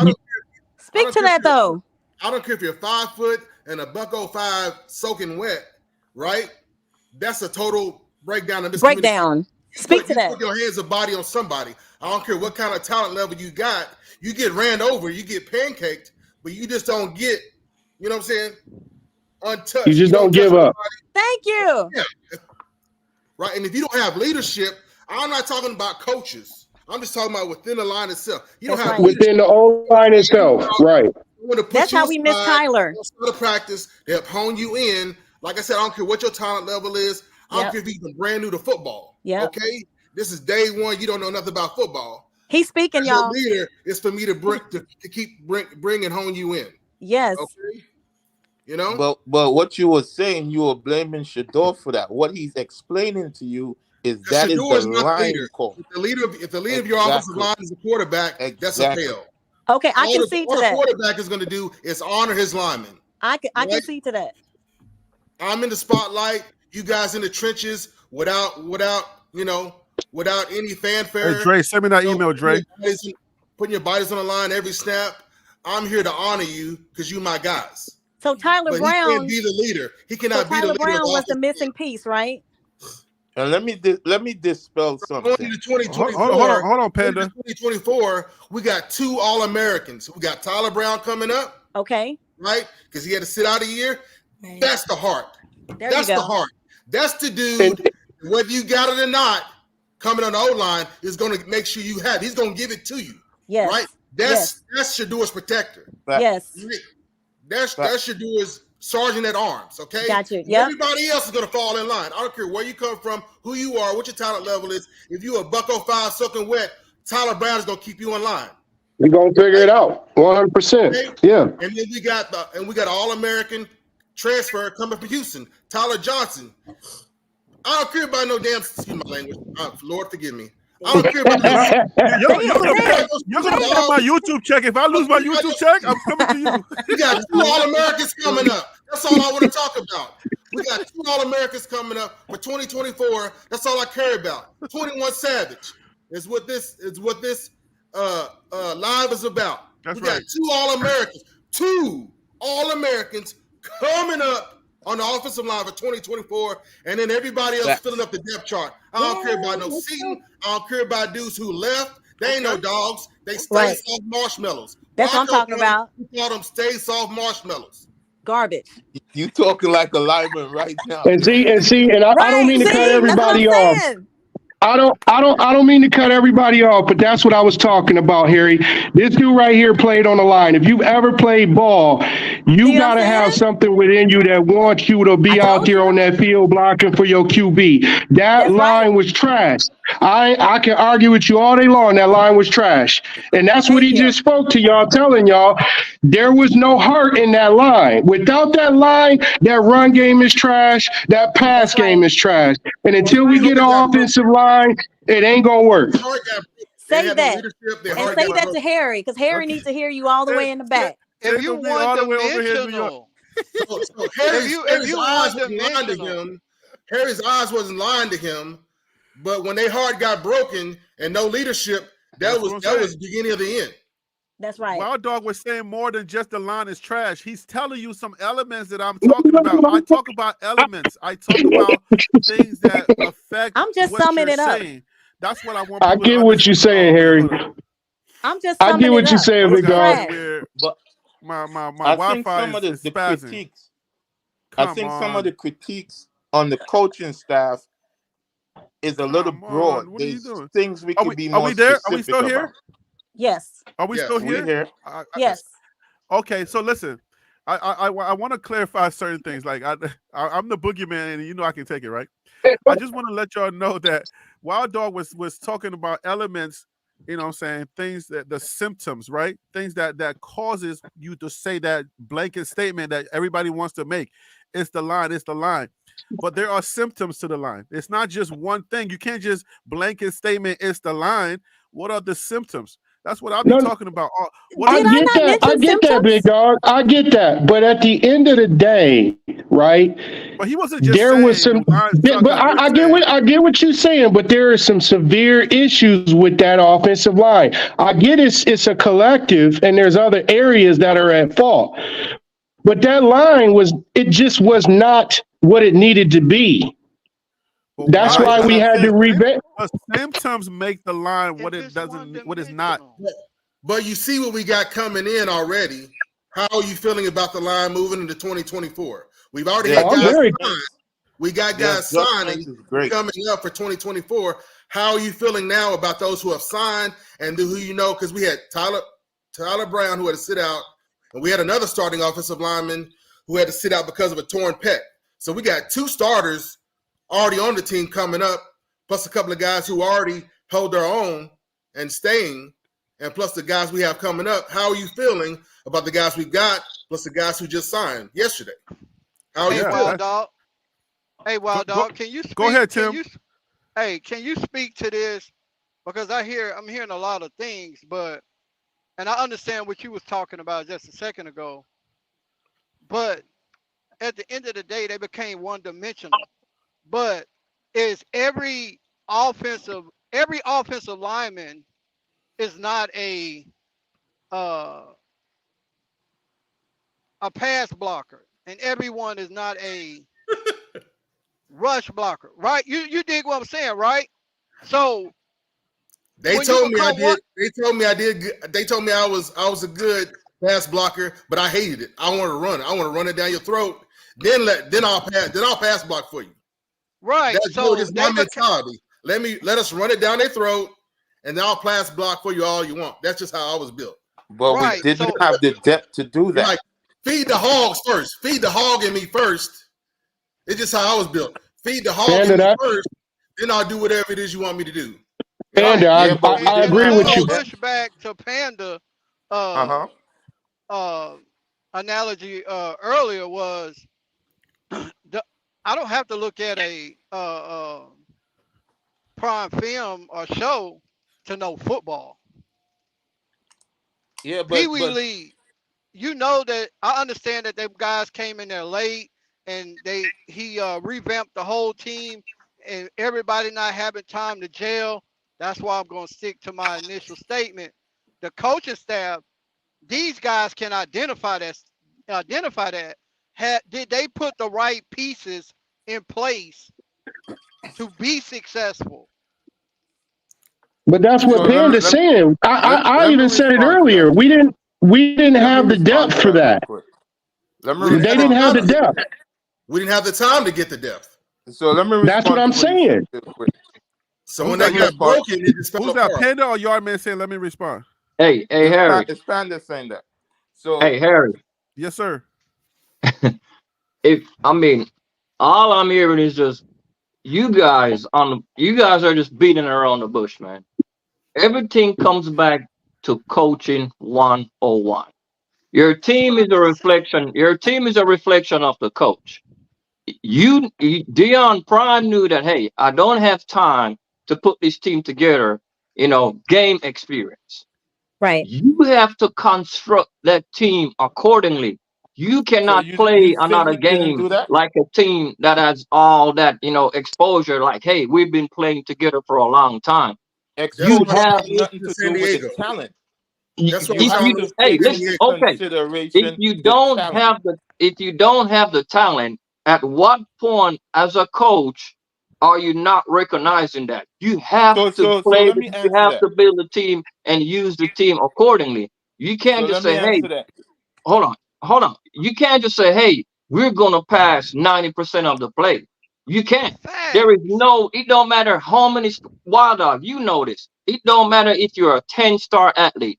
If your coach is passing 90% of the plays, you're predictable. The D line is no longer hands in the dirt. They're standing up. Here's spin back. They're coming at you. We need to stop making these excuses. We knew the O line. Hold on. We knew the O line wasn't that good. Okay. If you know something isn't good, why are you still using the same system every game, knowing it's not good? You have to change it. 3 games in, we won. So if you're not understanding, look, man. Team. Get off the 3 games. Get off the 3 games. 3 games in. Look, get off the 3 games, good, my man. What you need to do is, bro. Stop being emotional, man. So let me. If we go 3-0 in 2024, that looks different. Stop being emotional. But this is what I'm saying. In 2024, that looks totally different. This is what I'm saying. One at a time, guys. This is what I'm saying. The issues that he's bringing up, you don't see them until the 3 games are done. As a coaching staff, So hold on. So you said, you said the issues. Let me get one at a time. Let them finish the thought, and then you can. Bro. Get to your point, because I'm gonna slaughter your point. Yeah, but what I'm saying is, am I supposed to lose in the midst of that? I don't have the O-line. I don't have the best of the best I wanted. Am I supposed to lose? Did I know that the NCAA wasn't going to give me Tyler Brown? There was also Tyler Brown is unproven. Take Tyler Brown out of the equation. He's unproven on the Power 5 level. Not saying he can play on the Power 5, but he's just unproven. I can't do that to All-American. No, sir. I can't allow that. I can't allow that. Tripping, man. You cannot do that to All-American. I'm sorry. You can't do that. I'm not going to allow that. Harry, you might as well take me off the panel then, because I can't allow that. Listen to what I'm saying. That is anti-football. That is anti-sport. Listen to what I'm saying. Bro, I'm not saying Tyler Brown. This panel while I'm on it. I'm yeah, sorry. Panda is is that Panda that's speaking? Dude, Wild Dog, who are you speaking to? Is that Panda that's talking? Because we Wild Dog name, so I don't know. Yeah, I got triggered because somebody went anti-All-American. That was Yardman saying that. That was not Panda saying that. His football IQ is showing right now. But you're saying he's a leader. Wild Dog, listen up. You saying anti-All-American. I didn't say Tyler Brown can't play. I'm saying Tyler Brown is unproven on the Power 5 level. It's a difference in argument, buddy. You got to listen to what I'm saying. Didn't Shador come from that same place and proven? Didn't Travis did the same thing? Your argument. Hold on there, Poppy. Travis played, right, Poppy? Shador Where did he come from? Where did he come from? Listen, Jesus Christ. Listen to what I'm saying. Didn't Travis play? Yes or no? Yes, he played. Didn't Shador play? Yes, they played. Didn't they prove that they could play on a Power 5 level? That is beyond the point. Football is no, football. You're not giving the point. Either you have the quality or you don't. Oh my God, Yardman. Yarman, my point is leadership regardless of where you are. Leadership is leadership. Men are men. Leadership is leadership. I get what you're saying, right? But a big key of part of Tyler Brown being All-American is leadership. It's not just performance. That's a huge part of it. And then this life in general, regardless of sports, is about relationships, right? And Tyler Brown is the one that has that key, strong bond relationship with Shedeur. From an HBCU level. Relationship and leadership, that has nothing to do with FBS. It does. That's regardless of any aspect of life. The relationship and the leadership. Thank you. Tyler Brown. Man, you talking about relationships and leadership. We're talking about playing on another level, Wild Dog. You know exactly what I'm talking about, man. Sometimes you can be dominant at a certain level, but when you get up to another level, you're not the same person. We won't know until Tyler Brown gets on that level, and then we can say, hey man, this dude was a dog wherever he was. That's what I'm saying. I'm not saying Tyler Brown can't play. I'm just saying that hey, he's just unproven right now. He's just unproven in the Power 5. But when he gets there, we know what he can do. Like I it's said, all about hey, let me show you what I can do. I see what you're saying, and there's no debating what you're saying, right? But his IQ is not going to change. No, it's not going to change. His relationship is not going to change. His leadership skills are not going to change. If all those things get enhanced, right? Yeah, but everything comes. Everything. Well, I can't allow any dismissal of all those other key factors. Yeah, Wild Dog, but you're still missing my point. In rotation, he's still Tyler Brown All-American. There's no but. You just said yes. Listen, you guys are still missing the point. You're not worthy until you get on that level and show that you can play on that level. Okay, Yarman. It's a different level, Wild Dog. So my question was, how you feel about the O-line going to 2024? So you're still down, undecided about the O-line in 2024. Wild Dog, it's one thing Wild Dog, hold on. It's one thing I do know. Ask the question. Yeah, hold on. I'm gonna get you a question, but it's one thing I do know. I'm gonna win a lot of money from you this year with this upcoming season, buddy. Real talk. I don't gamble. We can bet some Mountain Dew or some Diet Coke. Yeah. I'm not a gambler, man. Did you answer the question he asked you? Hey, we could do it in many ways, man. We're in the Dallas area. I'll bet against you. You bet against you. I'll bet on this O-line. Answer the question he asked you. No, on this O-line that Coach Prime is bringing in, there are probably about 2 to 3 guys that we can say, hey, we can plug and play. This O-line is not what you think it is, guys. A lot of these guys from the portal players, they're numbers. There's not a lot of highly ranked rated players that Coach Prime is bringing in. The top echelon of the portal players are not coming to see you. The gold jacket don't scare these kids. But the O-line is way better than what it was. Don't get me wrong, it's way better. Did you see the 247 ranking of No, hold on. The biggest question is going to be the O-line coach that's coming in. We know he has a pedigree. He's also unproven, but coaching is coaching. Coaching is coaching until you prove it.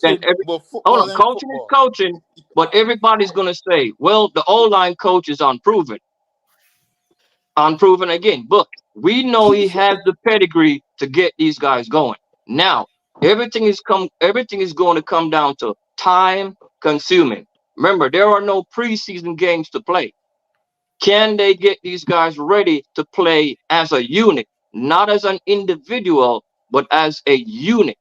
You have to have togetherness. You have to have camaraderie. You have to have everybody that's blocking working as one. When you looked at CU O-line, there was nobody pointing out and saying, hey, cover that guy. Watch him. Isn't that what he was talking about? There was nothing like that, which makes me think like Wild Dog went to leadership. Okay, were these guys trained properly? Or if they were trained, did they just not care? So that's some of the points that we really have to look at. Your O-line is a brotherhood. O-line is a brotherhood, buddy. everybody has to work on one. The QB is the general. He's the one who's saying, hey, watch 2, watch number 10, watch number 5. If you see a coverage you don't like, you as the quarterback, you have to roll somebody in and say, hey, slide in. He's gonna rush. The center is the general also. He's seen everything. And he's also orchestrating everything to everybody else. Watch out for this, watch out for that. So the togetherness was not there.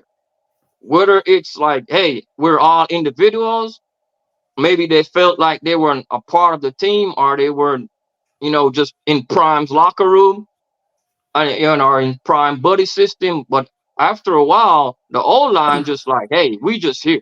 Let's just get the season over with, and after that, we're out. I mean, it seemed like you critiquing just to critique, because Wild Dog just told you who was the general control in the O-line.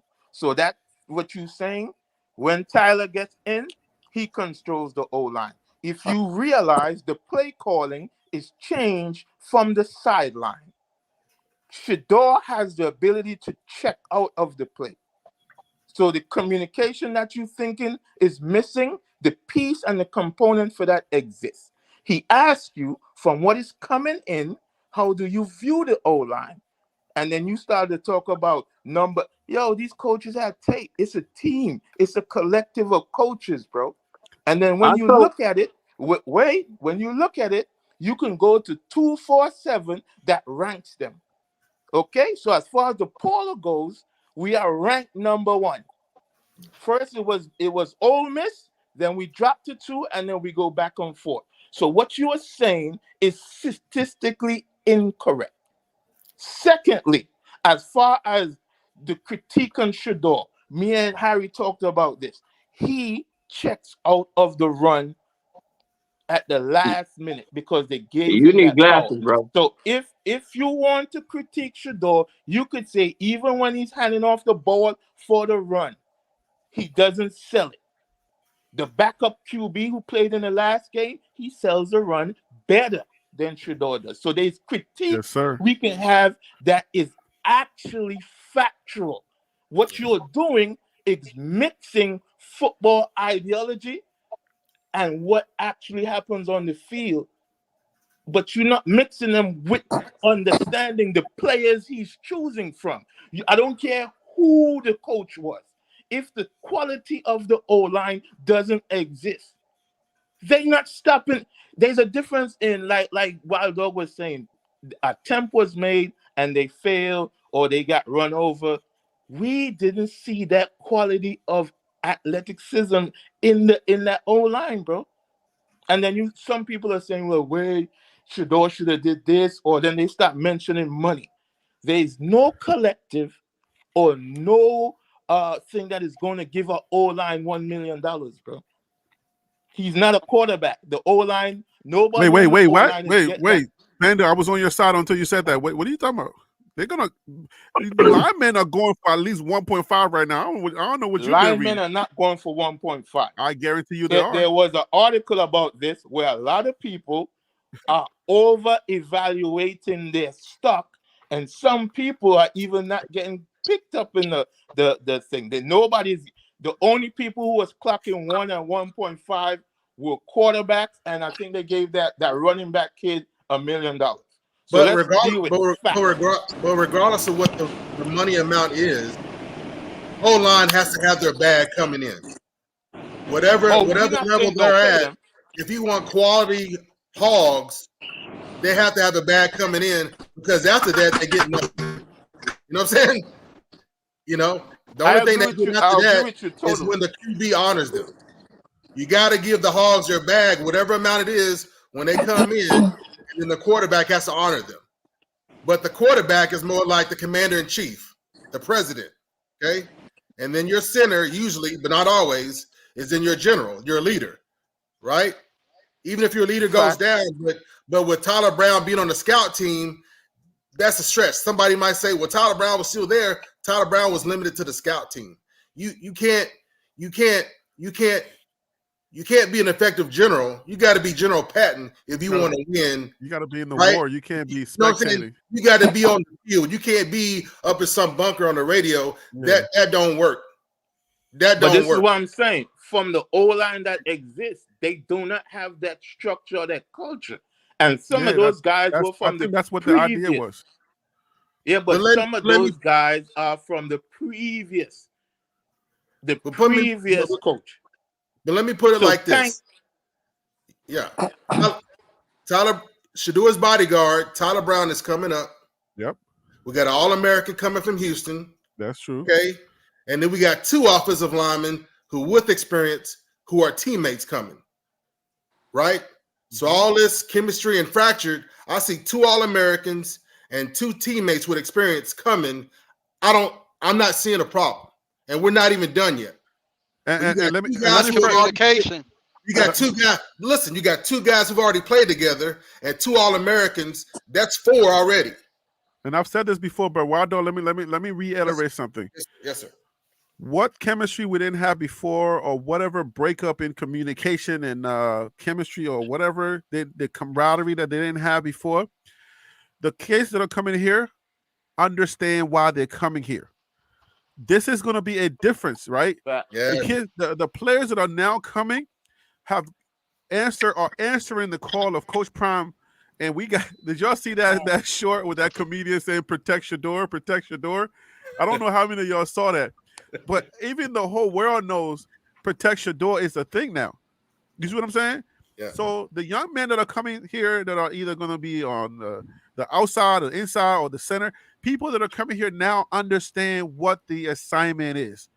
Right. Because the assignment has been identified by Coach Prime, and that's what he's going for. So I don't think we're going to have an issue with chemistry or people not understanding or people just not blocking. If you watch the movie, remember the Titans, we all know that this line has to be, they have to be like blood brothers. Like, we got to cut our arms and put our blood together.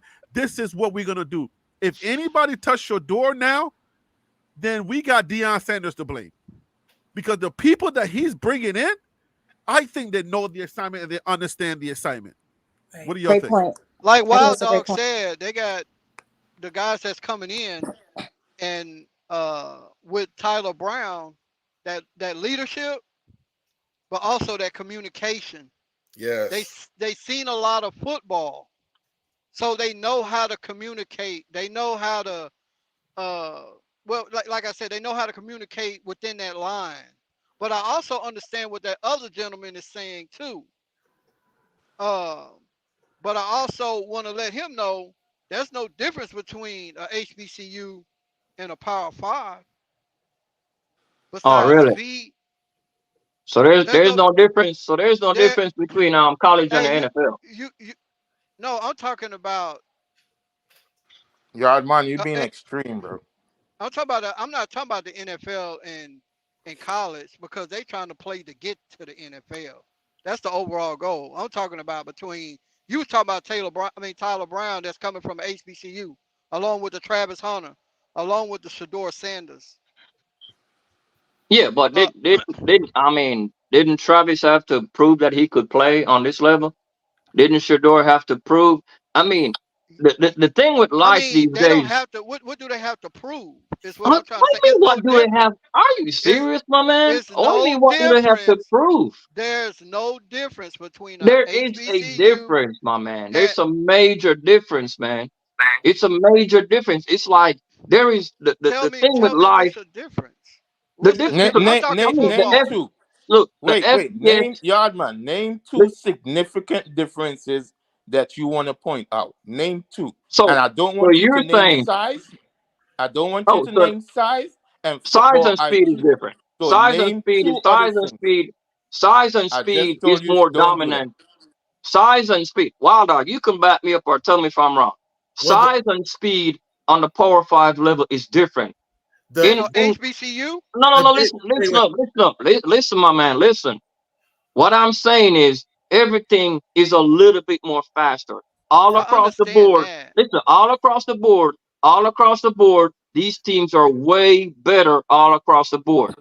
Per team versus versus on the lower level, you might have JSU, which is more dominant, or maybe one other team. When you get to the Power 5 level, it's probably going to be about maybe 60, 70, 80% of the teams that are better.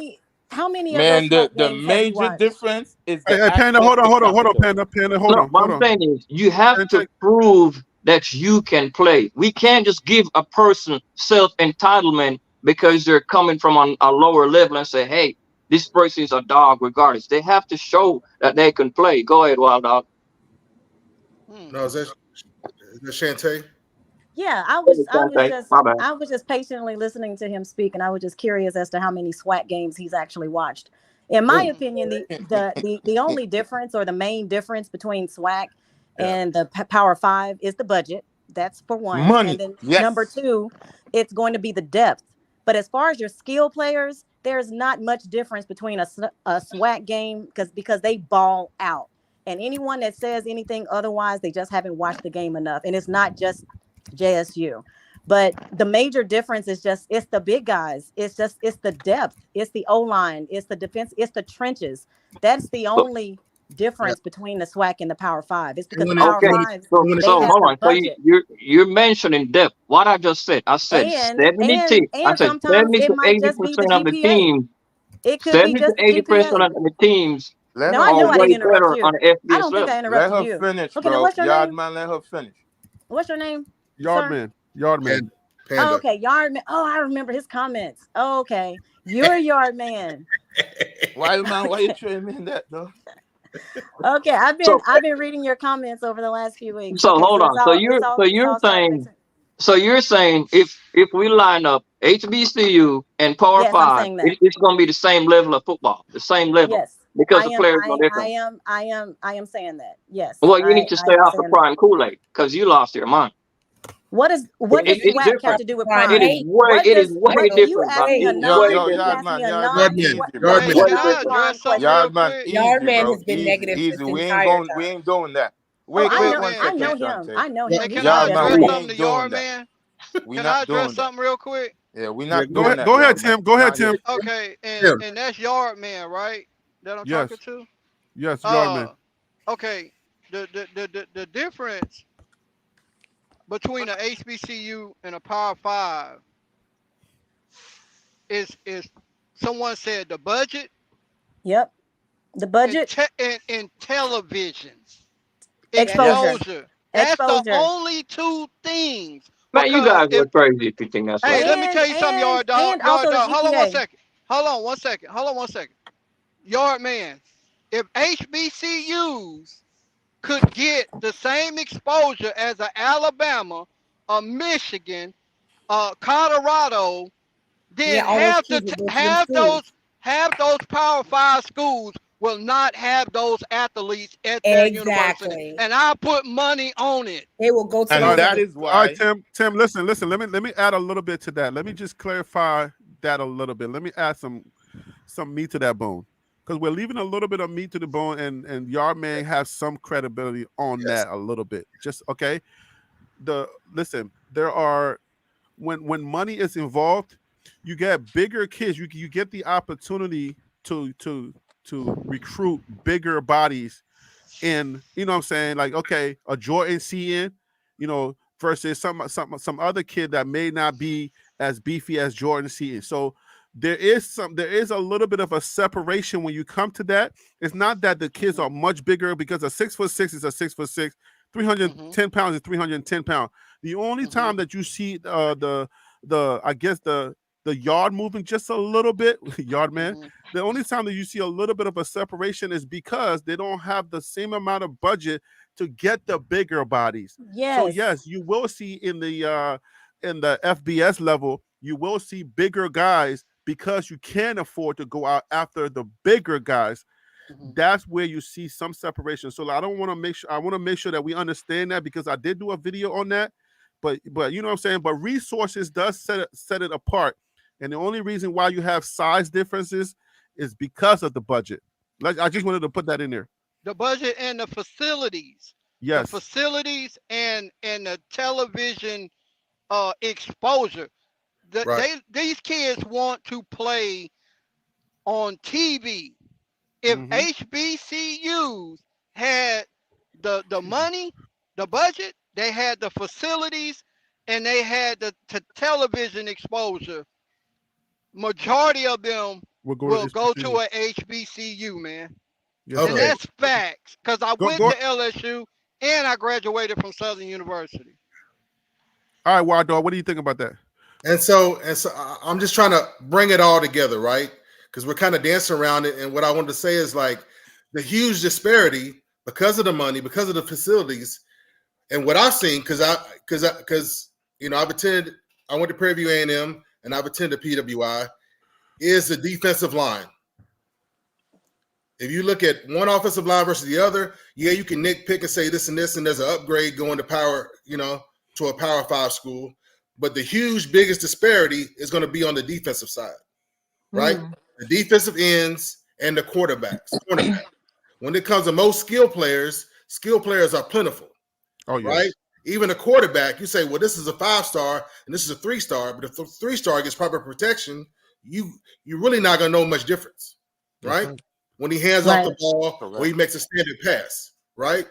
Now, when he's running out of the pocket and trying to make a pass, that's when you're going to see some disparity. But then we're only talking about 10% difference, right, between a 3-star quarterback and a 5-star quarterback. So the real difference, right, when we look at like everybody's talking about Alabama will crush HBCU, no, it's the Alabama defensive line, right? That's going to be the crush. So there is a distinct difference. But going back to it, when like when parents saying football is football and this, and like I was saying, even if you are an offensive lineman that's 105 pounds soaking in wet, you still got a job to do, right? Because football is football, right? So I just want to bring it all together by saying the disparity there is when it comes in the trenches with the defensive side, on the defensive line. Especially let's bring Dr. Rucker into. I haven't heard her voice in a minute. Dr. Rucker, what do you think about that? You still with us, Doc? She might have a patient. Okay, so I think Doc probably muted her mic. We'll give her time to come back. But y'all, man, everybody's teaming up on you. Everybody's ganging up on you. So let's give you an opportunity. No. Like I said, I agree with you, Yard Man. But then I just want to get a full view of it. We have a panel. Just get a full view of what's going on, and then what does that mean for us going into 2024? All right, man. Hey, Harry, what I'm saying is I'm not just gonna give a person flowers. You have to prove and you have to earn those flowers. But what is that these days Harry, we're giving kids flowers. Not on this show, right? Without being proven. Yard Man, but not on this show, right? We're not like No. But I'm saying long enough to know. No, what I'm saying is not on this show, Harry, but what I'm saying is it's too much like self-entitlement. Hey, this person is this person is that. Hey, let's see this person work. If they're coming from a lower level, let's see this person work. Then we can come back and revisit and say, hey, man, this dude is really a dog, no matter what level he was on. That's all I'm saying. Lower level. And you know what, Yard Man? I agree with you on that. Him stay lower level. No, I agree with you, Yard Man. You have to go out and prove that you can play, regardless. That even Jordan Seaton, even though he a 5-star, he still got to go out there and prove that he can get the job done. Exactly. And I agree with you on that. Right. So my point kind of got miscued. I never said Tyler Brown can't play. I'm just saying we need to see Tyler Brown on the next level, and then we could say, oh my God, this dude is an animal, versus saying, hey, Tyler Brown is here. That's where the pushback comes from. When you wait. That's where the pushback comes from. When you make a statement, I see what you were saying now. Now I know where the pushback is coming from.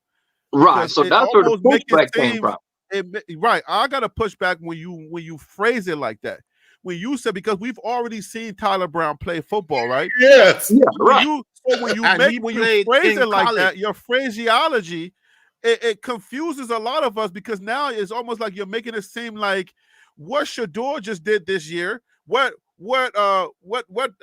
Travis Hunter just proved this year, were insignificant, because preseason what you were saying is exactly what everybody thought. Shador cannot transfer. He can't translate. Moving the Travis goalposts. Hunter is too small. He can't translate. Harry, So now that's not what I said. Tyler Brown You're Harry, moving the goalposts. Let me finish. Harry, that's not what I said.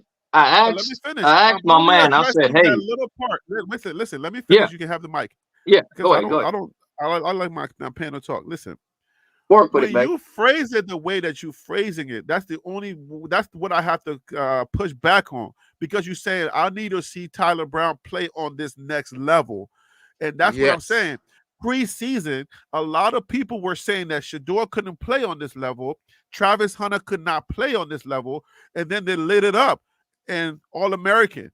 Shador 3,200 yards. So now that was the first thing that we debunked, was they can't play on this level. I made videos, I was screaming, telling you they can't play on this level. So when you said, I need to see Tyler Brown play on this level, I'm like, wait a minute, what are you talking about? What level? Ain't no level when it comes to Tyler Brown's play, because Tyler Brown can't play. It has nothing to do with the level. Tyler Brown has already proven he can play. And the FCS, because look, Yard Man, you got a lot of SWAC fans out here. You got a lot of people who've seen Tyler Brown play. Yeah. Okay. So we've seen him in action. And Forget then the level. Tyler can ball. And we know that in under certain circumstances, FCS players can translate into Power 5.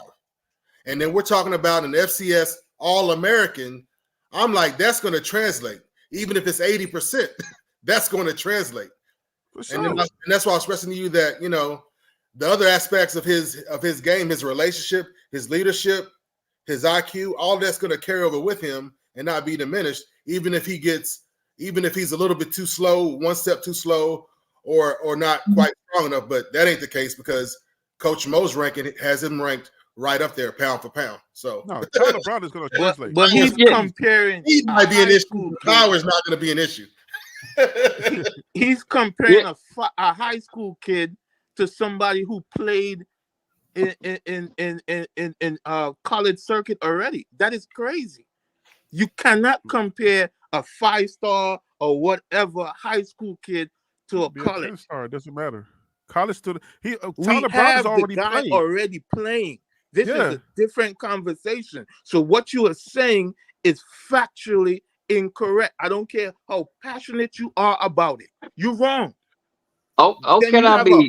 Then you have an O-line person who played O-line who is telling you this. So you are sticking to a point that we have evidence to support you being incorrect. There are people who never played college football who made it to the NFL.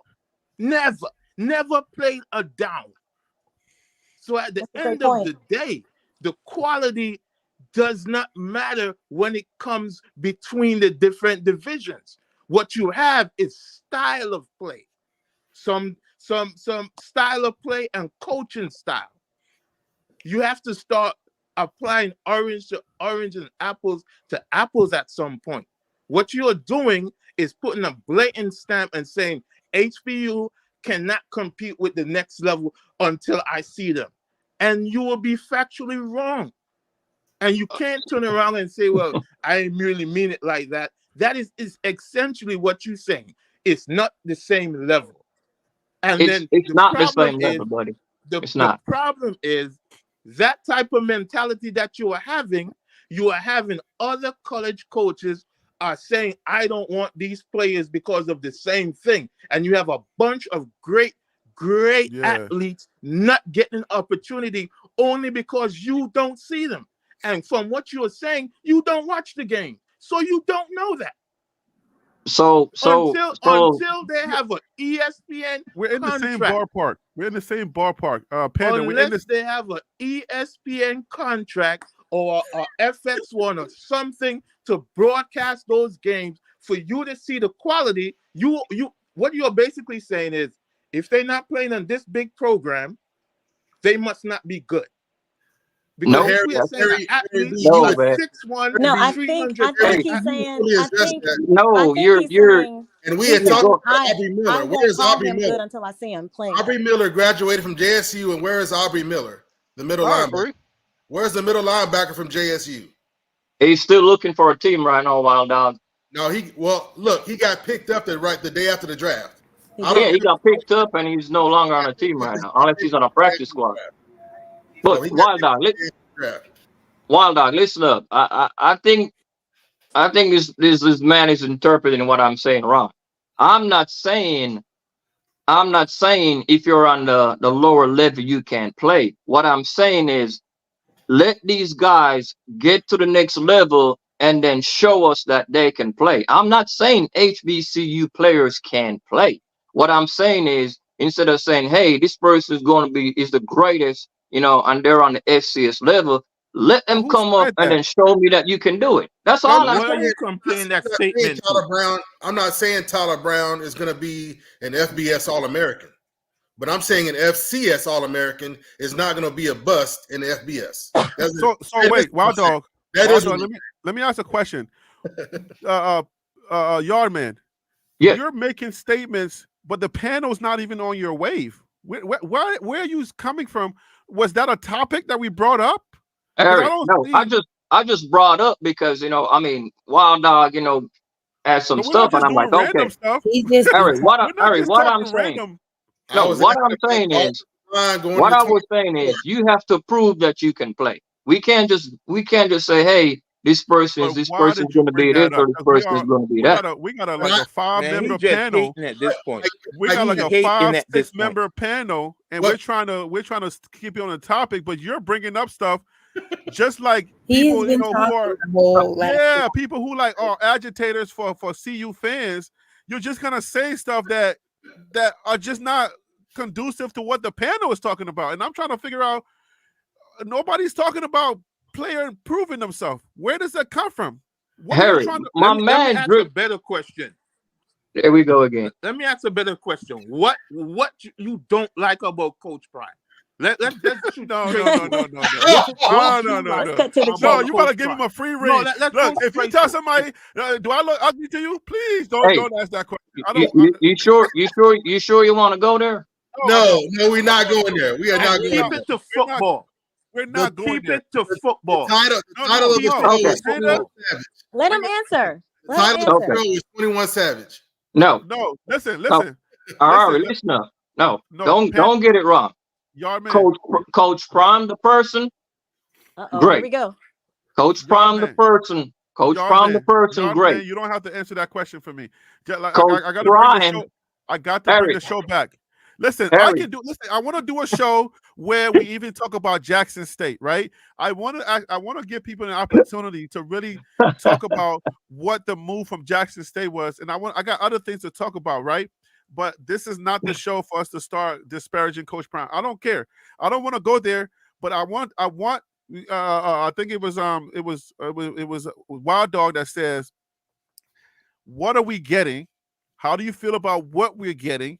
Where we are going?" That is the thing that we're talking about. 21 Savage. We're talking about the 21 players that Coach Prime is bringing into the fold to answer the questions that we put on the table several shows ago. We have many questions that we put on the show, and Yardman, you've been really contributing in the comments, so we don't have to go personal with Coach Prime. I want to know, are we answering the questions that's on the table? The question that's on the table is, remember, guys, Coach Prime is bringing players in, and the biggest question is going to be to run this board. Y'all see the board on the screen? Yes, sir. Okay. Yeah.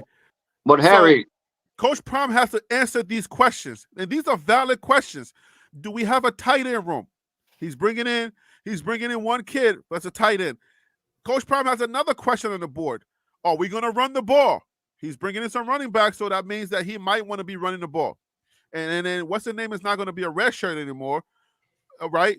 So these are the questions that we're talking about, and the questions, the 21 players that he's bringing in, are we answering these questions? You see what I'm saying? But let me. I want Yardman to answer. He's gonna answer. But let me bring on Ginger Problems real quick. Ginger Problems has been waiting patiently. Welcome to the show. Thank you for calling in. What do you want us to refer you to? Ginger Problems, or are we calling you something else? Hello. Yes, I can hear you. Are we calling you Ginger Problems, or what are we calling you? Are you able to hear me? Hello. I can hear you. Can you hear us? Okay. Yeah. Perfect.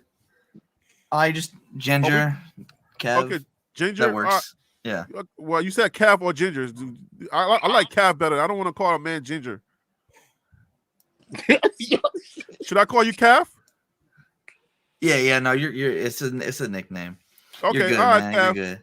All right, yeah, Cav. that's fine. You're chill. Thanks for calling into the show. Go ahead, add your voice. I know you had a couple of things to say in the chat. You was like, Yardman is going in. Let me come on. So go ahead. Yeah, man.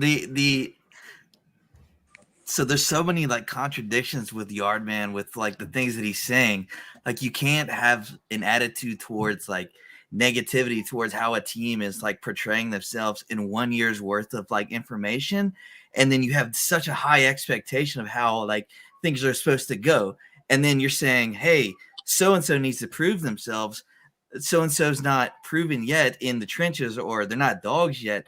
But then they're being transferred in, and even though they have a background of what they were doing, but you didn't have the same energy for when they were playing. Now that they are playing under the scope of what Coach Prime is doing, but now you have a different energy for what they're being portrayed as. And then in regards to the HBCU stuff, a lot of these players were only getting attention because of Coach Prime, which is good. Like that's not a bad thing. But now they're able to prove themselves continuously. The majority of these people, or the majority of those players, were finally looked at and given the same recognition, if not higher recognition than some of the players who are from these like more prominent schools. So there's a lot of contradiction in things that he's saying. And then for him saying things like, Travis and Shedeur, like they hadn't proven themselves or whatever, or like now that they're actually in the league. But what was it, 550 yards from game one versus TCU? Was that not a kind of a sample point on like what Shedeur can do? And then the other players that are coming in, like I said, they have a track record for when they're actually on the stage and on the field. Now that they're actually over at Colorado, is it just that like now they're on Colorado's thing and they haven't proven themselves because they haven't been in this cohesive unit? So at what point do people become proven? Is it before or after? It just like I said, it doesn't make sense. And it just seems like there's a lot of just like underlying tones of opinionated negativity for what he's like trying to propose. And I don't know. Like I said, a lot of contradictions from the dude. Doesn't make sense. All right. So Yardman, go ahead and take it because he's addressing you directly. Harry, I think sometimes, these guys don't listen properly. When I was addressing Wild Dog, I said Wild Dog. When Travis the guy you're played, talking about is Kevin. Kevin. Yeah, Kevin. When I addressed him, he said, "Hey, didn't Travis play?" He said, "Yes." I said, "Didn't Shedeur play?"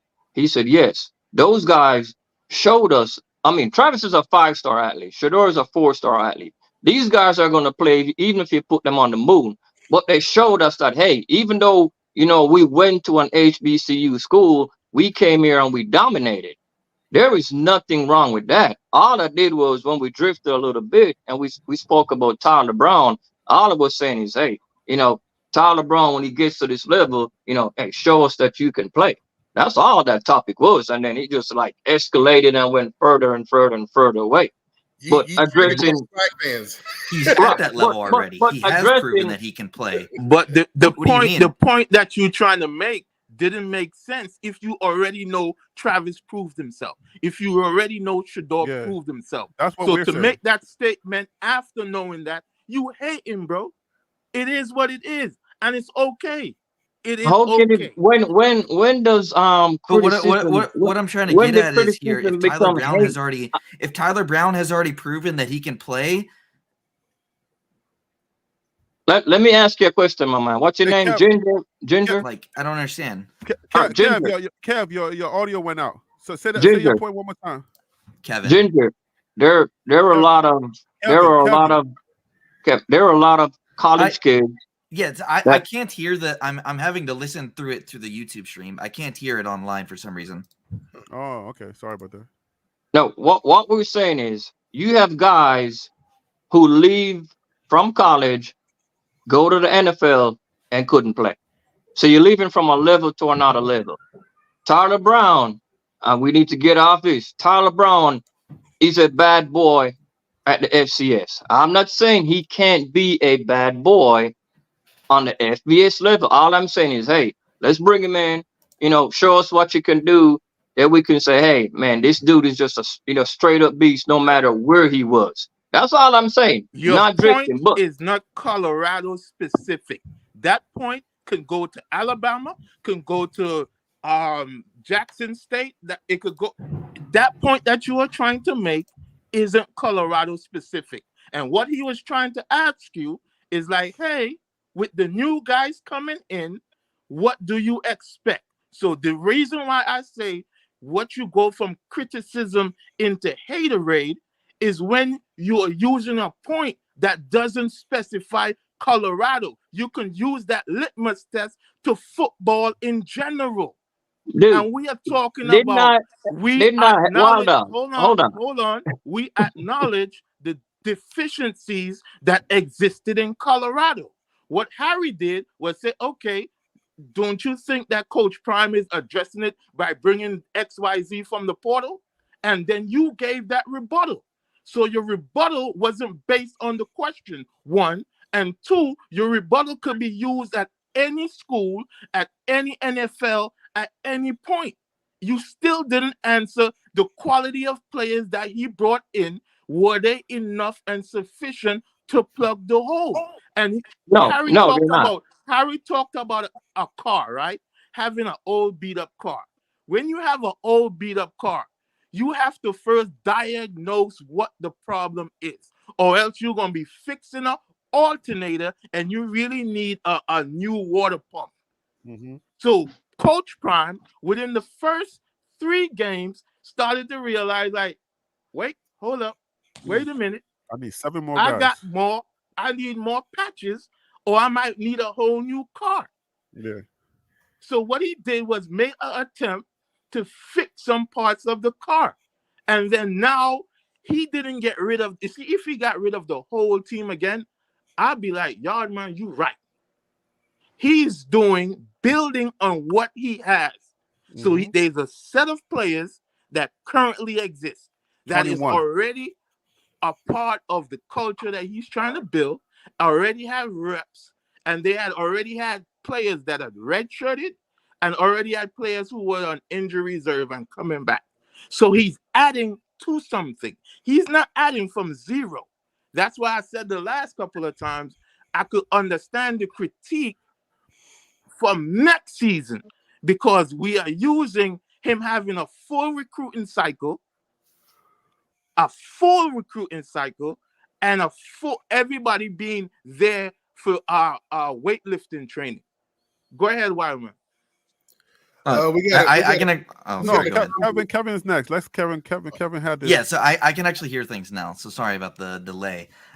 So just to kind of go back to the player base and the quality of player, we already know that Tyler Brown can play, so that's been established. So we know he's a dog regardless. Now he's actually able to, persevere after the commission kind of screwed him over. But anyways, people are saying in regards to like the quality of teams that, Colorado played, you have to remember Colorado played 6 ranked teams this year and lost by an average of 10 points.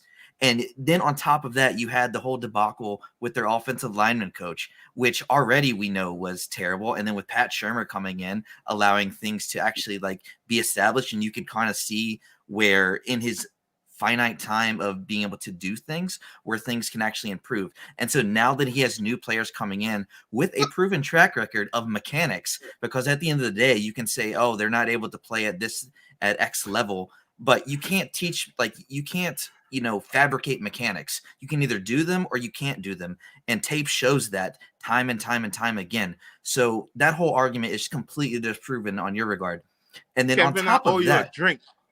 Yeah, Kevin, that's a great point. Drink. And Harry B, I need to interrupt something. I need to yeah, shut go this ahead. down. I need to shut this down, Harry B. Okay. Because it's like, because there's so many teams, right? Then we make certain assumptions, right? And then I had looked at it, but on top of my head, I've got my ice pack on, but on top of my head, I couldn't necessarily recall.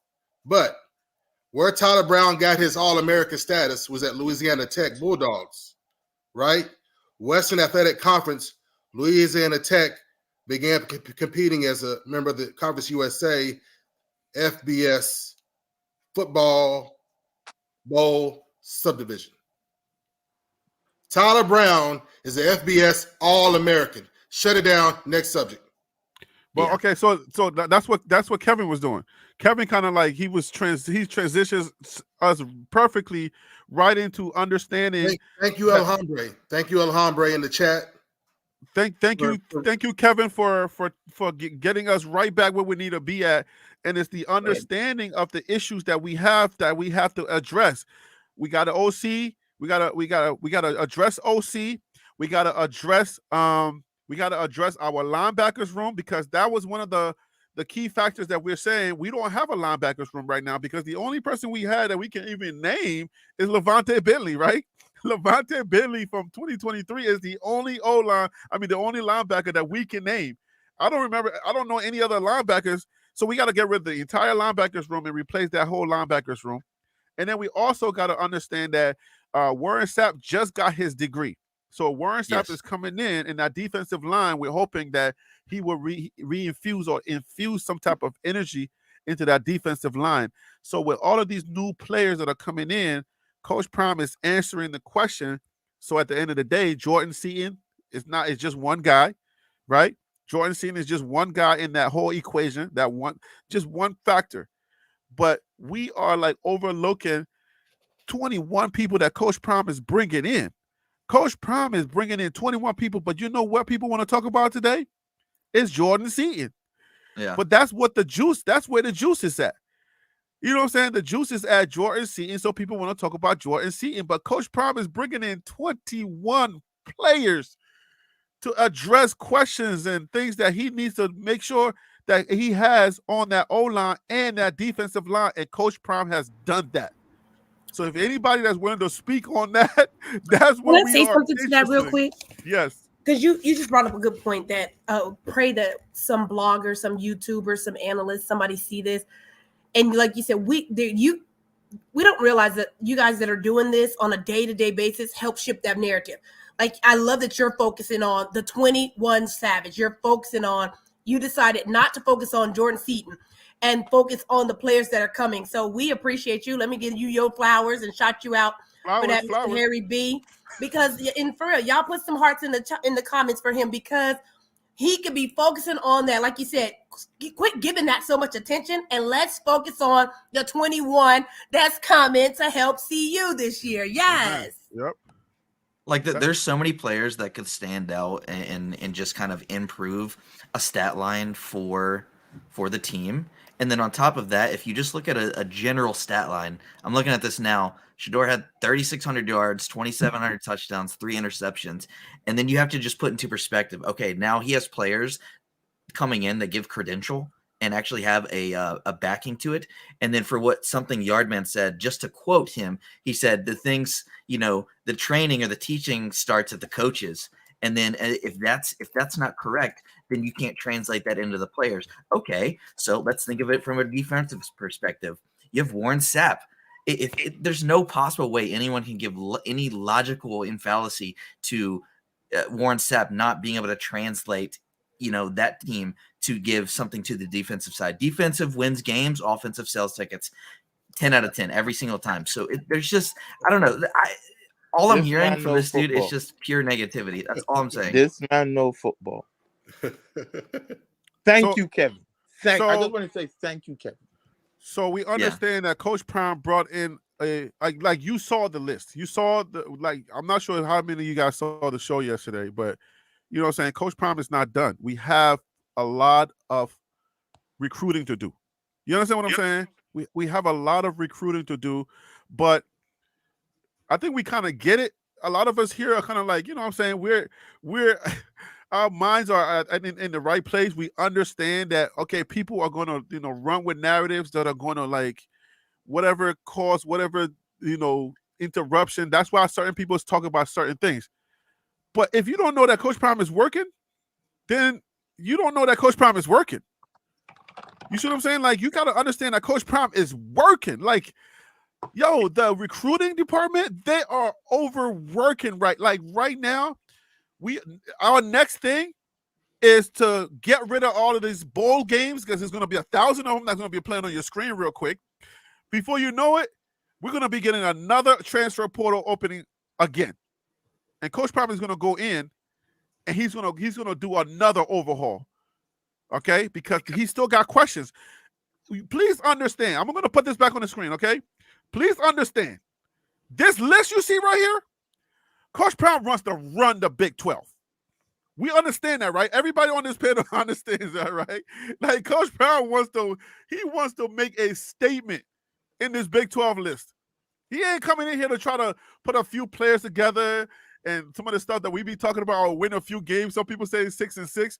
You don't understand what Coach Prime is trying to do. Coach Prime wants to run this board right here. So I think that's where we're at. That is where we're at, and he's answering that. And if anybody thinks he's not answering that, let me know. Let me know if you don't think he's answering those questions with the subtraction of Jordan Seaton. Well, now there's many players that you can keep an account for, like Samuel Canola. I think that's how you say his name. Yep. Forgive me if you're listening. But either way, that dude is insane. Like his stats for Pittsburgh when he was playing, like you can't discount any of this. And then even from a skill player perspective, I forgot his name, but he called it like his nickname is like the young TO. I think there was even a TCU transfer that's coming in too. I can't remember the name off the top of my head. I'm drawing on your screen. I'm showing you two African players because somebody did this Afro ballers that is coming to Coach Prime.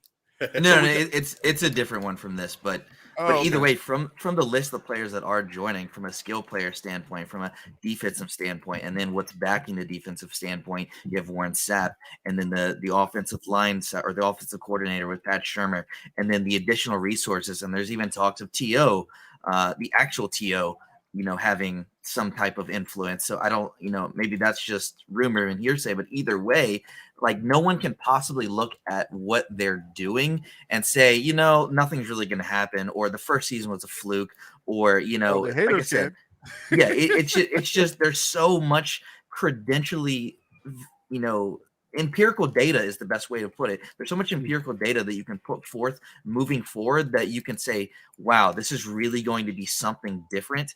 And then based off the very margin, like Stanford, for example, the Stanford game, if they had probably like 3 more minutes left in that game, they would have won. And then on top of that, the other games that they played with such a marginal difference of, I don't know if it was effort or just maybe, the way you play the game and the mechanical aspects of why they lost. But at the same time, there's so many just marginal losses that could have been wins. And then no one's just, no one's appreciating the new players that are coming in.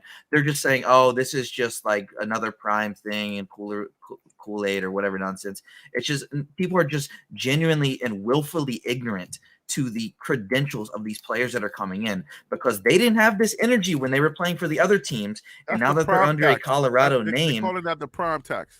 That's what happens. Yeah. Now that they're under a Colorado name, they're like, nah, bro, like it's not going to work for them, bro. That's just, it's too, whatever. It's nonsense. It's the Dion tax. You got to understand the Dion tax, the hype. With the hype comes with all of that. So a lot of people, especially like, I would say the smaller media groups, because you have big media, which would be the television guys. Then you have the new media, which is going to be like online. And then you have like, these subgroups where they have a big platform and they have a big voice. So some things that they say, people are going to run with it. And then we get the clown emojis. We get a lot of clown emojis. That's why I started the show the way I started it. It's like we're being clowned. So when we get somebody like a Jordan Seaton, we need to make sure that, we know that he's going to be with us, because if he doesn't, then we're going to get that clown thing again. Because when you run a YouTube channel like I do, I get everything. Okay. People email me. I mean, like people literally email me like long letters to tell me why they're leaving. You know what I'm saying? Like, I'm like, is that necessary? So I get everything. Oh, Harry B this, Harry B that. So we got to make sure that we protect the ticket. I think I told you this, Wild Dog. We got to make sure that we protect the ticket. The ticket is Coach Prime. All right. If we're out here just wilding, then we're not protecting Coach Prime, because we're just furthering the narrative that everybody else got, and we're setting him up to to be criticized. And it almost makes it seem like when we say something with all of our media, when we say something, it makes it feel and seem like Coach Prime is the one that's saying it. But there's a lot of us saying that. We get distracted by the distractors. You know what I'm saying? And then that's why, the other day it's like, I just wanted to bring it home. It's like, look, we got these signees, but a lot of people new to football or new to CU or whatever, or the whole portal thing is new. I wanted to reiterate my opinion that, look, out of these signees, in my opinion, we got 3 bona fide dogs coming. You know what I'm saying? Already, That's right. So that the bandwagon buffs wouldn't be despaired or distracted by the negativity that's out there, because, like, we got this experience coming, filling up the depth chart. And in my opinion, we got 3 bona fide dogs. And when you pull up that African connection picture, pull up that picture again. If you got it, Harry, of the African connections. Yes, you know what I'm saying? Okay, in the red, you got All-American Tyler Johnson. FBS All-American Tyler Johnson, right? Tyler Brown or Tyler Johnson? Tyler Johnson. They both Tylers. Oh, okay. One is the O-line and yeah. I might have got something mixed up. So the guy in the red is the O-line, not the, or is he a D-line? Or they both on the defense then, right? You talking about Sam and Chidozie? Okay. But I know the guy from Pitt, right? Samuel. He's gonna be a bona fide dog, right? Yes. Yeah, he has the track record, the tapes, the stats. Like, there's so many things that you can point to. But I've got to get back to work. I appreciate the invite. You guys have a wonderful day. Take care. Thank you, Kev. Blessings. Thank you so much for coming on the show. All right, Kevin. Appreciate it. Guys, listen, do y'all know that it's 4:25 p.m. on the East Coast right now? This is supposed to be a 1-hour show that went over to 4 hours. What are y'all doing? What? So all of y'all just decided to call in today, right? Is that how Shantae calling in, Dr. Rucker calling in? I'm on vacation. I was just trying to have you you're back. On vacation. Y'all man was stressing me out in the comments. Look, I was just trying to have you back. I came on to help you wrap it up within 15, 20 minutes, and then it's been 120 minutes. Yeah, I know. Y'all came with the fire. Y'all came with the fire today. I'm like, how would it feel when I do a show about that just focus on HBCUs and Jackson State and Coach Prime leaving? I'm like, I want to hear what y'all think on that, boy. Not today.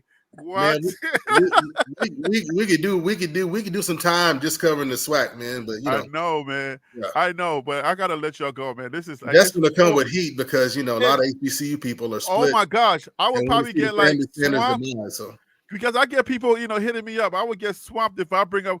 We brought it up a little bit, and people was ready to call in crazy. I was like, oh no, I can't touch this. I can't touch this on an off day. Let's leave the SWAC and HBCU alone. Let's focus on. I was gonna say, the SWAC is the SWAC is kind of difficult to talk about because so many people have opinions about it, but they just don't watch the games. Everybody always leans to it's just not on the same level. We need to start educating each other on the Big 12, right? We need to focus on the Big 12 because that's who we got to whoop. Okay? Looking forward. I got some things planned. I got a show planned for the Big 12. I'm going to bring some stats. I've been holding off a little bit because obviously we got interrupted with the whole signing day and then Jordan Seaton. But yeah, the Big 12 is coming. The Big 12 information is coming, and we're gonna dive deep into the different coaches and what they're bringing to the table, because I really want to hone in on how Coach Prime is really gonna fulfill his goal, and we're gonna keep talking about that, because if we're gonna do it, we're gonna have to learn about who we got. That's true. And I am concerned about Nebraska having a quarterback now. I know y'all not. But man, Nebraska, you talking about Ravioli? Ravioli ain't gonna be nothing, man. Come on, please, man. Hey, that kid don't even know how to take a photo. Nebraska at home. This is a rival game. See, but it's a rival game. Rival.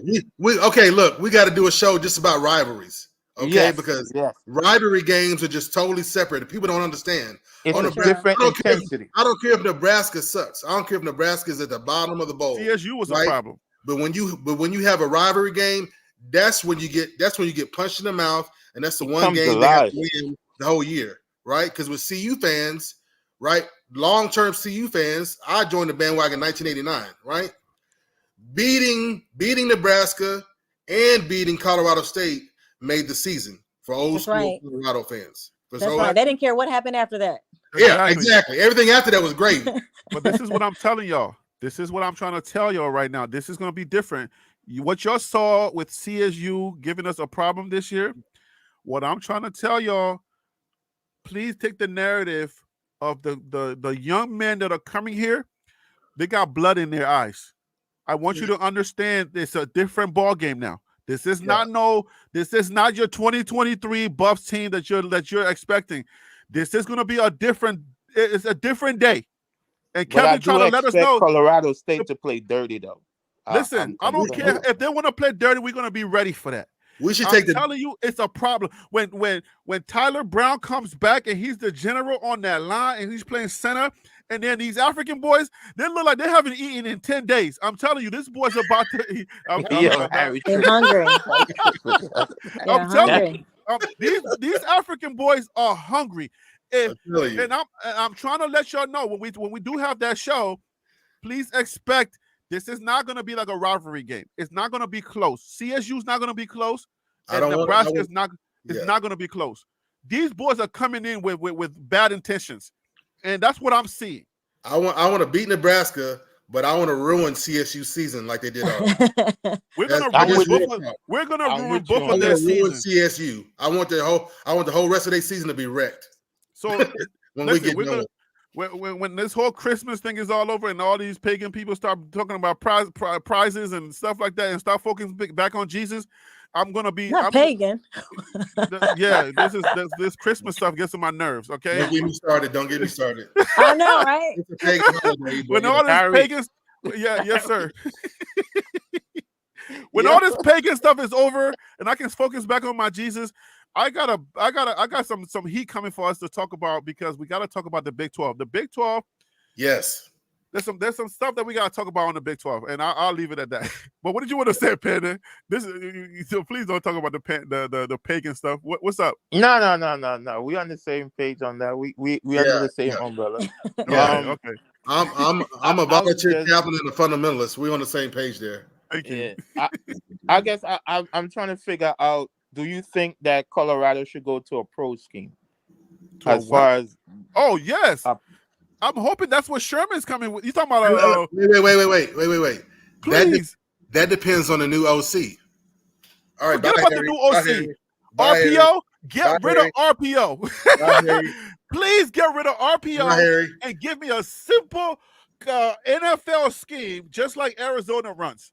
That's all I want. I want Arizona's offensive scheme. That's all I want. As of right now, Shermer is not 100% as the OC. Oh man, he and Prime are keeping open eyes and ears, right? Well, so Prime is shopping. For another OC. How you gonna bring this up at the end of the show?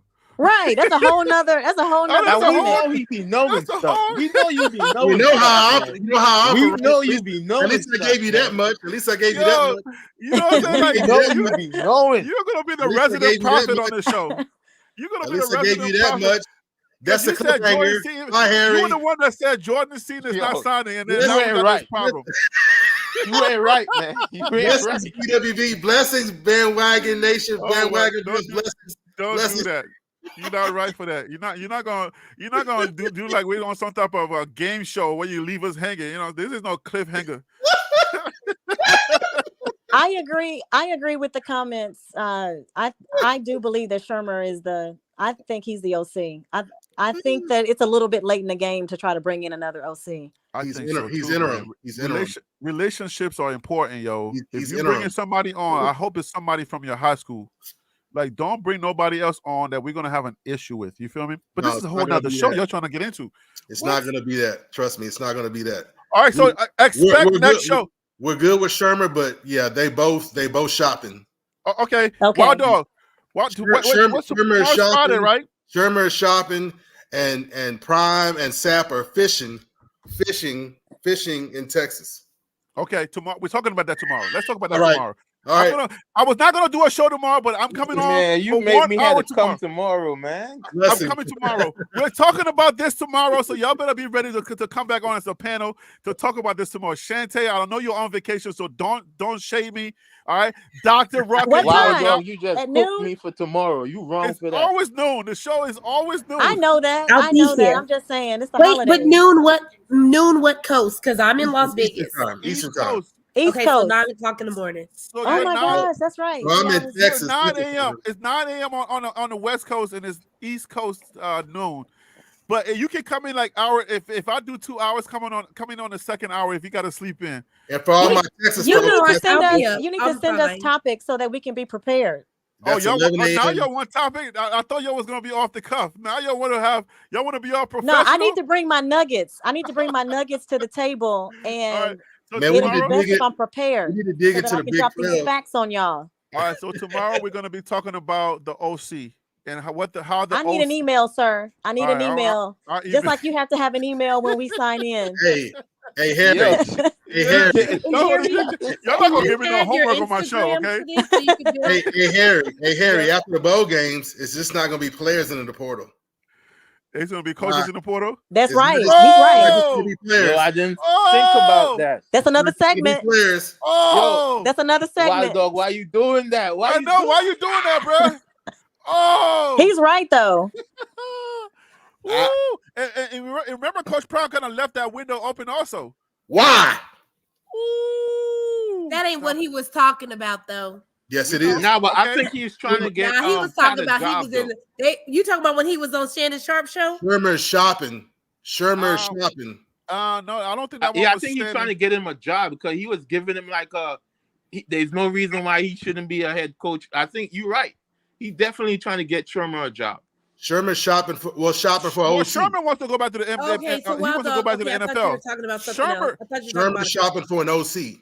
Sherman's trying to go back to the NFL. Sherman wants his Shermer way is back. Shermer's the OC, y'all. I'll be Shermer willing to place a wager on that. Shermer and Prime. Shermer and I got Prime $5 on it.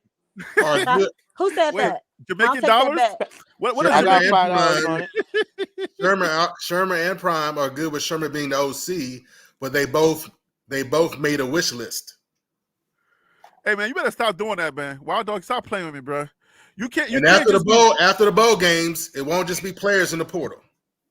So what, they gonna have a coach's portal? I'm gonna give you my Liberian. I'm gonna suck my teeth with like a Liberian would do. Man, stop playing. Wild Dog, stop doing that, man.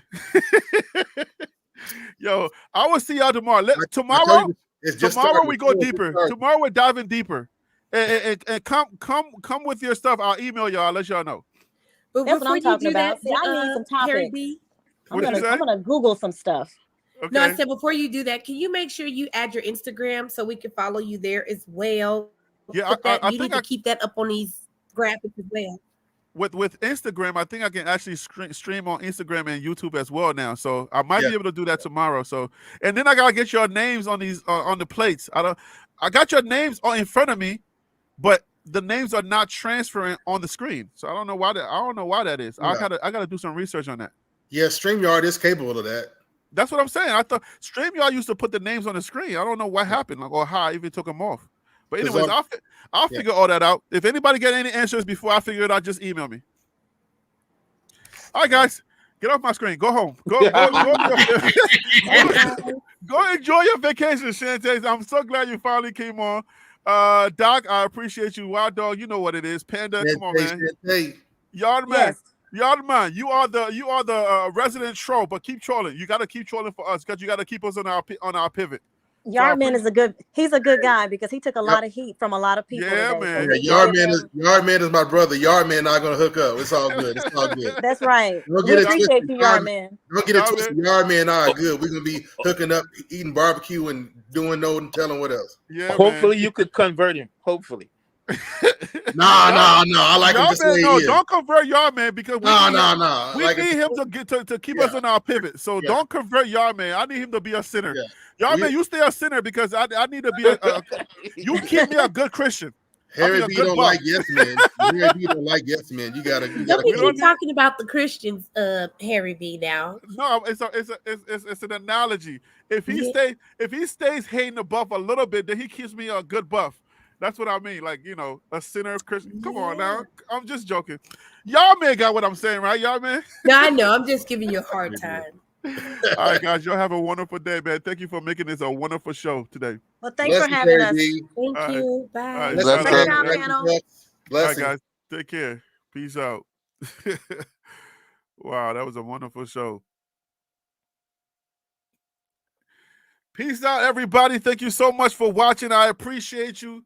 Thank you to my entire panel. I think at one point we had like 7 or 8 people on there. It could have been 10 people, man. We had so many people on the panel today. Today's show was crazy. So we got to talk about tomorrow. We got to talk about going deeper. Who's going to be our OC? How do we keep Coach Prime on his feet? How do we make his dream happen? Excuse me. Let's talk about that tomorrow. On tomorrow's show, TLP Live at noon. I'm your man, Harry B. Thank you for watching. Peace out.